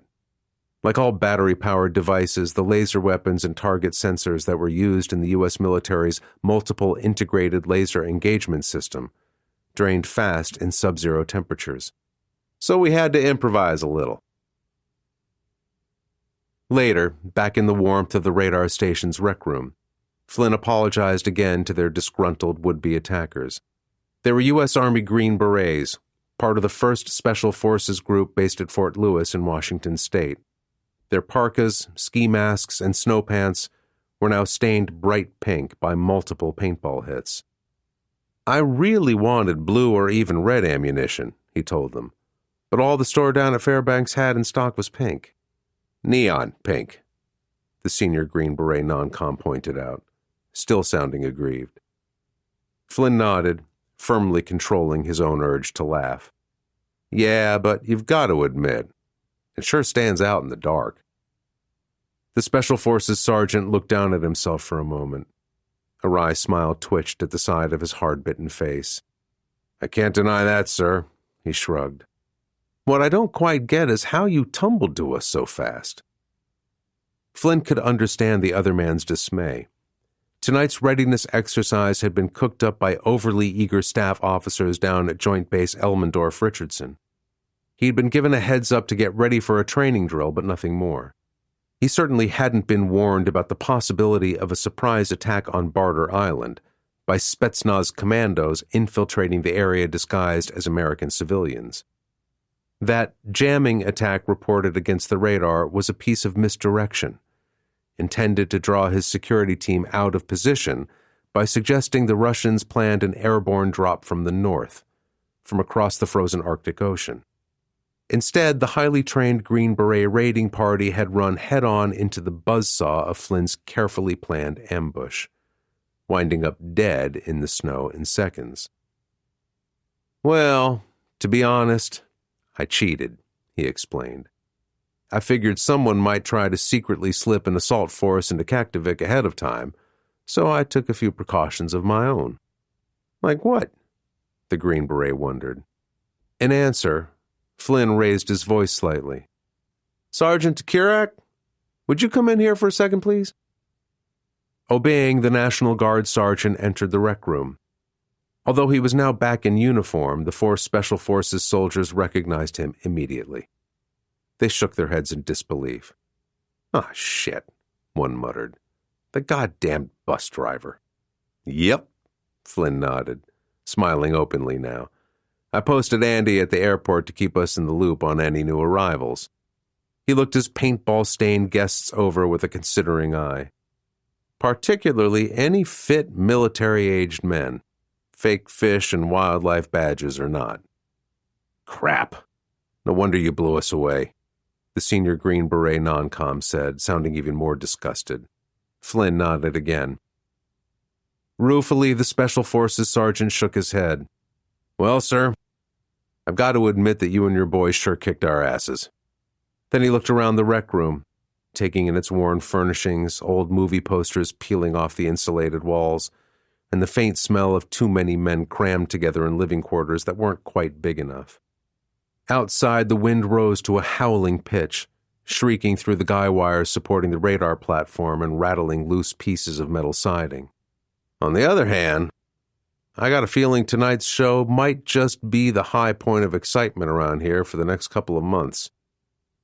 Thinking about the fast-approaching and seemingly endless Arctic winter nights, Flynn had to concede that was probably true. 12. National Defense Management Center, Moscow. Several days later. Russia's primary military command center occupied a massive white concrete compound of Stalinist-era buildings on the north bank of the Moskva River, roughly 3 kilometers from the Kremlin. 2 6-story-high arches joined 2 wings to a central structure topped by the hammer and sickle coat of arms of the old Soviet Union and bas-reliefs of soldiers and flags. The imposing arches were closed off with triumphalist stained-glass windows. One bore the image of a sword-armed knight. The other depicted a modern female soldier carrying both a Kalashnikov assault rifle and a young child. A new addition to the complex had been built in one of the older courtyards. It contained 3 large auditoriums equipped with wall-sized wraparound screens and tiers of computer control stations with hardwired connections to an ultra-fast supercomputer. Those were mostly for use as propaganda showcases and backdrops for political figures who wanted to impress their own people and those of other nations, with images conveying high-tech Russian military prowess. Smaller command centers and other facilities buried underground handled the real work of coordinating military action across Russia and around the globe. Now, inside a highly secure subterranean conference room, Colonel Alexei Petrov strode confidently to the podium set directly in front of a semicircular table. He looked out across his audience, comprised of the nation's most senior military leaders and government officials, including its president, Pyotr Zhdanov. They were all men. Like the old Soviet Union, the Russian Federation paid a great deal of lip service to equality of the sexes, but its higher echelon positions were always reserved for men with the right connections. Zhdanov himself, usually depicted by a compliant government-controlled media as physically powerful and a paragon of perfect health, had aged rapidly over the past several months. His round face was pale and pudgy, and he looked thicker around the waist. There were visible shadows under his hard brown eyes, and even his hair had thinned and turned gray. Well, Petrov thought dispassionately, death and illness come to us all sooner or later. If Russia's autocratic president had expected his run of good fortune to continue forever, recent events must have shown him how wrong he had been. Now Zhdanov eagerly leaned forward in his chair. I understand you have a special proposal to present to us this afternoon, Colonel? Da, Mr. President, Petrov said. Outwardly calm, inside he battled a storm of swirling emotions. In a very real sense, his fate now rested entirely on his ability to persuade these men, especially Zhdanov, to approve the plan he was about to present. He tapped a virtual control on the podium's computer display. Right away, the wall screen behind him lit up to show a detailed topographic map of the Russian Federation, all the way from its disputed land border with the Ukraine to the Pacific coast around Vladivostok. He nodded to the junior officers waiting at the back of the room. They fanned out to present Zhdanov and the others with pairs of sleek, futuristic-looking eyewear. Gentlemen, please put on the AR smart glasses you've been given. They obeyed, and Petrov heard a series of stifled gasps as they saw the world around them instantly transform. The augmented reality technology embedded in each pair of smart glasses had just studied the huge map with 3-dimensional representations of the military hardware deployed across Russia. Everything from fighter aircraft to main battle tanks, warships, submarines, surface-to-air missiles, strategic bombers, and nuclear-tipped ballistic missiles. He smiled a bit, observing their awed reaction. Pavel Voronin was the one who had pressed him to make full use of this new technology in his briefing. Salesmanship is showmanship, Grishin's urbane henchman had pointed out. Dazzle those old farts and they'll be eating out of your hand by the time you're finished. It appeared that Voronin's cynical assessment might be correct. Petrov tapped another control on the podium. In response, the map zoomed in to show the region of southern Russia around Akhtubinsk and the Shkalov State Flight Test Center. New 3-dimensional pictures appeared. These showed the PAC-DA stealth bomber prototype effortlessly performing a series of complicated aerial maneuvers. They finished with image-enhanced video shot from one of the Su-34 chase planes when the bomber launched its KH-102 practice cruise missile. That drew more excited murmurs, especially when the augmented reality program depicted a realistic-looking nuclear fireball rising from the intended target. "As you can see, Mr. President," Petrov said smoothly, "our flight tests of the new stealth bomber prototype are progressing rapidly and with complete success so far." Zhdanov nodded gravely. "That is a testament to your own skills and courage, Colonel." Petrov bowed his head slightly in acknowledgement of the President's fulsome praise. "But despite those successes, we still face a long road ahead to certify the design ready for operational deployment and full-scale production," he warned. "How long a road?" Zhdanov asked. "At least 12 more months," Petrov told him truthfully.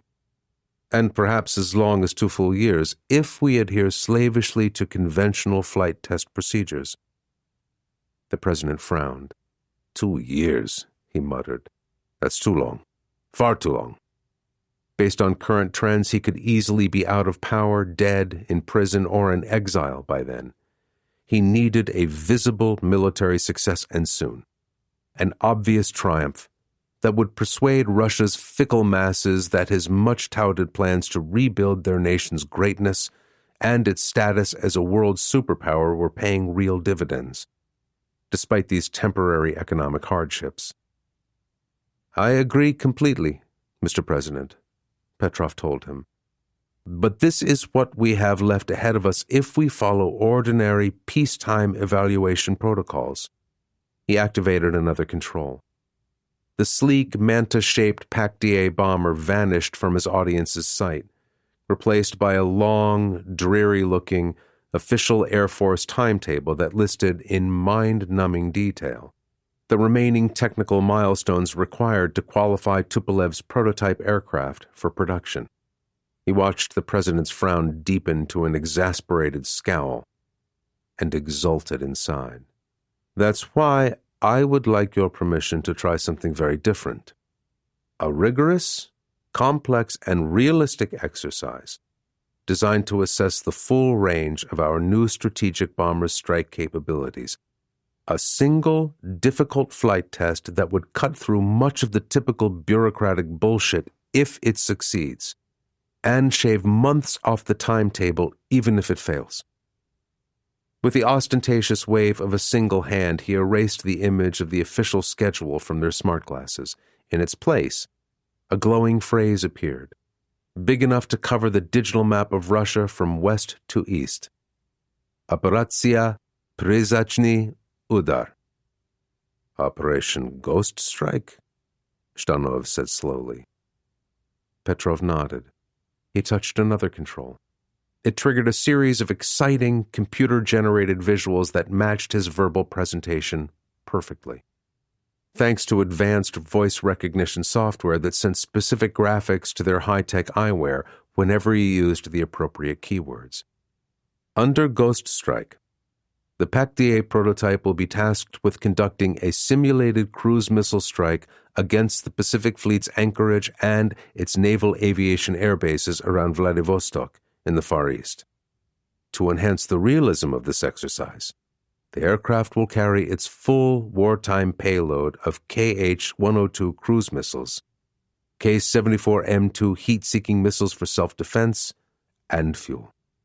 Thus loaded, it will depart from base at 1700 hours and proceed toward its assigned targets in darkness on a moonless night. As he laid out the plan, an image of the bomber prototype took off from Russia's primary strategic bomber base, Engels 2, 700 kilometers southeast of Moscow. It turned east, flying low across the Central Asian steppes and onward toward the towering Ural Mountains. Naturally, the fleet itself and all of our other Eastern Military District Air Defense Forces will be on full alert, ready for just such an attack. More images appeared before the audience's eyes, depicting a web of intricate, layered defenses around Petrov's intended targets. These included sophisticated radars, surface-to-air missile regiments, and roving fighter patrols. No easy task, The Russian Navy's senior admiral commented dryly. One bomber against dozens of SAM launchers and some of our best interceptors? No matter how impressive the technology built into this new prototype of yours truly is, Colonel, you'll still be massively outnumbered. And after all, quantity has a quality all its own, he finished, quoting Stalin. Petrov nodded. That's precisely the point, Admiral. He turned to Zhdanov.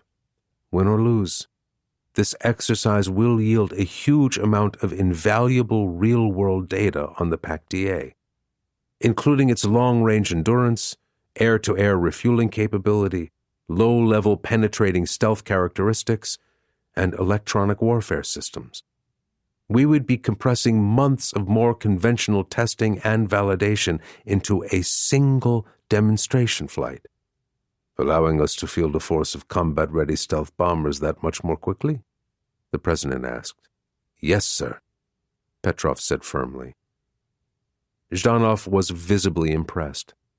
Besides speeding up the progress of the PAC-DA program, the Colonel's proposal offered the possibility of scoring a propaganda coup of the first magnitude, one that should rouse patriotic spirits here at home and unnerve potential enemies abroad. Best of all, it wouldn't matter whether or not the bomber prototype actually succeeded in scoring simulated hits on its targets this time. If Petrov and his co-pilot actually managed to penetrate the powerful defenses arrayed against them, it would show the world that Russia now had its own highly capable strategic stealth bomber. And even a failure could be spun to prove that America's own vaunted B-2 Spirit and B-21 Raider stealth aircraft were no match for Russia's combination of powerful radars, deadly surface-to-air missiles, and fast, agile interceptors. The President glanced at those around him. Comments, gentlemen? The Colonel's proposed ghost strike is certainly audacious, Mr. President. Who knows? It might even work out the way he hopes. A stocky, bull-necked man seated 3 chairs down from the President said bluntly. Major General Vasily Mavrichev was the chief of Russia's long-range aviation force. He had a vested interest in the PAC-DA program. Once the first stealth bombers reached operational status, they would fall under his direct command.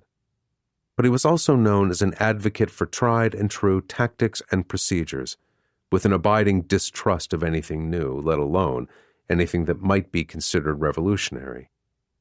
However, I don't like the idea of the PAC-DA carrying armed cruise missiles on what's really just a glorified training exercise. In my judgment, that's an unnecessary risk factor. He shrugged his broad shoulders.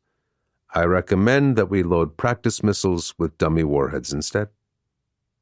Petrov hid his irritation. Mavrichev's opposition to that part of his ghost strike plan was no surprise, but he could not afford to concede the point. Without real KH-102s aboard the bomber when it took off, this whole operation was pointless.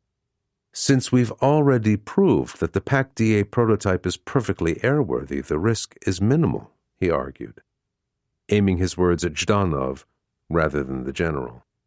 Besides, we don't have enough practice missiles in our arsenal to make up a complete weapons load. We'd be taking off light, which would not come close to replicating a real-life combat sortie. So we build more of the dummy weapons, Mavrichev countered stubbornly. Adding more delay and more expense, Petrov retorted, and for no good reason. Sooner or later, we'll have to certify the PAC-DA's readiness to carry a full payload of live missiles. It's one of our key program milestones. Why not achieve it now if we can, considerably ahead of schedule? Zhdanov saw his point.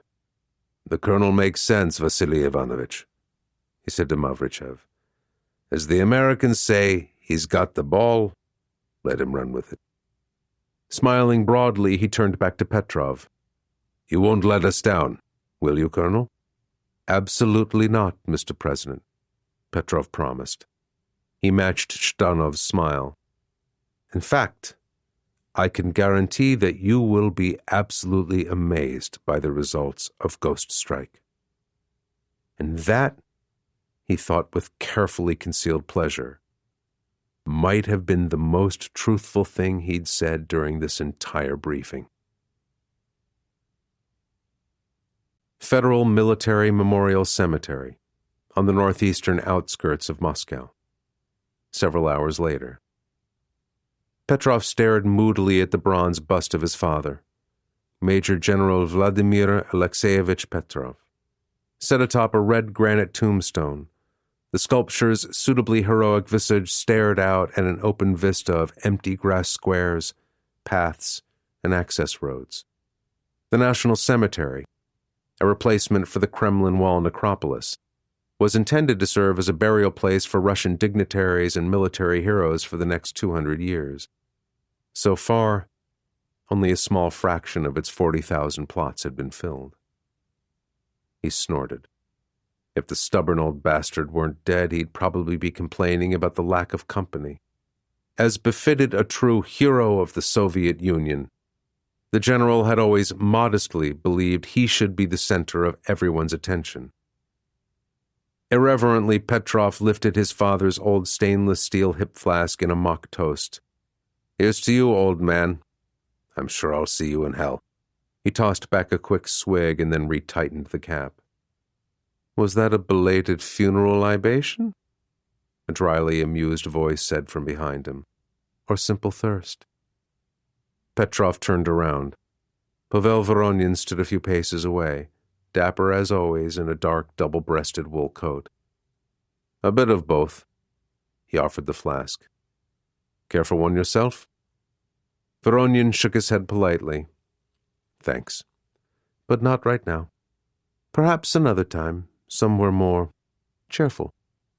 He glanced around the empty cemetery. There was no one else in sight. "Should I assume your presentation to the president went well?" "Very well," Petrov confirmed.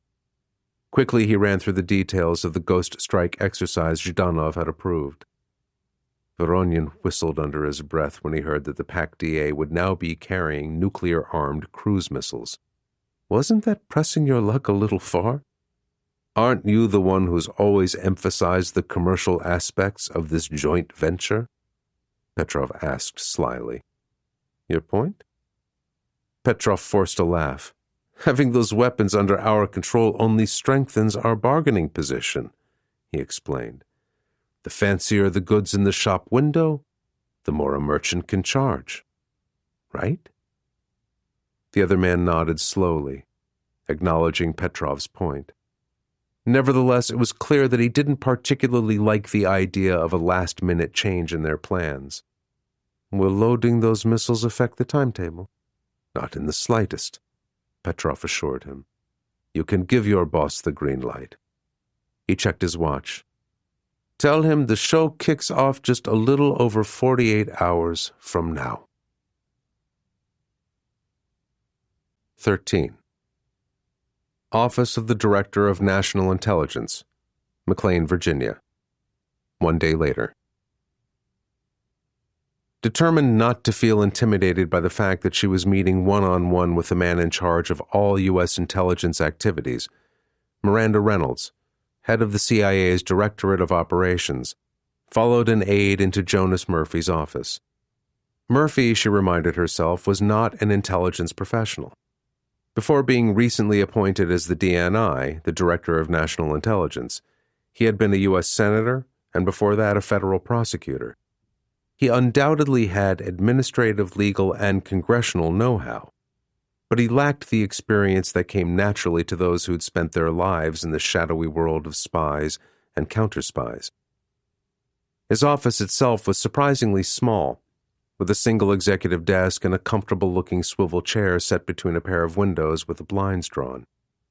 A round conference table and several other government-issued chairs took up most of the rest of the room. A few prints, mostly of historical battles, lined the plain white walls, along with the usual photos of Murphy with the President of the United States and other high-ranking politicians.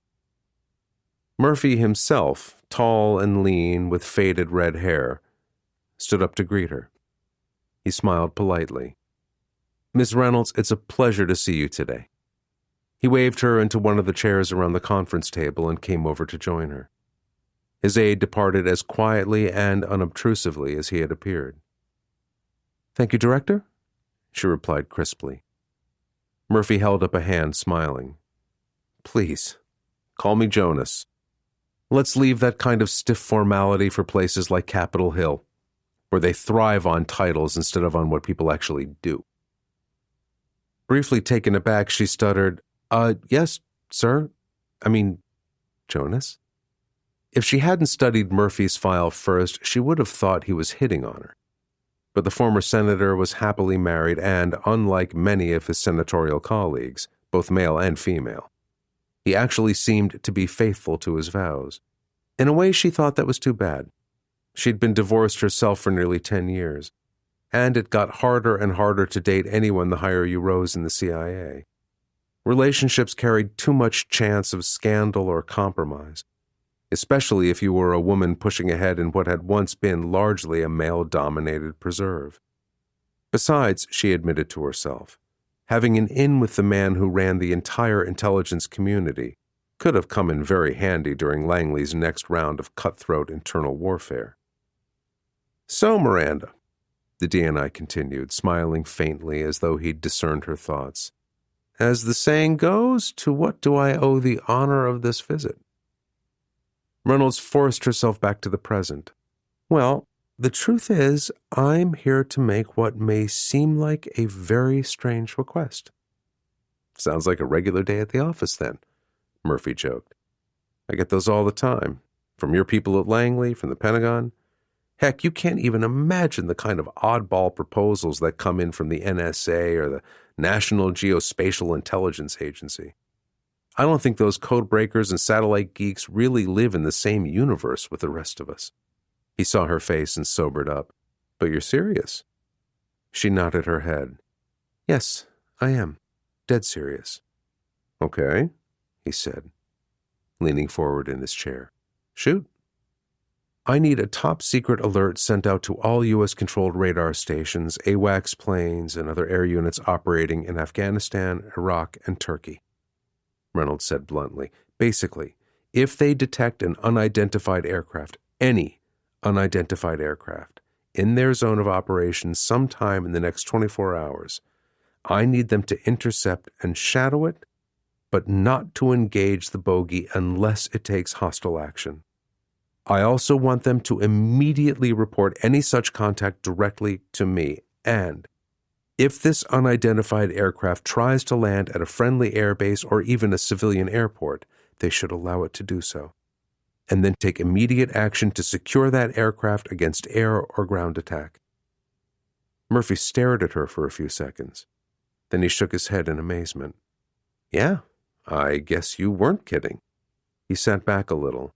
"And is there anything more you need?" he asked, with a hint of irony. "Short of operational control over, let's say a couple of Army divisions, or maybe a Navy aircraft carrier task force?" Reynolds flushed slightly at his tone. Maybe she should have laid out more of the groundwork first, but what was done was done. "Yes, I do need more," she said quietly. "Such as?" "Authorization to form a special GO team of CIA and U.S. Air Force security personnel and technical experts, including specialists from the Foreign Material Exploitation Squadron at Wright-Patterson Air Force Base," she told him. "A team that would be prepared to fly anywhere in the world at a moment's notice." The Foreign Material Exploitation Squadron was exactly what it sounded like.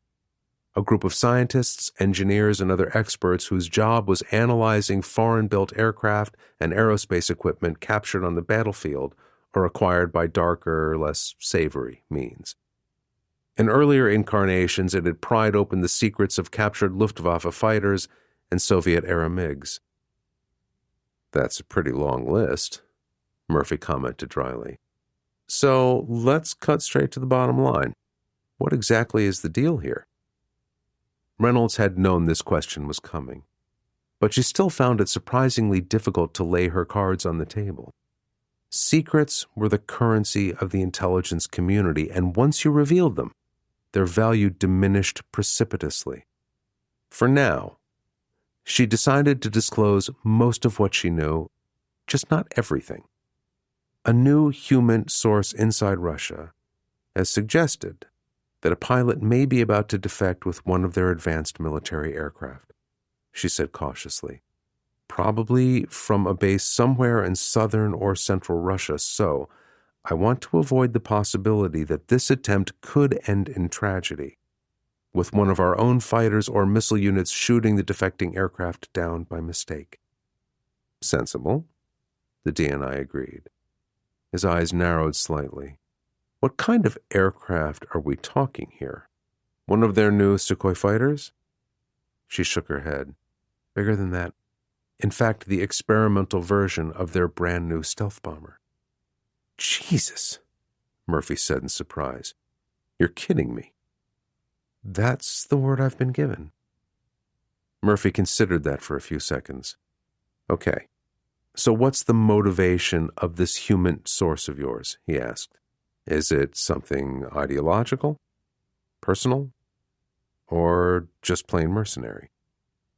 Purely mercenary, I think, Reynolds admitted, feeling a measure of surprise that he knew enough to ask that particular question. Understanding the impulses that drove those willing to betray their country's secrets to the United States was a vital part of assessing their overall credibility and possible value as agents and sources. Those motivated by a desire for revenge for past crimes or slights or by gauzy ideals like freedom and world peace were more mercurial and often harder to handle. Prospective agents who were primarily interested in money were usually more reliable, at least until greed got the better of them, or their own side made it more valuable to stay loyal. The DNI sat back again. Okay, Miranda, in your best judgment, what are we really looking at here? You mean, is my source's claim about a possible defection true? Or is it just a piece of pie-in-the-sky bullshit peddled to score some quick cash from Uncle Sam? Reynolds asked with a wry smile. That's about the size of it, Murphy agreed. She shrugged. Frankly, I'd put the odds that this is a genuine defection at only around 1 in 4. But I figure it's better to be prepared, just in case this Russian is telling the honest-to-God truth. Murphy considered that for a long moment. Then he nodded again. Okay, that makes sense. I can sell both the alert and pulling a team of specialists together as a reasonable precaution. His gaze sharpened. You say your source is all about money. If so, what's our exposure so far? Minimal. Reynolds spread her hands. But if it pans out, we'll need to dip pretty heavily into our black funds to secure exclusive access to the aircraft. Heavily's a pretty vague word, he said coolly. What kind of real numbers are we talking about here? My source is pushing for something on the order of a couple of $2 billion, she admitted. Holy crap, Murphy blurted out in astonishment. He shook his head firmly. That's considerably above my authority. There's no way in hell I can authorize anywhere close to that figure. Not without direct approval from the president himself. Reynolds nodded. Yes, sir, I know. Legally, the DNI could unilaterally transfer up to $150 million between different intelligence agency budgets. Securing anything above that amount would be far more complicated. And that's why I want a security and evaluation team ready to pounce on that plane as quickly as possible. Ah, he said, taking her point. Meaning that what this source of yours demands is not necessarily what they will get? She smiled wolfishly. Bingo. Because as soon as that aircraft is safely on the ground inside friendly territory, the negotiating power shifts pretty dramatically in our favor. Barter Island Long-Range Radar Site, near Kaktovik, Alaska. That same time. Captain Nick Flynn looked around the brightly lit vehicle maintenance bay. The center of the large, oil-stained concrete floor was now covered by a thick exercise mat. courtesy of the logistics personnel down at Joint Base Elmendorf-Richardson, who'd finally filled one of his supply requisitions. He nodded in satisfaction. With the weather worsening day by day, he and Sergeant Andy Takirak had agreed they needed to move as much of their routine training indoors as possible. The maintenance bay might not be heated, but at least its prefab metal walls kept the wind and snow and ice outside. And he knew from their daily workouts that it was more than big enough for what he had in mind. He unzipped one of the large duffel bags that had come up on the same flight with the exercise mat and started pulling out gear. Mouth guards, boxing-style protective headgear, padded gloves, knee pads, and hard rubber training knives. This was the equipment he needed to run the team through a refresher course on what the U.S. Army and Air Force both referred to as combatives, the art of hand-to-hand combat.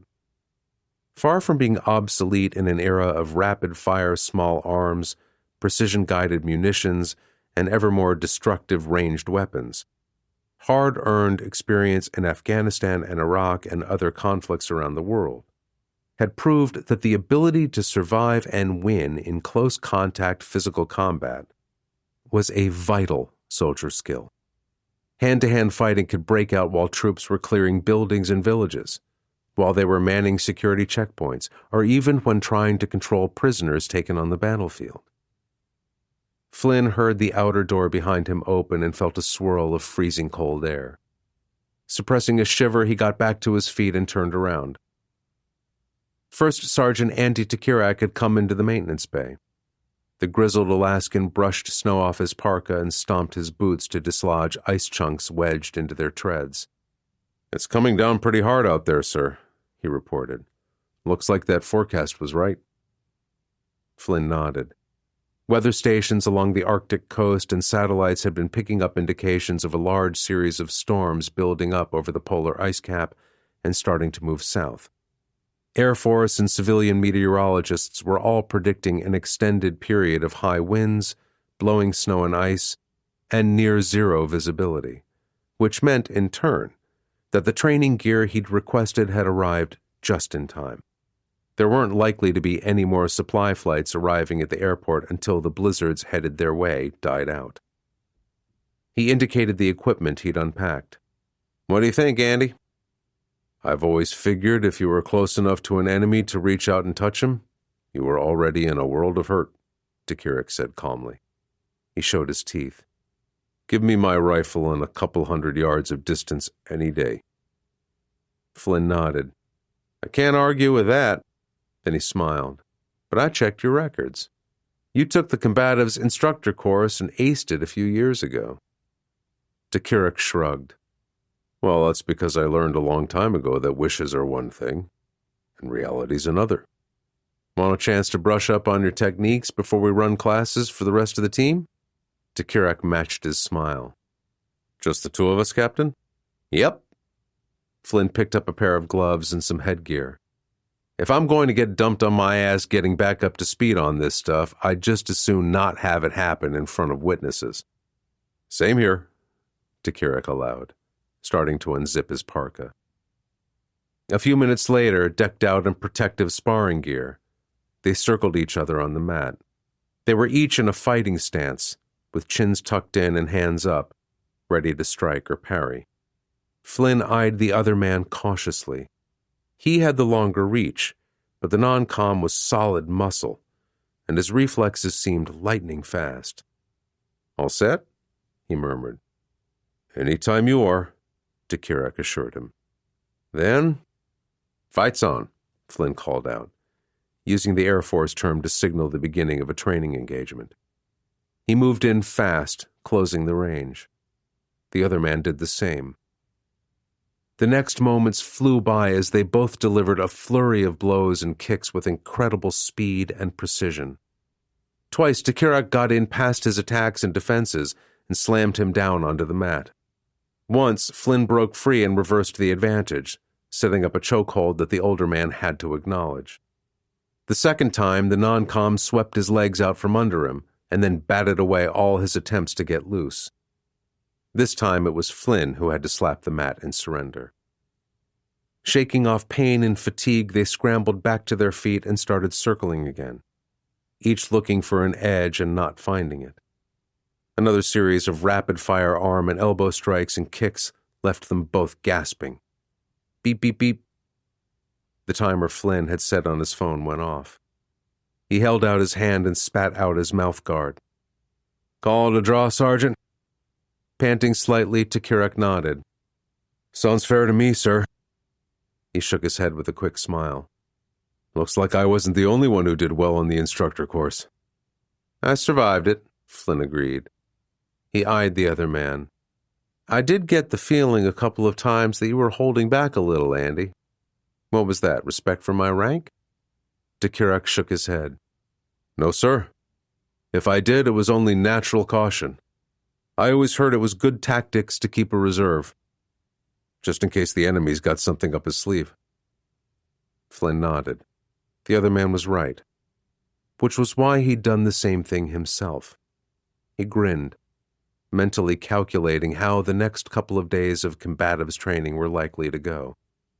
The rest of his team, younger, stronger, and bigger though some of them were about to learn the hard way that they were no match for the combination of greater experience and guile. 14. Secure hangar, Engels 2 Strategic Bomber Base, near Saratov, Russia. A short time later. An olive-drab UAZ Hunter light utility vehicle sped past a row of gleaming white Tu-160M2 swing-wing supersonic bombers parked on the base's long apron. It turned right onto a taxiway that crossed both main runways and drove on toward a group of 3 large camouflaged hangars. In a squeal of brakes, it pulled up in front of the first hangar, whose armored rolling doors stood partly open. Through the gap, Tupolev's revolutionary PAC-DA stealth bomber was visible inside. Mechanics and weapons handlers in khaki fatigues bustled around the aircraft, completing their final checks. Squads of stern-faced guards armed with 5.45mm AK-12 assault rifles were posted at the doors. Now that live nuclear weapons were loaded aboard the bomber, the base commander had instituted even stricter than usual security measures. Colonel Alexei Petrov and Major Oleg Bunyan hopped down out of the jeep-sized Hunter. Each wore a flight suit and carried his visored helmet under one arm. Casually, they acknowledged the driver's salute and then showed their IDs to the sentries. After being cleared through security, they strolled toward their waiting aircraft. Suddenly, both of them faltered and came to a stop. They had unexpected company. Another Air Force officer who was already there ahead of them. He wore a flight suit and helmet of his own, and stood completely at ease, looking up at the PAC-DA with what could only be described as proprietorial pride. The stocky, barrel-chested figure of Major General Vasily Mavrichev was unmistakable. "Vot dermo." "Oh, shit," Petrov muttered in a furious aside to his younger co-pilot. "Just shoot me now." Bunyan nodded in dismay. The commander of Russia's strategic bomber forces swung around toward them. His broad face wore an insincere smile that utterly failed to reach his eyes. They remained as sharp and wary as those of any peasant watching a tax collector counting sacks of grain in his barn. "Ah, Colonel Petrov and Major Bunyan, there you are. And right on time," he said cheerfully. "I appreciate junior officers with a sense of punctuality." He tapped his flight helmet. "As you can see, I've decided to ride along with you on this next mission. On your much-touted Ghost Strike combat exercise, eh? After all, I can't just sit back and let you young fellows have all the fun, now can I? Technically, we're still in the test portion of this evaluation program, General," Petrov pointed out carefully, "which means that it's well outside our safety protocols to carry anyone except trained flight crew who are completely familiar with all of the aircraft's systems." If anything, Mavrichev's smile became even more disingenuous. "Technically, that is true," he allowed. Then he shrugged his burly shoulders. "But, on the other hand, you personally assured the President that this prototype was completely airworthy, correct?" Almost unwillingly, Petrov nodded. Damn the old bastard, he thought icily. Suddenly he was arguing more like a lawyer than a high-ranking Air Force commander. So, by your own assessment, there is no great danger involved, Mavrichev concluded. Besides, I'm coming along as a simple observer, not a crew member. And since the PAC-DA's cockpit is designed for 4 men, my presence won't exactly crowd you. Like hell it wouldn't. Petrov's mind was running very fast now, first raising and then just as rapidly discarding options to handle this new problem. Having the general along on this flight added one more serious wrinkle to an already complicated plan. What was Mavrichev up to, he wondered. Did he somehow suspect what Petrov really intended? Unlikely, the colonel decided. If that were the case, Mavrichev would have had him arrested the moment he set foot in the hangar. Most probably the general, aware of President Zhdanov's enthusiasm for Ghost Strike, now wanted to horn in on the action, in the hope of reaping some of the resulting political benefits and glory for himself. It was an old maxim in Russia's armed forces: junior officers plan so that senior officers may profit. "Have you cleared this with Lieutenant General Rogozin?" Petrov asked, still desperately casting around for some other reason to deny Mavrichev a seat on this flight. Yevgeny Rogozin, who commanded the whole Air Force, was Mavrichev's direct superior. And there were rumors the two men were bitter rivals. If so, it was just possible that he wouldn't be happy to see the head of long-range aviation currying favor with the Kremlin this way. Maybe a quick call to Moscow would pay dividends. "Of course I've cleared it with Rogozin," Mavrichev confirmed, crushing Petrov's faint hopes. "In fact, President Zhdanov himself has also approved my presence aboard the bomber for the duration of this exercise," he added with a thin smile. Petrov kept his face immobile. "May I ask why?" "Come now, Colonel," Mavrichev chided him. "Surely you can guess." And then Petrov understood. "It's our weapons payload," he said flatly. "Precisely," the general said. "Just because the president approved your harebrained plan to carry nuclear warheads on this training exercise doesn't mean he's taken leave of all his senses. He understands the importance of tight control over such devices." Glumly, Petrov nodded. Unlike all American nuclear weapons and some of Russia's own advanced ICBM warheads, Russian cruise missiles and tactical nuclear bombs were not equipped with permissive action links, electronic safeguards that required codes from 2 different sources before a weapon could be armed or detonated. Instead, as in the old Soviet Union, security over these nuclear warheads was maintained by a man watching another man watching another man, which meant Mavrichev had successfully persuaded Rogozin and Zhdanov that he needed to be aboard the bomber to provide a third layer of human command and control, the final safeguard over the 12 250-kiloton missile warheads currently nestled inside the PAC-DA's weapons bays. "Any other objections, Colonel?" the general asked pointedly. Conceding defeat for the moment, Petrov shook his head. "No, sir." He forced a smile. "In that case, Major Bunyan and I will be glad to have you on board. I think you'll find the experience enlightening." "I'm sure of that," Mavrichev agreed. Studying the other man's bland expression, Petrov sourly wondered how many other unwelcome surprises the general had up his sleeve. With an almost imperceptible shrug of his shoulders aimed at Bunyan, he led the way under the stealth bomber's broad, blended wing to its open belly hatch. One after another, the 3 Russian officers climbed up the short ladder and made their way into the cockpit. While Petrov and Bunyan strapped into their regular places, Mavrichev took the right-hand rear seat. If there had been a full operational crew of 4 aboard, that spot would have been filled by the bomber's weapons officer. The older man shook his head in bemusement.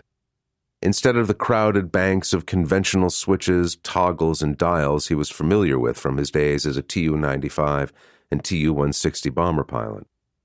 The console in front of him had only two large multifunction displays, which were currently blank, with a few gray buttons aligned below each screen. Mater Bozja, he muttered to himself. Mother of God. This thing looks more like a flying video game machine than a serious combat aircraft.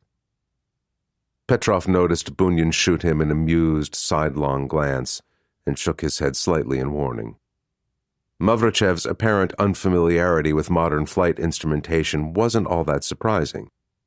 He had been flying a desk for years now, and even Russia's upgraded Tu-160 M2 bombers were mostly built around technology that was sometimes more than 3 decades old, a far cry from the high-tech systems built into their PAC-DA prototype. Ignoring their unwanted guest for the moment, they quickly powered up their own displays and initiated a series of automated pre-flight and mission readiness checklists. The next few minutes passed in a blur of activity as they double-checked the aircraft's computers at every step. Our fuel tank readouts show 75,000 kilograms loaded, Bunyan reported, scanning his MFDs. And we've got solid data links to all weapons in the base. Everything's in the green. Petrov nodded. Very good. They were fully fueled, and all of their cruise missiles and air-to-air weapons were properly stowed and ready to receive targeting information from their attack computers. He checked his own display. Our Q-band targeting radar is on standby. All electronic countermeasures and other defensive systems are ready. Our secure satellite communications system is operational. I show available connections to Rodnik and Meridian M satellites. Both engines look solid, Bunyan told him. There are no compressor, fan, or turbine problems. Copy that, Petrov acknowledged. He looked left outside the cockpit window and saw their crew chief give him the high sign. All ground personnel are at a safe distance? He glanced back at Bunyan. We are go for engine start. I confirm, go for engine start, his co-pilot echoed. Petrov pulled up a new menu on his display and tapped an icon. 2 indicators flashed red and then turned green. Ignition on both engines. He adjusted his throttles forward a notch, bringing the 2 big turbofans to idle. Slowly at first and then faster, the 2 jet engines spooled up, their noise deepening from a shrill whine to a low, rumbling roar. Through the canopy, they could see the armored hangar doors rolling all the way open. Directly off to the west, the sun hung low on the horizon.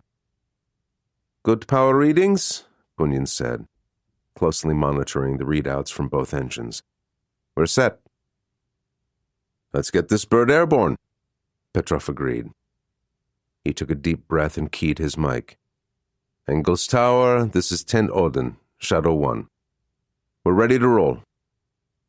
Shadow 1, Engels Tower understood. You are cleared to taxi into position on runway 22 left, the controller replied. Petrov released the brakes and throttled up a little more. Slowly, the big blended-wing bomber moved out of the hangar and swung right onto the taxiway. Nearly 400 meters farther on, it turned back to the left, perfectly positioned along the center line of the leftmost of the base's 2 long runways. Engels Tower, this is Shadow 1, he radioed. In position, runway 22 left, ready for takeoff. Shadow 1, Tower, he heard through his headset. Winds light at 216, cleared for takeoff on runway 22 left. Good hunting.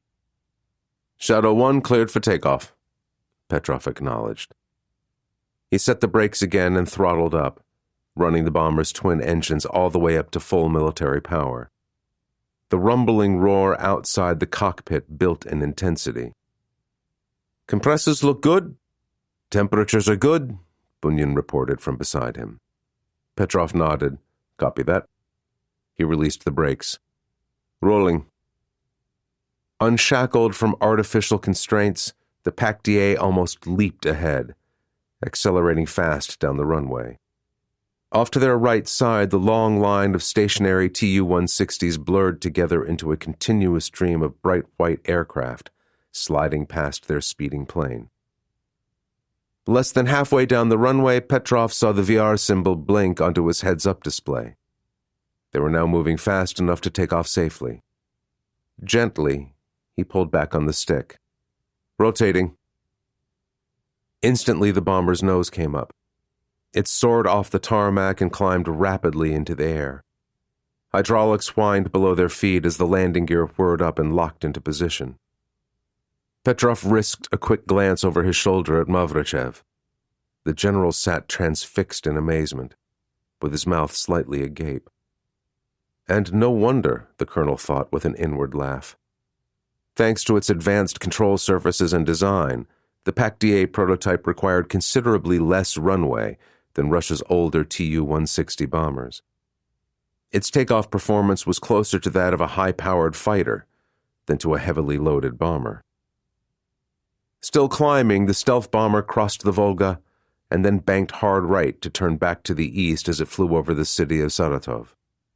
For a few moments, its oddly shaped wing was lit from behind by the last rays of the setting sun, and then it vanished, swallowed up by the swiftly gathering dusk. 15. Over the Yenisei River, central Russia. 3 hours later. 5,000 meters above a pitch-black landscape of primeval forests and a wide river that wound north toward the distant Arctic Ocean, 4 aircraft flew onward beneath the vast dome of a star-speckled sky. Green, red, and white navigation lights marked the relative positions of the PAC-DA bomber prototype, the 4-engine Ilyushin IL-78M90A refueling tanker, and the 2 Su-57 stealth fighters assigned to escort the tanker to this mid-air rendezvous. Unhurriedly, with painstaking effort, Colonel Alexei Petrov maneuvered into position behind the humpbacked tanker aircraft. Small bright lights outlined the drogue basket streaming behind the IL-78. He'd locked the basket into the bomber's sophisticated IR targeting system. Steering, speed, and range indicators glowed across his HUD. They changed constantly as he closed in, making infinitesimally small adjustments to his stick and throttles. Minutes earlier, he had extended their refueling probe from its normal stowed position inside a compartment along the right side of the PAC-DA's nose. Now it was just a question of mating the probe with the drogue basket as it wobbled and danced in the big Ilyushin's wake. Using a steerable boom system like that pioneered by the U.S. Air Force would be faster and more efficient, Petrov knew. Unfortunately, for some reason known only to its aircraft designers, Russia had never bothered to adopt the more advanced technique. The lighted drogue basket grew steadily larger through the canopy as he drew nearer. And now Petrov had become one with his aircraft. The PAC-DA's stick and throttles were simply extensions of his own body. Like a skilled dancer reacting instinctively to the improvised moves of his partner, he followed the movements of the drogue as it juddered and bounced through turbulent air. Easy, easy, he thought. Almost there. Capture.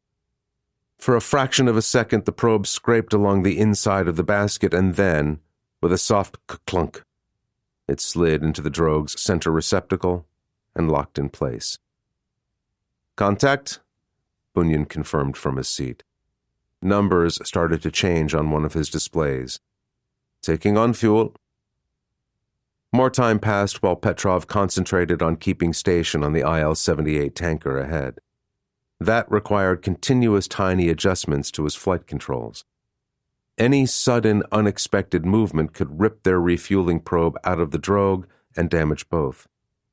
Despite the cool air flowing from the PAC-DA's climate control system, droplets of sweat were beading up under his flight helmet and oxygen mask. "We're topped off," Bunyan reported. "All fuel tanks are full." "Mat Kuritsa. Mother Hen, this is Shadow 1, Petrov radioed. "We're gassed up and ready to break away." "Copy that, Shadow," the tanker pilot replied. "Clearing away on your signal." "Mother Hen, execute breakaway now," Petrov ordered. At the same time, he pulled his engine throttles back a notch and pushed his stick forward slightly. The bomber's nose dipped a few degrees. The noise of their NK-65 turbofans diminished as they descended a couple hundred meters. In the same moment, the big Ilyushin up ahead of them increased its own speed and climbed away. The tanker was already banking into an easy left turn that would take it back west toward its home base southeast of Moscow. The big IL-78's two Su-57 fighter escorts rolled in behind it. Instantly, the drogue and refueling probes separated in a quick plume of aerosolized fuel. Bunyan tapped an icon on his display. The probe retracted back into the PAC-DA's nose. Numbers flickered across Petrov's HUD as their computer recalculated the aircraft's estimated RCS, its radar cross-section. Without the awkward, angular shape of the fuel probe sticking out in front, they should now appear to be only about the size of a large bird to any radar hunting them. He glanced across the cockpit toward Bunyan. "Now we get serious, Oleg." His co-pilot nodded.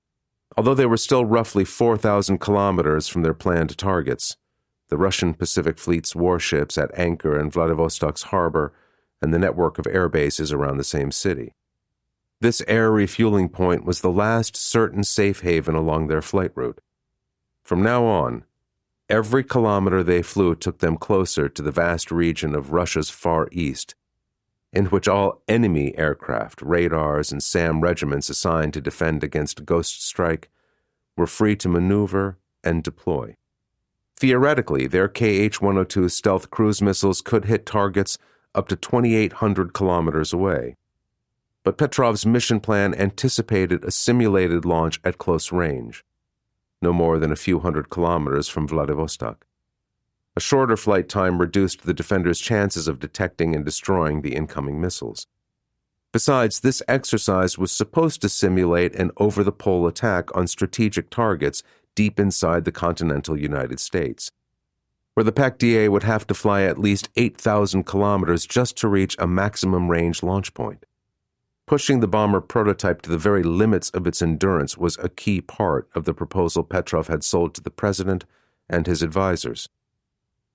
"Okay, let's configure the aircraft for a prolonged low-altitude flight," Petrov said matter-of-factly. "We're going to come in right on the deck, moving like a bat out of hell." Bunyan nodded. His fingers danced across displays as he brought up the bomber's digital terrain following system and started entering waypoints. From the seat behind the co-pilot, Major General Mavrichev leaned forward, unable to hide his surprise. "You plan to make your penetration run at low altitude? Why? The American B-2s fly and attack at high altitudes, don't they?"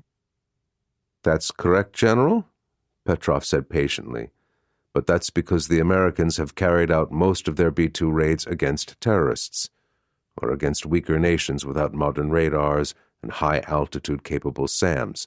That's not who we're up against tonight. We're facing the first team, and every radar station, air defense regiment, and fighter interceptor between here and Vladivostok already knows we're coming. We might be stealthy enough to slip past them up high, but why press our luck when we don't have to? True, a low-level penetration flight will burn more fuel, but we've got plenty of gas right now, thanks to Mother Hen, and I'll trade fuel for surprise any day." As if to confirm his words, a string of new alerts blinked into existence on one of his full-color displays. The same alerts also appeared on Bunyan's screens. "Multiple X-band and L-band airborne radars detected at high altitude ahead of us," his co-pilot reported. "The computer evaluates them as a mix of Su-27s, Su-30s, and Su-35s, all backed by at least one Beriev A-100 AWACS plane." "Signal strength?" Petrov demanded sharply. "Very weak," Bunyan assured him. "They seem to be flying patrol patterns several hundred kilometers due east of us." Petrov smiled narrowly. The air defense commanders assigned to find and kill them in tonight's exercise weren't taking any chances either. They'd deployed a strong intercept force right on the edge of the allowed perimeter. Inside, he felt a moment's regret that Ghost Strike was nothing but a sham. Actually making an attempt to penetrate those tight defenses would have been a remarkable challenge. one requiring every ounce of his tactical and flying skills. Then he stiffened as two high-pitched tones warbled in his headset. The Pactier's IR sensors had picked up two new contacts, this time moving in from behind them. He toggled a switch on his stick, switching to the view from one of the bomber's rear-facing thermal cameras. Two ghostly green-tinted images appeared on his helmet visor. They were closing fast. "What the hell are those clowns doing?" Petrov growled. The two Su-57 stealth fighters that had been escorting the IL-78 air tanker had abandoned their charge and were now chasing after the Pactier. Mavrichev leaned forward again, this time with a satisfied smile on his face. "I made a small alteration to your original operations plan, Colonel. Those fighters will accompany us as our escorts, at least until their fuel runs low. If any of those patrolling interceptors you've already detected ahead spot us in turn, the Su-57s will engage and destroy them, opening a clear path to your targets." He sat back in his seat, looking even more pleased with himself. "And, as an added bonus, having friendly fighters along will let you test this aircraft's secure communication systems under realistic conditions." Petrov's jaw tightened. Beside him, he noticed Bunyan surreptitiously roll his eyes in disgust. The whole point of a stealth bomber was that it didn't need a fighter escort. If anything, adding more aircraft to the mission package only increased the odds they would be detected. But Mavrichev was a dinosaur who'd cut his teeth as a younger officer flying lumbering Tu-95 turboprops and supersonic Tu-160 swing-wing bombers, both aircraft types with enormous radar cross-sections. The general's understanding of strike tactics must have ossified years ago, Petrov concluded with justified contempt. Outside, the two sleek-looking Su-57s separated and slid into positions 4 kilometers off the larger bomber's wingtips. "More uninvited guests at my private party," he thought coldly.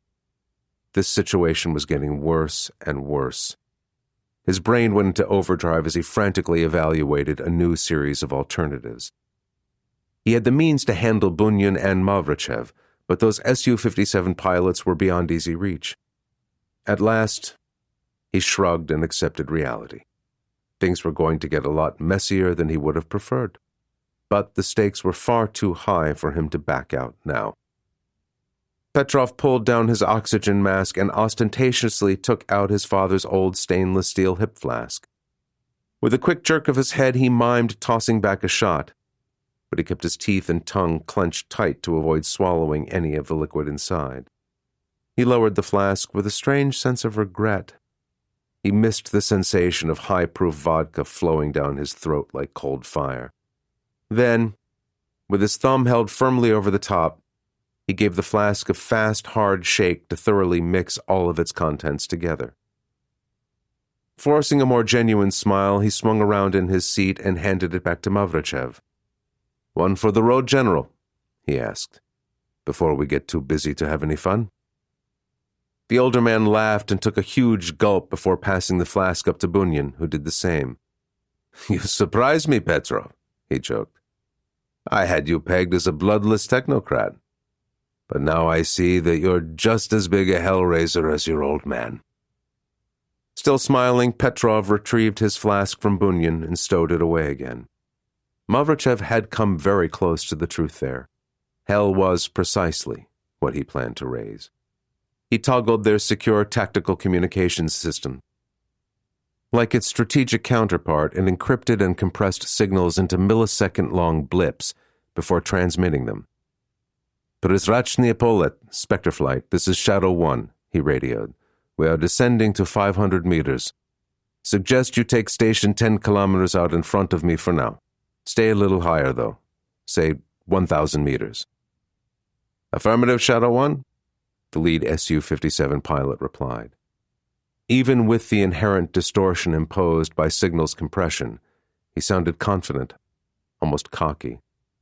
"We'll swat any hostiles out of your way as needed."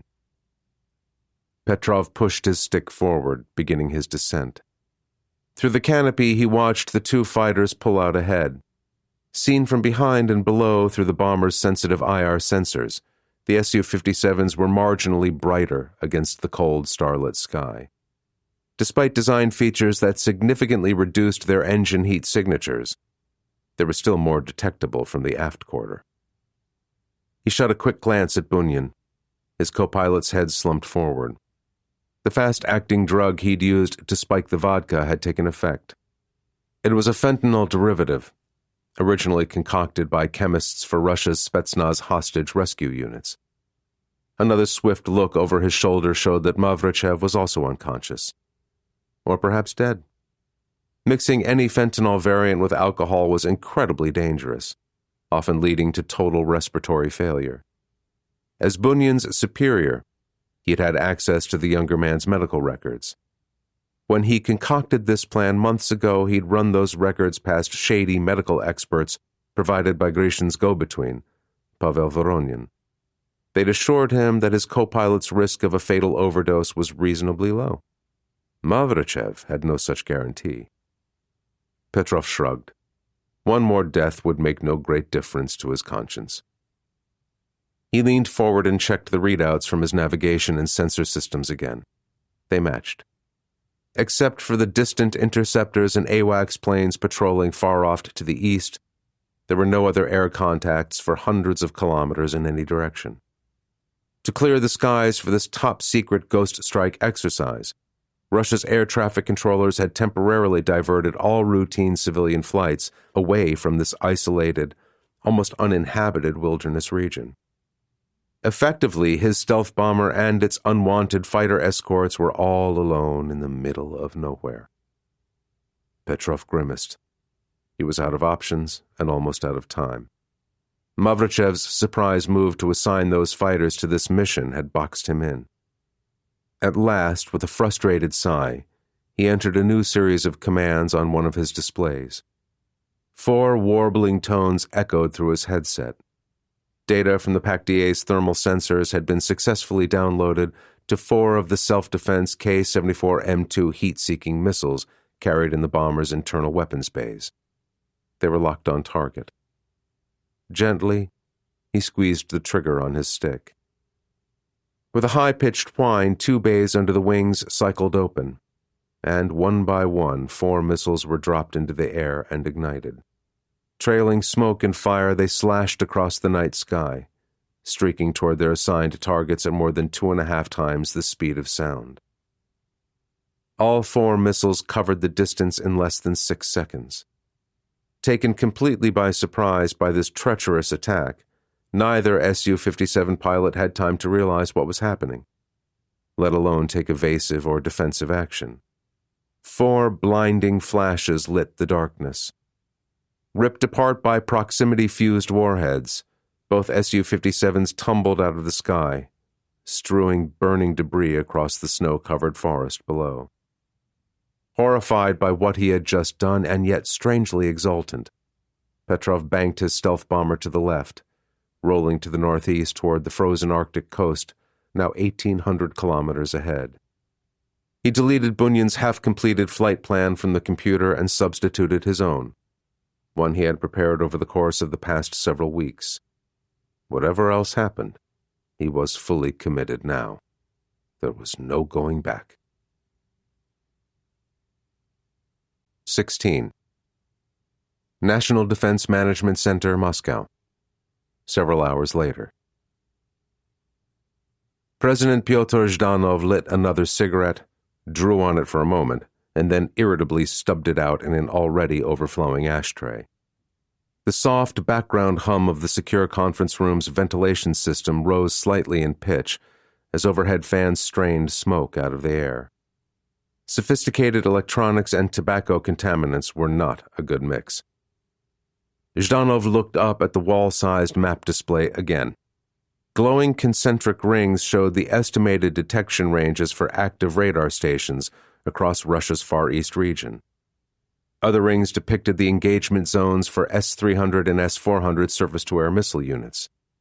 Fighter icons showed the current reported locations for patrols scouring the skies for any sign of the PAC-DA stealth bomber prototype. He scowled. Nothing seemed to have changed.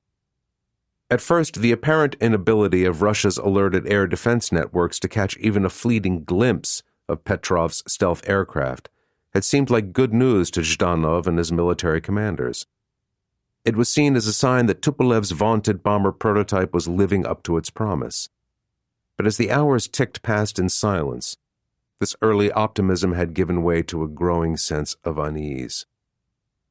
Impatiently, Zhdanov swung around on Lieutenant General Yevgeny Rogozin.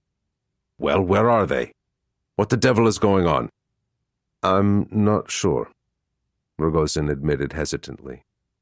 The chief of Russia's Air Force used a control to sketch a glowing line across the digital wall map, one that crossed the coast considerably north of Vladivostok, and then curved back over the Pacific Ocean toward ghost strikes assigned targets. "It's possible that Petrov has chosen a longer, more elaborate flight path to evade our defenses.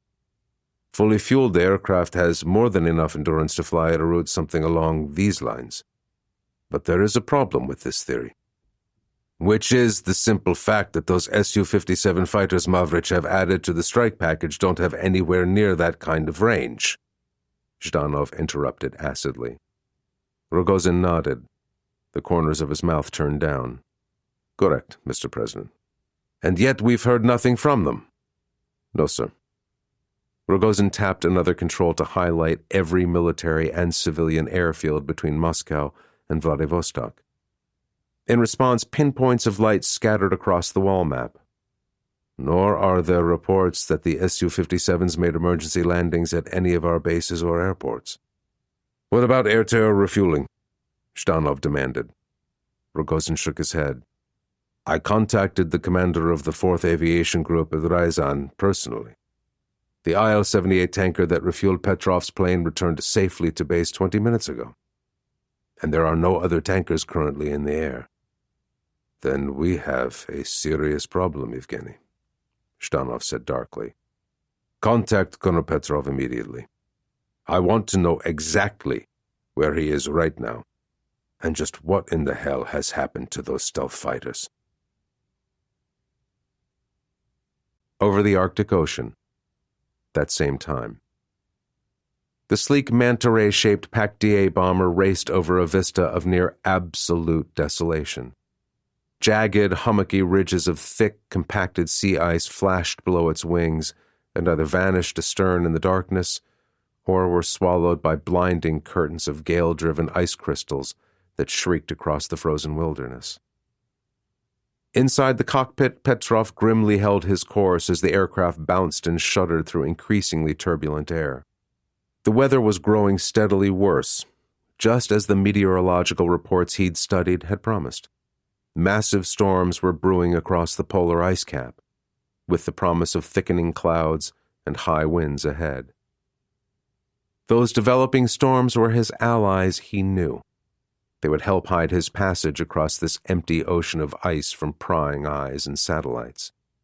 And few of those who would soon be hunting him would believe he was crazy enough to risk flying through swirling maelstroms of wind and snow, powerful enough to snatch his aircraft out of the sky and dash it into the sea in the blink of an eye. Another gust slammed into the speeding bomber. Swearing under his breath, Petrov trimmed it back to level flight.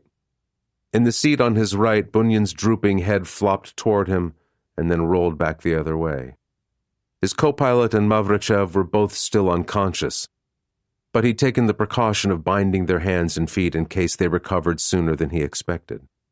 He'd also stowed their personal sidearms well out of reach. He had no intention of giving either of his prisoners the chance to do anything stupidly heroic and futile. Red-flagged alert messages suddenly rippled across the large display he'd configured to manage the Pac-DA's sensors and defense systems.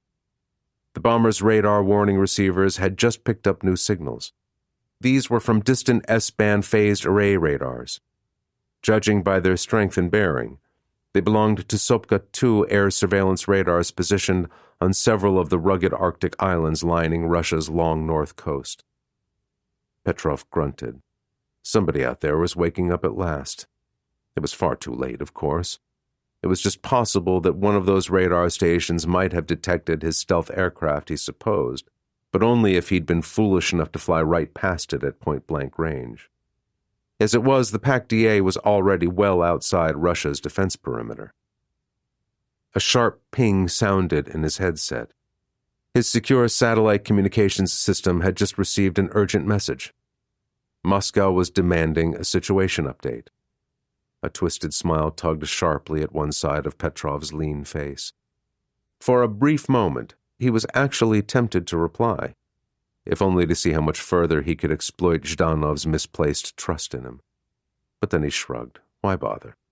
The president and his advisors would learn the horrifying truth soon enough. Or at least part of it, he thought with eerily detached amusement. Like the malignant tumor inexorably gnawing away at his brain, the full truth of what he planned was something he intended to reserve for himself. For the time being, anyway. Ignoring Moscow's increasingly frantic and repeated signals, Petrov flew on, racing north across the polar ice cap toward a darkening mass of storm clouds. Over central Russia. A short time later. A pair of multi-role two-seater Su-30 fighters sped across the forest canopy at high speed. Their NO-11M bars pulse Doppler phased array radars were radiating in both air-to-air and air-to-ground modes. They had been urgently vectored to this area, the site of the missing PAC-DA's mid-air refueling rendezvous. It was the last place anyone could confirm seeing the stealth bomber prototype and its Su-57 fighter escorts. Aboard the lead fighter, Major Valentin Yakunin scanned the night sky ahead of them and periodically checked his radar displays. He was searching for any sign of an air contact, no matter how faint or fleeting. So far he had seen absolutely nothing, which made sense, he thought disgustedly, because there was nothing to see. Considering how many hours had passed since the PAC-DA refueled over this uninhabited wilderness, this was the very definition of a wild goose chase. By now, the prototype stealth bomber could be thousands of kilometers away in any one of a dozen different directions. Moscow was clutching at straws. "Are you getting anything significant back there, Ivan?" he asked his weapons officer. In the Su-30's rear seat, Captain Ivan Saltykov had his head down to monitor his own instruments and displays. He was focused on returns from their ground-to-air radar and on the green-tinged thermal images captured by their forward-looking infrared sensor pod. "Not yet," he admitted. "So far I've detected trees and more trees, plus a lot of trees. Oh, and some more trees." "Well, make sure you don't miss the forest," Yakunin said dryly. "I understand there's supposed to be a very large one somewhere around here." A quick check of their navigation system showed that they were now more than 50 kilometers east of the stealth bomber's last reported position. Suddenly, Saltykov snapped. "Hold on, I've got something, Major. I'm picking up a signal over the emergency channel." Quickly, he pushed a toggle on one of his panels to feed the incoming transmission to their shared intercom channel. Through his headset, Yakunin heard a shrill staccato series of beeps. The sequence faded briefly and then started up again, repeating the same tone pattern. "Christ, that's an emergency locator beacon," he realized. Like their Western counterparts and most civilian airplanes, all Russian military aircraft carried a transmitter designed to activate automatically in the event of a crash. "And I see where it's broadcasting from," Saltykov said, sounding sick to his stomach. Both the fighter's ground-to-air radar and its forward-looking infrared pod were showing the same thing. A wide scar torn through the forest. In and among the splintered and broken trees was a mass of wreckage, the mangled remains of an Su-57 fighter. "Hunter 1, this is 2. Yakunin heard his wingman in the second Su-30 reply after he frantically relayed the news of what they'd seen on the ground. "We just spotted more debris ourselves, several kilometers to the south of that first plane." "Is it the stealth bomber?" he asked. My God, he wondered. Could there have been some sort of disastrous mid-air collision between the PAC-DA and its escorts? One that destroyed all 3 aircraft before any of them could radio for help? "Negative, Hunter 1. This second downed aircraft is definitely the other Su-57. There's no sign at all of the PAC-DA prototype. Yakunyan's eyes widened. Whatever had destroyed those two stealth fighters, it couldn't be an accident. He switched radio frequencies again to contact their home airbase near the border with Mongolia. Domna Control, this is Hunter 1. Patch me through to the NDMC in Moscow and make it quick. National Defense Management Center, Moscow. Moments later. When he understood what the Su-30 crews had discovered, Zhdanov slumped back in his chair. He felt the blood drain from his face. His pulse hammered wildly in his ears, louder even than the other equally shocked voices ringing out across the crowded conference room. Fighting for a small measure of self-control, he swung toward Lieutenant General Rogozin. Evgeny, are those pilots really claiming that our Su-57s were shot down? Looking pale himself, the Air Force commander nodded. It appears so, Mr. President. He swallowed hard. To confirm their assessment fully, we'll need to dispatch investigative teams by helicopter from Kansk Air Base. But the indications seem clear and unmistakable. Both fighters appear to have crashed almost simultaneously, as though they were struck by air-to-air missiles at virtually the same instant. Missiles fired from our own stealth bomber? Zhdanov asked, unable to suppress the absurd hope that there was some other explanation for this catastrophe. Yes, Mr. President, Rogozin grimaced. I'm afraid that is the only logical possibility. Zhdanov stared at him, which means that the PAC-DA's crew has gone rogue. Very reluctantly, Rogozin nodded again. And they've taken our most advanced aircraft and a full load of nuclear-armed long-range cruise missiles with them, he added quietly. And General Mavrichev, what about him? Rogozin frowned. I suspect he's either a prisoner or dead. Neither Petrov nor Bunyan knew he would be aboard until the very last minute before they took off. So it's unlikely he was a member of their conspiracy. But why? Zhdanov demanded. What can these traitors possibly hope to gain? Rogozin sat silent. I asked you a question, General, Zhdanov snapped. Deep inside, he felt the faint stirring of white-hot rage. He welcomed it in place of the unreasoning fear that had gripped him only moments before. Fury was a leader's prerogative. Fear was only a mark of weakness. The other man shook himself. He sighed. 3 horrifying possibilities suggest themselves, Mr. President, he said slowly. Go on, Zhdanov growled. First, Petrov and Bunyan have decided to carry out a surprise attack against a foreign adversary, either the Americans or the Chinese, for some insane, unfathomable reason of their own. Zhdanov stared at Rogozin in consternation.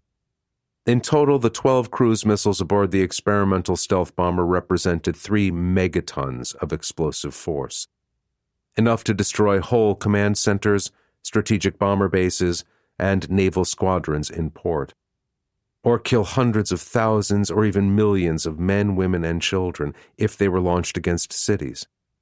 And the deliberate detonation of even a single one of their 250-kiloton warheads could easily trigger an all-out nuclear confrontation. But of themselves, those 12 stolen missiles did not even come close to representing enough military power to actually win a war against either the United States or the People's Republic of China. Petrov and his co-pilot must know that, which would make any decision to fire the weapons an act of utter nihilism. The second possibility is that the bomber's crew has rebelled against Moscow and intends to decapitate the current government, again for some motive we do not yet understand. Rogozin continued grimly. Zhdanov flinched. His eyes darted to the map. If that's so, we could be under attack. Now, Rogozin confirmed. Given their low-altitude cruise speed, any missiles fired in our direction from maximum range may strike this complex in the Kremlin at any moment. Zhdanov gritted his teeth. "You seem very calm about this situation, Evgeny," he snarled. Rogozin shook his head gravely. "No, just realistic, Mr. President. The KH-102s have a circular error probability of less than 10 meters. If Petrov has already fired missiles in our direction and they detonate on target, we'll be dead before we even know what's happening." "How comforting," Zhdanov ground out. "And your third nightmare scenario?" "That the crew is defecting, with their aircraft to either the United States or the People's Republic of China," Rogozin said flatly. "Of their three possible options, I consider this the most probable, since it does not require them to contemplate the murder of millions, including their own countrymen and families. One man's developing madness might have slipped past our psychological screening, but not two." Unable to control his temper any further, Zhdanov slammed his fist down on the table, sending his ashtray skittering away in a cloud of cigarette butts and ash. "Fuck your bullshit probabilities, General. Whether Petrov and his co-pilot are lunatics or mere traitors and criminals doesn't matter. I want that prototype found and destroyed, before this disaster completely blows up in our faces." He stabbed his finger at the wall map. "Put every SAM regiment, radar station, and fighter unit across the whole country on the highest possible state of alert. That goes double for all our air defenses around Moscow itself." "There are a large number of foreign civilian airliners and cargo planes crossing through our airspace right now," Rogozin reminded him. "Shut the transpolar air routes down, all of them," Zhdanov ordered, "and closely monitor any aircraft still in our skies. If any of them deviates from its filed flight plan to the slightest degree, I want that plane intercepted immediately and forced to land for closer inspection. Understand?" "Yes, sir," Rogozin agreed. He hesitated again. "But if the crew is defecting, or if they're crazy enough to launch a sneak attack on the Americans or the Chinese, the Pac-DA stealth bomber could already be well beyond our borders. If they're defecting, our forces will hunt Petrov and Bunyan down later and kill them, no matter where they've fled," Zhdanov said coldly. "I will not show mercy to traitors." He stood up. "But in case they have lost their minds and are trying to start a war or launch some sort of half-assed coup, we'll evacuate our key people, starting now." His movement sparked a general push toward the doors. Elevators ran deep underground from the National Defense Management Center. They connected with the secret labyrinth of subway tunnels built during the long Cold War. In the event of any attack on Moscow, trams were always on standby to hurry Russia's top civilian and military leaders to safety in one of two heavily protected command bunkers kilometers outside the city. "It might be wise to contact Washington and Beijing by hotline to brief them on this situation," Rogozin pointed out carefully, "to avoid any unfortunate misunderstandings." "Absolutely not," Zhdanov snapped. "I will not humiliate myself in front of the Americans or the Chinese. Not until I have no other choice." 17. Emergency Conference Room, National Military Command Center under the Pentagon, Washington, D.C. A short time later. The emergency conference room lay buried several levels beneath the Pentagon. Roughly the size of a small theater or a school auditorium, it was dominated by a long rectangular table. Every position at this central conference table had its own secure communications links to different military and intelligence commands around the globe.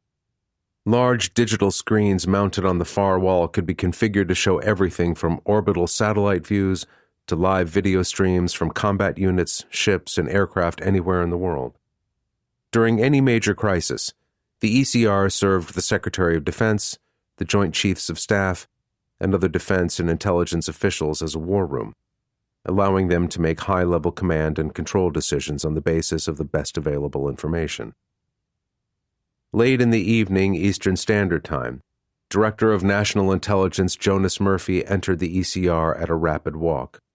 The room was filling up fast as Pentagon officials and senior officers representing all 6 uniformed military branches arrived for this hastily convened meeting. Murphy waved the 2 aides who'd accompanied him over to a row of chairs reserved for staff and took his own seat among the decision-makers at the central table. He nodded politely to Bill Taylor, the Secretary of Defense, who would chair this meeting. The other man's thick, black-framed glasses and unkempt white hair made him look a bit like an absent-minded professor. But anyone who judged him on his appearance was in for a shock. A highly successful tech entrepreneur before coming to D.C., Taylor possessed a razor-sharp mind, one capable of juggling enormous amounts of detail without losing sight of the bigger picture. Murphy privately saw him as a huge improvement over the last incumbent at the Defense Department, a slick corporate type who'd seemed far more interested in self-promotion and favorable media reviews than in military readiness and the national interest. Taylor pushed his glasses back up his nose and nodded in return. "You know anything about all this Russian shit that's just hit the fan, Jonas?" he asked conversationally. "I may have a few ideas," Murphy allowed. How many of his cards he played during this meeting would depend entirely on the situation. The ECR was one of the most secure places in the Pentagon, perhaps in the whole world.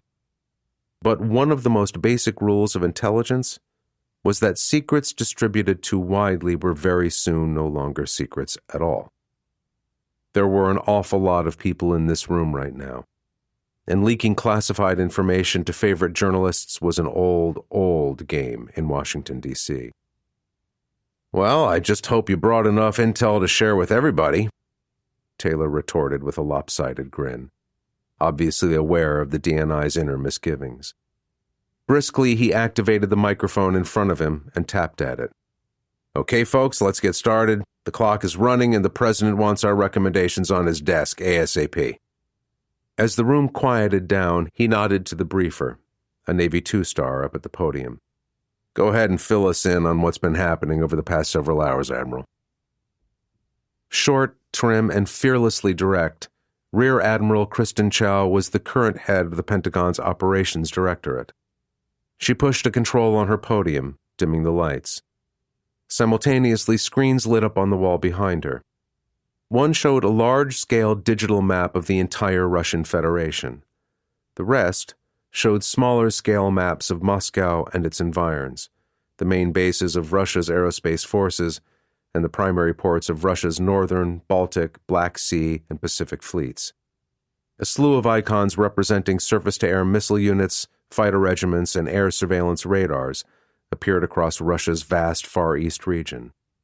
Beginning approximately 8 hours ago, our reconnaissance satellites and other assets detected a much higher operational tempo across this area, the Admiral said tersely. Combined with the temporary closure of Polar Route 1 across central Russia by Moscow, we assessed this activity as signaling the start of a large-scale air defense exercise of some kind. An exercise that we were not informed about in advance, despite the Kremlin's clear treaty obligations, Taylor commented dryly. "No, sir," Chow agreed. Her expression was unreadable. But as you know, Moscow honors its diplomatic obligations sparingly, if at all. "And even then, often only by accident," Taylor said with a cynical snort. Chow smiled thinly. "So it seems, Mr. Secretary?" "So what's changed?" "A great deal," the Admiral said simply. She touched another control. Dozens of new icons flashed into existence across the map of Russia and the smaller screens which showed close-up views of its most important political, military, and industrial centers. Approximately 65 minutes ago, SIGINT, Signals Intelligence, intercepts and new satellite imagery confirmed that Moscow has ordered all of its air defense regiments, radars, and combat air units to their highest alert status. At the same time, the Russians have also closed all transpolar air routes across their territory. No new international flights are being allowed into their airspace. "What's the Kremlin's explanation for this sudden flurry of activity, Kristen?" the Air Force Chief of Staff, General Frank Neary, asked. She shrugged. There isn't one, sir. Her gaze was unwavering. We've reached out on the hotline, but we're not getting responses from any senior Russian officials, either military or civilian. They're not taking our calls? Neary asked in disbelief. Either that or President Zhdanov and his top people are all still in transit to safe locations, Chow said bluntly. Like the nuclear command and control bunkers outside Moscow, or their new Mount Kozvinsky Common Special Facility deep in the northern Urals. Neary stared at her, as did almost everyone else in the emergency conference room. Are you seriously suggesting that the Russians are preparing for war? We can't ignore the possibility. She brought up a series of satellite images. They showed dozens of advanced fighter aircraft and Tu-160M2, Tu-22M, and Tu-95 heavy bombers being fueled and armed at bases across the Russian Federation. There is a serious concern that all of this unprecedented activity could be the prelude to a surprise military move against the United States or some of our allies. That created a tremendous stir across the crowded room. Taylor leaned forward. Behind his thick lenses, the Secretary of Defense's eyes were watchful. Do we have any intelligence that might argue against that rather unnerving possibility, Admiral? Yes, sir, Chow admitted. She tapped another button. New images appeared, these showing the docks and submarine pens around Murmansk and Vladivostok. So far, we see no indications that Russia's ballistic missile submarines or surface combatants are changing their peacetime operational patterns. More detailed satellite pictures appeared, this time of major Russian army bases.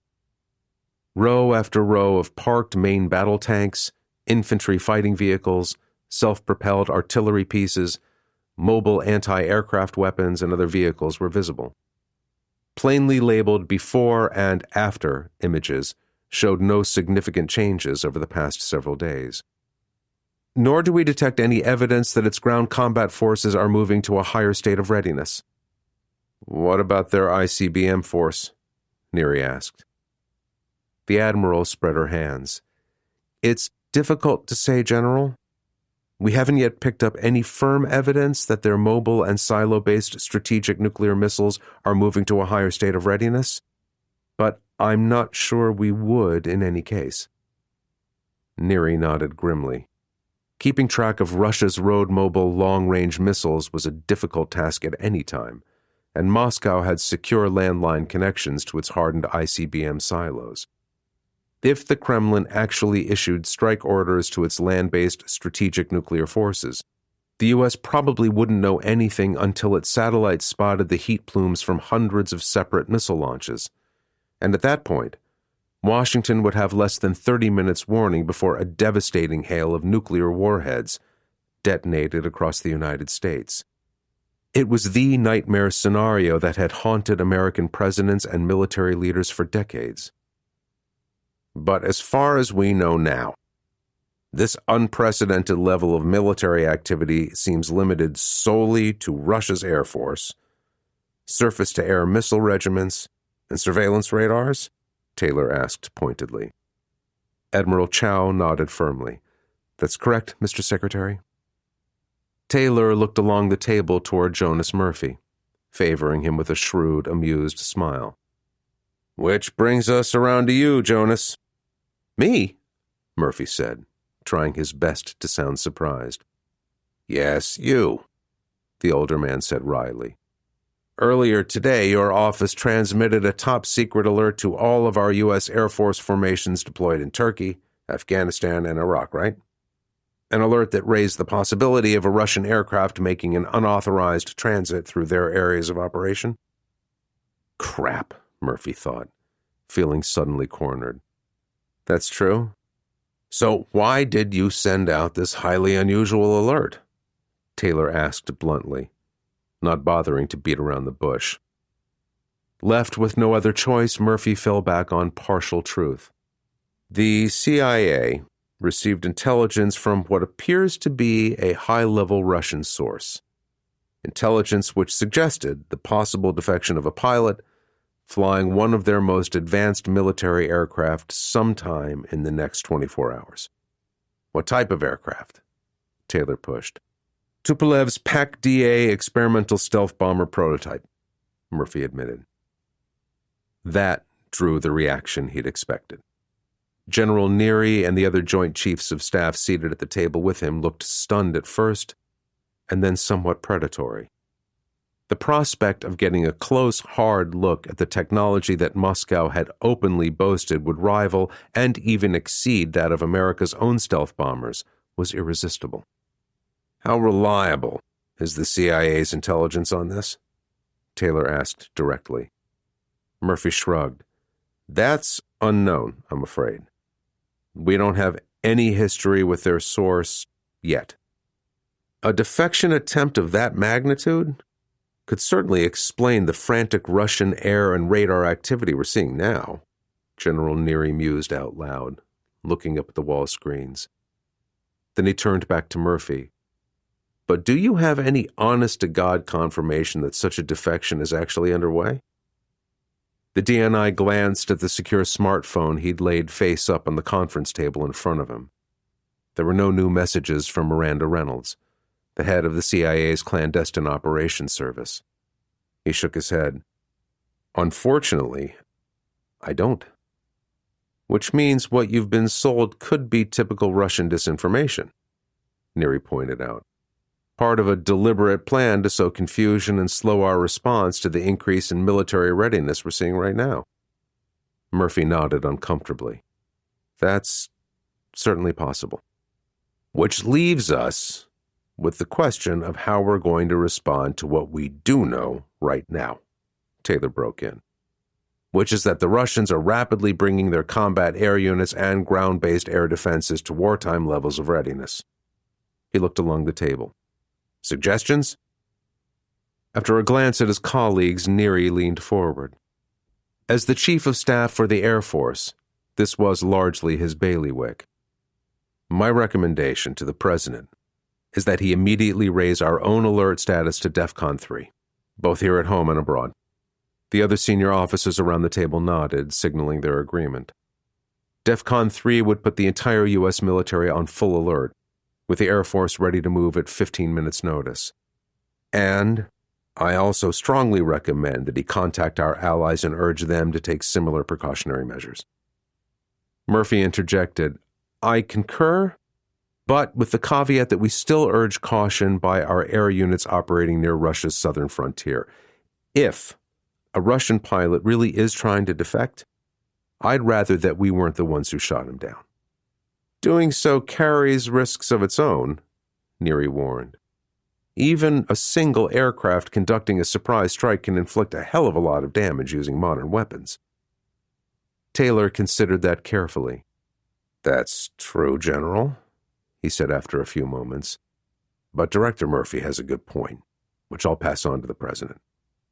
The Defense Secretary spread his hands.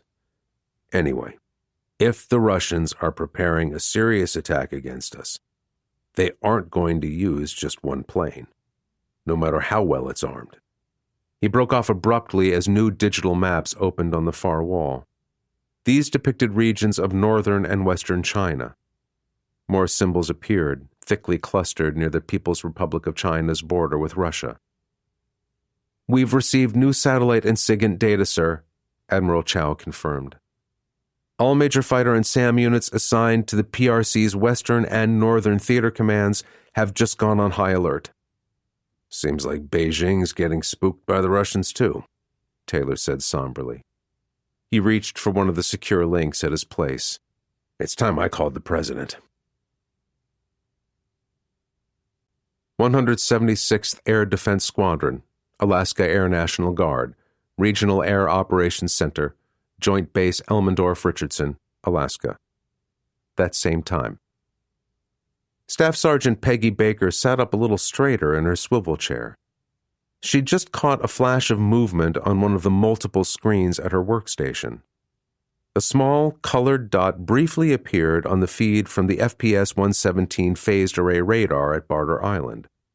It faded out for a few seconds, and then reappeared for another very short interval, before disappearing completely.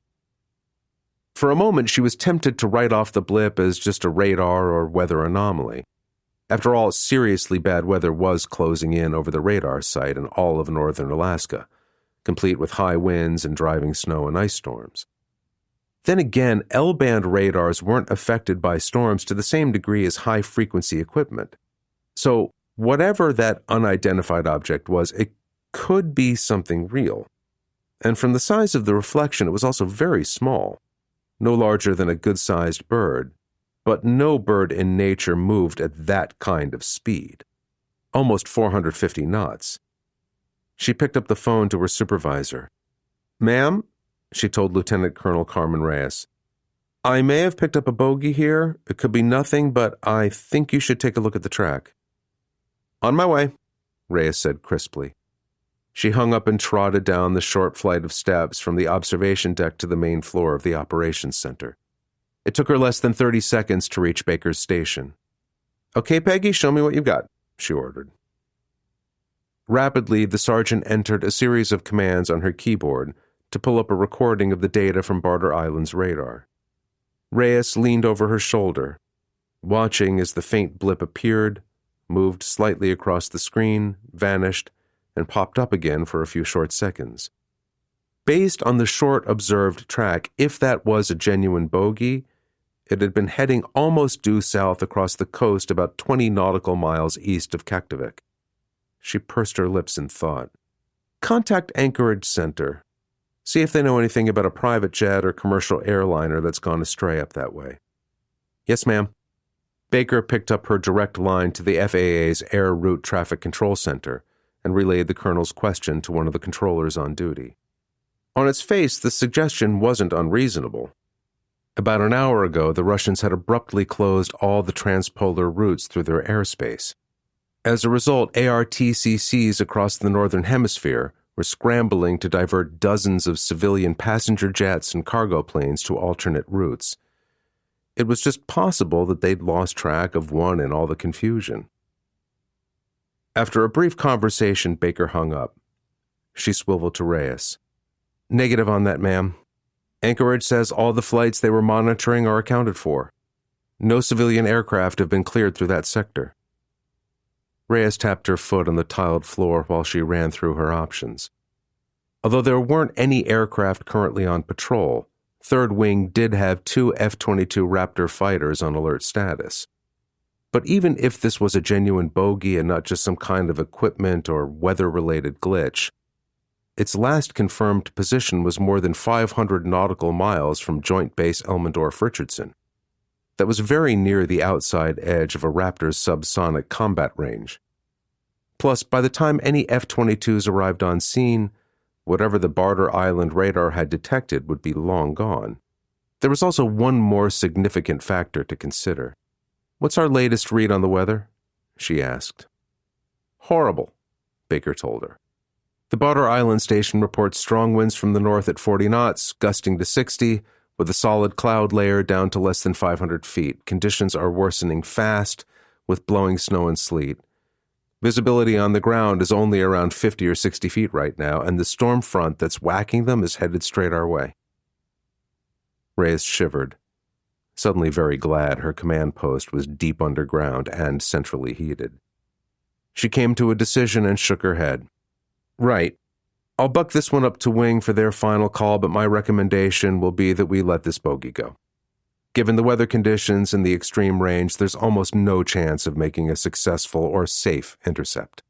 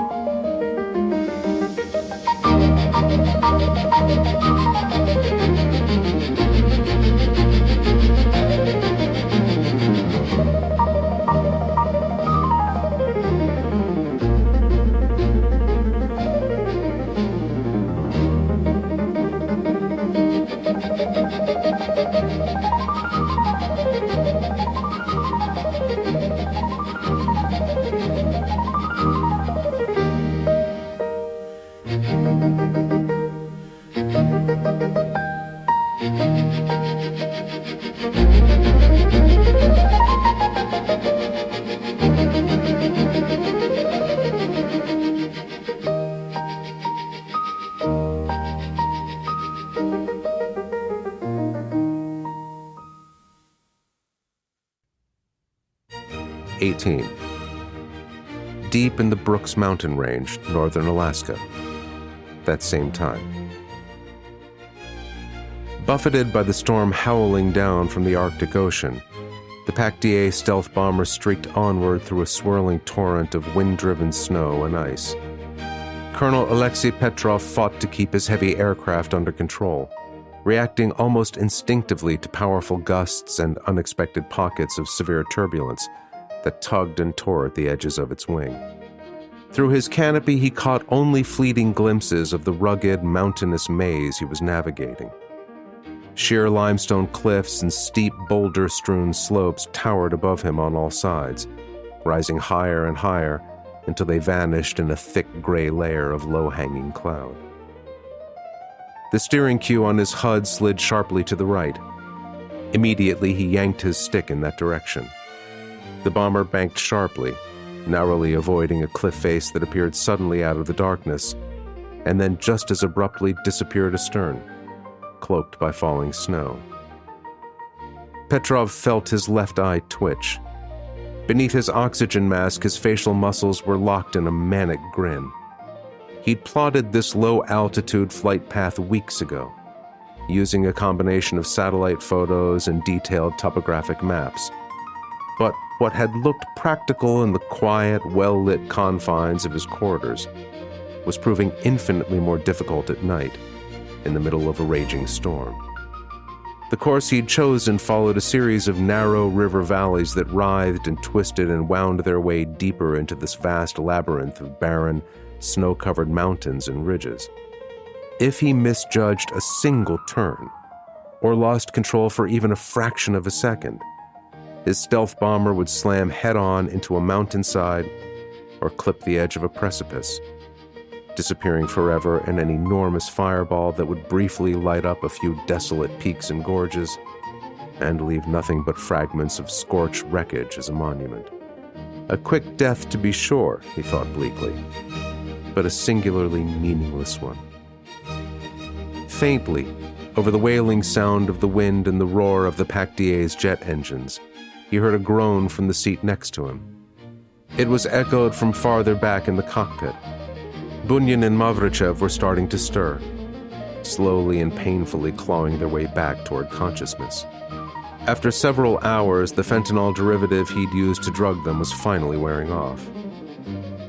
Petrov rolled the bomber back to the left, following the trace of an ice-covered river below as it curved back toward the southeast. Distances counted down on his HUD. He was very close to the Brooks Range Divide, a geological boundary separating the rivers and streams that ran north out of the mountains toward the Arctic Ocean from those that meandered south, deeper into Alaska and Canada's Yukon Territory. Now, his navigation cues spiked upward and he yanked back on the stick, pulling into a near vertical climb. His left hand shoved the throttles forward, going to full military power.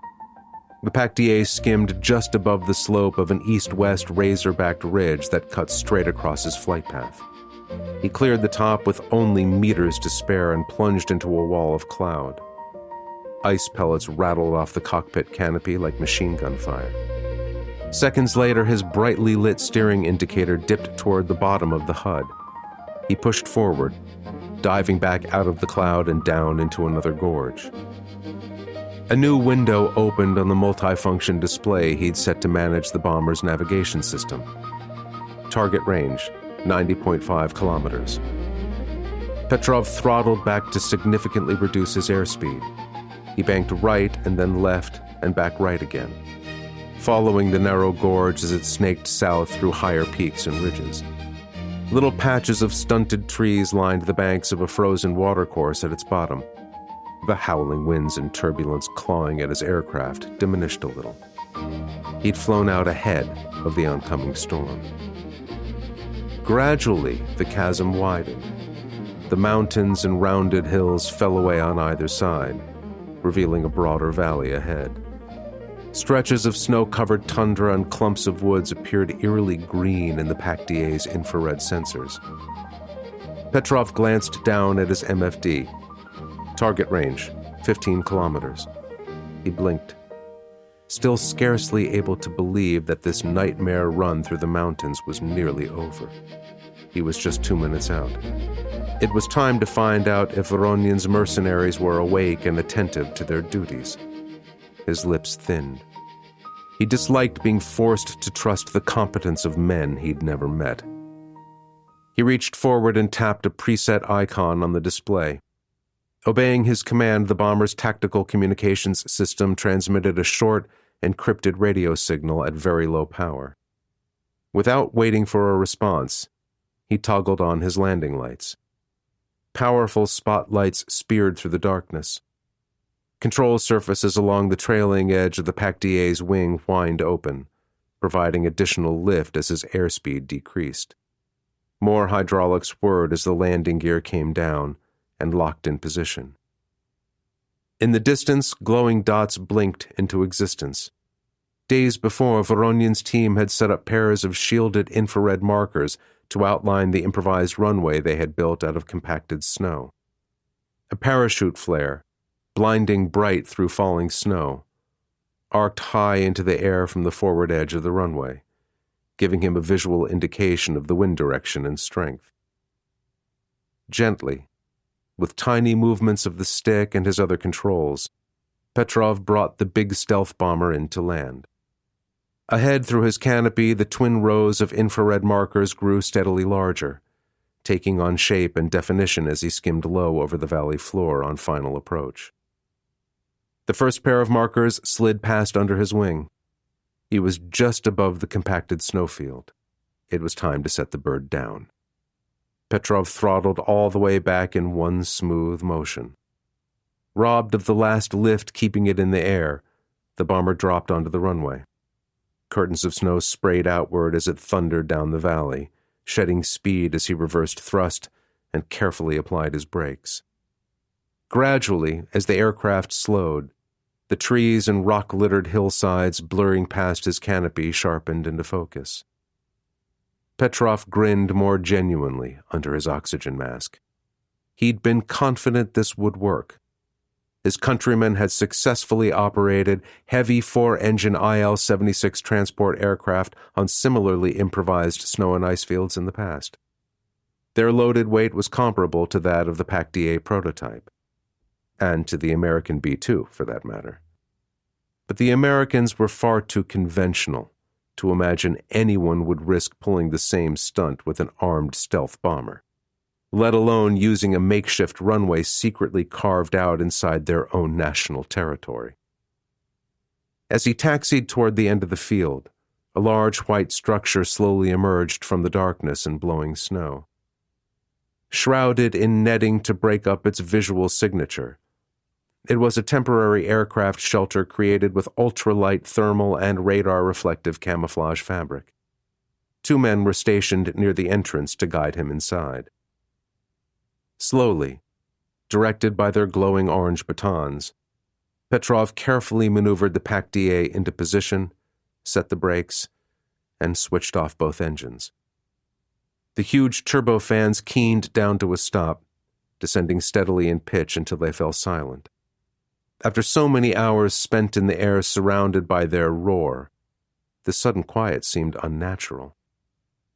He sat back with a relieved sigh, stripped off his headset, and unbuckled his straps. When he stood up, he noticed that both Bunyan and Mavrichev were wide awake now. They glared at him. "Welcome to America," he said cheerfully. "You fucking traitor," Mavrichev spat out in response. Petrov shook his head. "I sincerely hope not, General." He shrugged his shoulders. "This is a purely private enterprise operation, and if Moscow is wise, it will meet our price. Then you and Oleg there can fly the prototype home. You may not return as heroes, but at least you'll be the men returning a precious aircraft to its rightful owners." Without waiting for a reply, he brushed past them and unlatched the hatch. When it swung open in a blast of bitterly cold air, he slid down the ladder and dropped lightly onto the aircraft shelter's hard-packed snow floor. Shielded lanterns illuminated its cavernous interior. In their glow, Petrov saw a group of 3 hard-faced men waiting for him. They were bundled up against the sub-zero weather in parkas and fur-lined hoods. One stepped forward with a thin smile. "Congratulations on your success, Colonel. My name is Bondarovich. I'm in charge here." Petrov nodded briefly.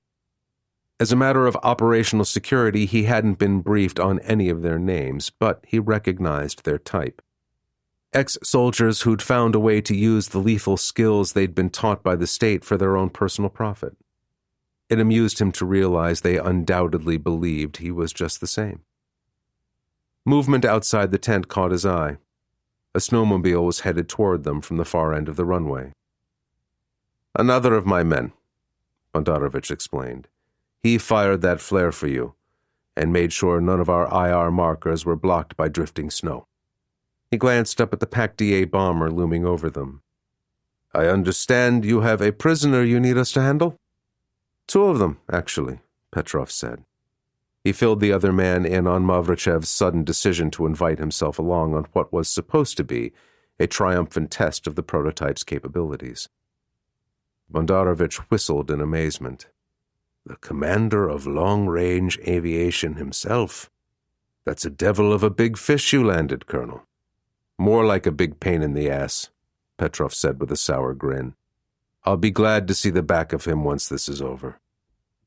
The other man nodded in amusement and ordered his men onto the plane to bring Bunyan and Mavrichev out.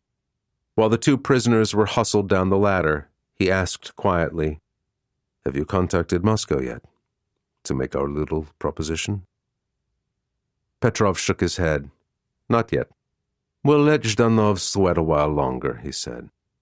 Suddenly aware of the piercing cold, he started to shiver. He zipped up his flight suit. "First, I need more suitable clothes, hot food, and some sleep, in that order." "That we can arrange," Bondarovich assured him. With the ex-Spetsnaz officer in the lead and Petrov right behind, the whole group headed outside toward a little cluster of tents hidden among some nearby trees. Bunyan and Mavrichev, untied now, stumbled along at the rear, sandwiched between two watchful guards. Their flashlight beams danced across the ground, piercing the darkness and blowing snow. Petrov noted that the wind was picking up fast. The storm he'd outrun in the mountains was almost on top of them. In 30 minutes or less, the landing he'd just made would have been completely impossible. He allowed himself to feel a moment of complete triumph. Despite all the unexpected obstacles thrown in his path, he'd succeeded in pulling off a masterpiece of operational planning and piloting skill.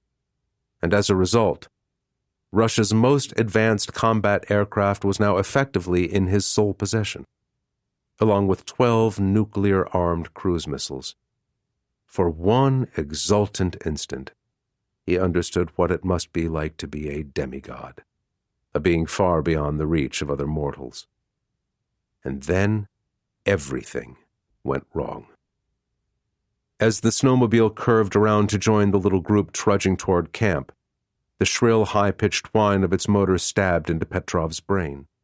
Together with the stress accumulated during his long and dangerous flight and the tumor growing unchecked inside his skull, that was more than enough to trigger a cascade of unbearable pain. Gripped by a sudden, blinding headache, he doubled over and vomited into the snow. Unable to stop himself, he moaned aloud in agony. Taken aback by his abrupt collapse, everyone else turned to stare at him in surprise. Everyone except Mavrichev. Seizing his opportunity, the stocky, bull-necked general stiff-armed the nearest guard, knocking the man sprawling backward into the snow. Free suddenly, he sprinted toward the idling snowmobile, and with a guttural shout, he hurled its surprised rider out of the saddle. Then, before anyone could move to stop him, he threw his leg over the machine, opened its throttle wide, and skidded away across the tundra, bent low over the handlebars as he accelerated. "God damn it!" Petrov snarled. Furious at the guards for their carelessness and at his own weakness for distracting them, he pushed Bondarovich away, lurched upright, and fumbled for his sidearm, a 9mm pistol. Fighting past the waves of pain still spiking through his brain, he leveled the weapon, aimed, and fired several times at the speeding snowmobile. Most of his shots went wide, but at least one 9mm round slammed into Mavrichek's back, high up in the middle of his right shoulder blade. Bright red blood spurted into the air.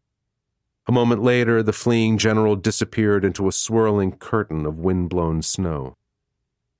Still shaking, Petrov wiped distractedly at the vomit smearing his chin, and then whirled toward Bondarovich. "Go on, get after him," he snapped. "There's no need," the other man said callously.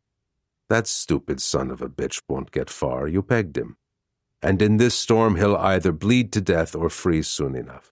He looked up at the sky and then shook his head. "No, Colonel. Don't worry about it. We'll retrieve the body once the weather clears." 19. Barter Island Long-Range Radar Site, near Kaktovik, Alaska. A short time later. Rank had its privileges at the Barter Island station, at least to the extent that Captain Nick Flynn got his own sleeping quarters. True, the same small space also doubled as his office, and it was really just an 8x8 cubicle slapped together out of thin plywood partitions, but at least it offered a modicum of privacy when he needed it. Except for Sergeant Takirak, everyone else on his Joint Force security team had to share a room with 2 or 3 others. At the knock on his open door, Flynn closed the science fiction thriller he'd been reading on his tablet. "Come in," he said, fighting down an exasperated sigh. Between PT at what felt like dark 30, a pre-dawn foot patrol around the whole island in sub-zero temperatures, firing exercises out at their improvised range, a public relations-required Q&A session with kids at the local school, another of Takirak's regular lectures on wilderness and winter survival tricks and tips, and the routine mound of paperwork so beloved of higher command echelons, he felt like he'd already had a pretty full day. His fatigue was compounded by the fact that they were now down to just a little over 5 hours of sunlight out of every 24. Spending 2/3 of the usual waking day in darkness really screwed up circadian rhythms for most people, himself included. Sir? Senior Airman Mark Mitchell said cautiously, poking his head around the doorframe. The red-headed communications specialist had a knack for reading other people's emotions, or at least figuring out when they were pissed at him for pulling some boneheaded practical joke, usually after it was too late. Like the time a week ago when he'd excitedly brought Private First Class Hines fake transfer orders to Hawaii's Schofield Barracks. Luckily, the team's brawny Carl Gustav recoilless rifle gunner, an Army specialist from New Mexico named Rafael Sanchez, had stepped between the two men before Hines could go totally berserk. "What is it, M-squared?" Flynn asked patiently. "We just got an alert message from Jaber," Mitchell said. Flynn looked pointedly at his watch. It was well after 1900, and the sun had been below the horizon for more than 4 hours. "The real thing, airman?" he asked dryly. For Mitchell's sake, he hoped this wasn't another lame attempt at humor. After all, there must be worse military duty posts than this isolated radar station, though admittedly, none sprang readily to mind. The enlisted man was a decent radio man, but there were definitely limits to the amount of juvenile crap Flynn was willing to put up with. If pushed too far, he'd boot M-squared out of the unit first and worry about finding a new comm specialist later. "Honest to God, sir," Mitchell assured him earnestly. "This is the genuine article, and it's not just us, it's everyone, all over the whole world. The President or the Pentagon or whoever is ordering everybody, Air Force, Army, Navy, Marines, Space Force, the whole bunch, to DEFCON 3. Flynn dropped his tablet and rolled off his cot in one smooth motion. The U.S. Armed Forces hadn't gone to DEFCON 3 since 9/11, in the immediate aftermath of the terrorist attacks on New York and the Pentagon. That was more than 20 years ago. What the hell had just happened to trigger this kind of drastic move now? "Show me," he snapped. He followed Mitchell down the hall to the station's dining area in a hurry. Next to the kitchen, it was the largest open space in the station's ramshackle living quarters, big enough for up to 20 people to eat at the same time. The airman had taken over a corner table for his computers and other electronic gear. A sleeping bag nearby showed that he was sleeping there too, probably to get away from his nominal roommate. Flynn had heard grousing that Army Private Wade Vukovic's snoring should be classed as a prohibited non-lethal weapon under international law. The airman dropped into his chair and pulled up the encrypted message file they'd been sent from Alaskan Command down at Joint Base Elmendorf-Richardson. "See, sir?" Quickly, Flynn scanned through the alert. Key phrases jumped out at him. Unprecedented levels of military air activity observed across the entire Russian Federation. No immediate confirmation of hostile intent. Increase in readiness levels directly authorized by the National Command Authority, which meant the President and the Secretary of Defense acting jointly. But there was nothing about what might be behind these sudden Russian moves that had alarmed Washington. His mouth tightened. He didn't know what was worse. The possibility that nobody in D.C. had a fricking clue as to why Moscow had just put its entire Air Force and air defense network on a wartime footing, or the very real possibility that the Pentagon brass and the intel community had simply decided not to share their information with the grunts, squids, and zoomies posted out at the sharp end, figuring that they didn't need to know the whys and wherefores, just like at the C-130 crash site in the Libyan desert. He thought bitterly. Ditch that anger for now, Flynn told himself. His most immediate problem was figuring out how to translate this unexpected DEFCON 3 directive into concrete action by the troops under his command. Older, more established Army formations and Air Force bases had thick manuals stashed away in their secure safes, manuals that laid out each and every action required to comply with the new, higher alert status, all the way down to precise rules of engagement for any extra guards posted at gates and perimeters. As a brand new, completely untested unit, the men of his Joint Force Security Team didn't have any comparable manuals to tell them what to do in a sudden crisis. They were entirely dependent on his intellect, training, and instincts. He looked up and saw the rest of the team filing into the dining room. Word that something was up had obviously gotten out fast. He supposed that wasn't much of a surprise. All 12 of them were basically living in one another's back pockets. Once the sun went down and temperatures plunged well below zero, their universe was essentially restricted to a small number of corridors and rooms. Certainly nobody sane had any incentive to go wandering off anywhere outside, even when they weren't on duty. It was the closest thing to a long-duration submarine patrol that anyone not in the U.S. Navy could ever experience. "What's the word, sir?" one of them asked. "As of this moment, we're moving to DEFCON 3, Flynn replied, "along with all other U.S. bases, ships, and air squadrons around the world. For some reason, our Russian friends have moved all of their own fighters, strike aircraft, strategic bombers, and SAM forces to full alert." "Holy shit," Hines said in amazement. "Are we at war?" "Not as far as I know," Flynn told him. He glanced down at the timestamp on the alert message they'd been sent. He grinned crookedly. "Well, at least we weren't as of 15 minutes ago." "That isn't exactly comforting, Captain," Hines said. Flynn shrugged. "I didn't mean it to be, PFC." He looked around the crowded dining area. "Anyway, as of now, y'all are just as much in the loop as I am." Effortlessly, Takirak shouldered his way through the group of suddenly nervous-looking soldiers and airmen. "What are your orders, sir?" he asked quietly. Alone of everyone, he seemed completely unfazed by the sudden turn of events. Flynn nodded. "Glad you asked, Sergeant," he said, forcing himself to sound confident and in command. "As a first step, I want you to take a 6-man patrol out pronto and set up a chain of 2-man observation posts somewhere between here and the west end of the island. Make sure you've got decent fields of fire to cover the open ground around this station." Takirak considered that. "It's pretty cold out there right now, Captain. Around 10 below zero. 4 hours outside is the maximum time I'd recommend, unless we're setting up camp." "We'll rotate your team back inside after 4 hours," Flynn assured him. "I'll take over your OPs with the other half of the team for the next shift, while your guys get some hot food and rest. Then we'll trade off again."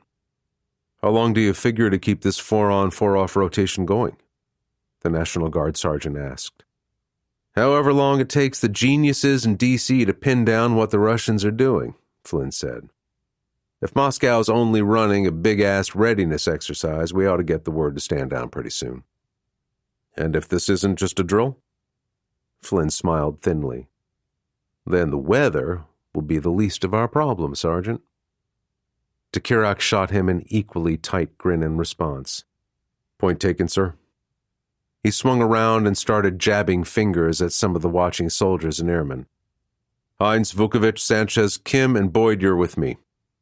You've got 10 minutes to report back here in full cold weather gear with your weapons and ammunition, so move."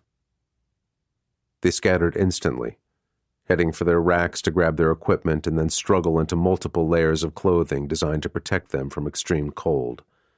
Everything from long underwear, Gore-Tex pants, and fleece jackets to thick parkas, balaclavas, goggles, boots, and gloves. Even a few days under the veteran NCO's tutelage had taught them that Takirak time was precise. 10 minutes meant 10 minutes, and not a single second more. Not unless you wanted to get seriously lit up in front of every other guy in the unit. Flynn looked at the 5 men who were still left. "As for you guys, I suggest you grab some extra shut-eye while you can." Slowly, Mitchell and the others drifted away, talking the situation over in low, worried-sounding voices. When they were gone, Takirak lowered his voice and leaned closer to Flynn. "Just so I understand your thinking, sir. What's the real purpose behind deploying these observation posts?" "Meaning," Have I gone loco and actually started believing that the Russians might attack this radar site with helicopters or paratroops instead of lobbing a couple of cruise missiles our way? Flynn said wryly. Tekirak nodded. Something along those lines. Then no, I haven't gone nuts. I see this as a casualty reduction measure, Flynn told him very quietly. If the shit really does hit the fan, this place is going to get blown to hell. And there won't be a damn thing we can do to stop that from happening, but at least any of our guys posted outside will have a decent shot at coming through alive and unhurt. Makes sense? The older man said. He shrugged. Well, anyway, this will be a good training opportunity for us. Flynn looked at him curiously. You don't think this alert could turn hot? I suppose it could, Tekirak said slowly. Then he shook his head.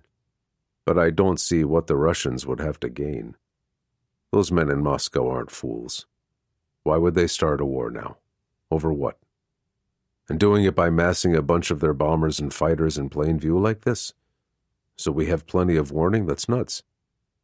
Flynn raised an eyebrow. What would your plan be, Andy? Hell, Captain, I'd just smuggle a nuke into D.C. and set it off. Take out our top political and military leaders like that, without warning, and any war is already halfway to being won. Flynn laughed. I guess I should be glad you're not on the Russian general staff. Oh, me? Tekirak shook his head. No, thanks. I have my hands full just keeping goofballs like Mitchell and Hines squared away. Amen to that, Sergeant, Flynn agreed devoutly.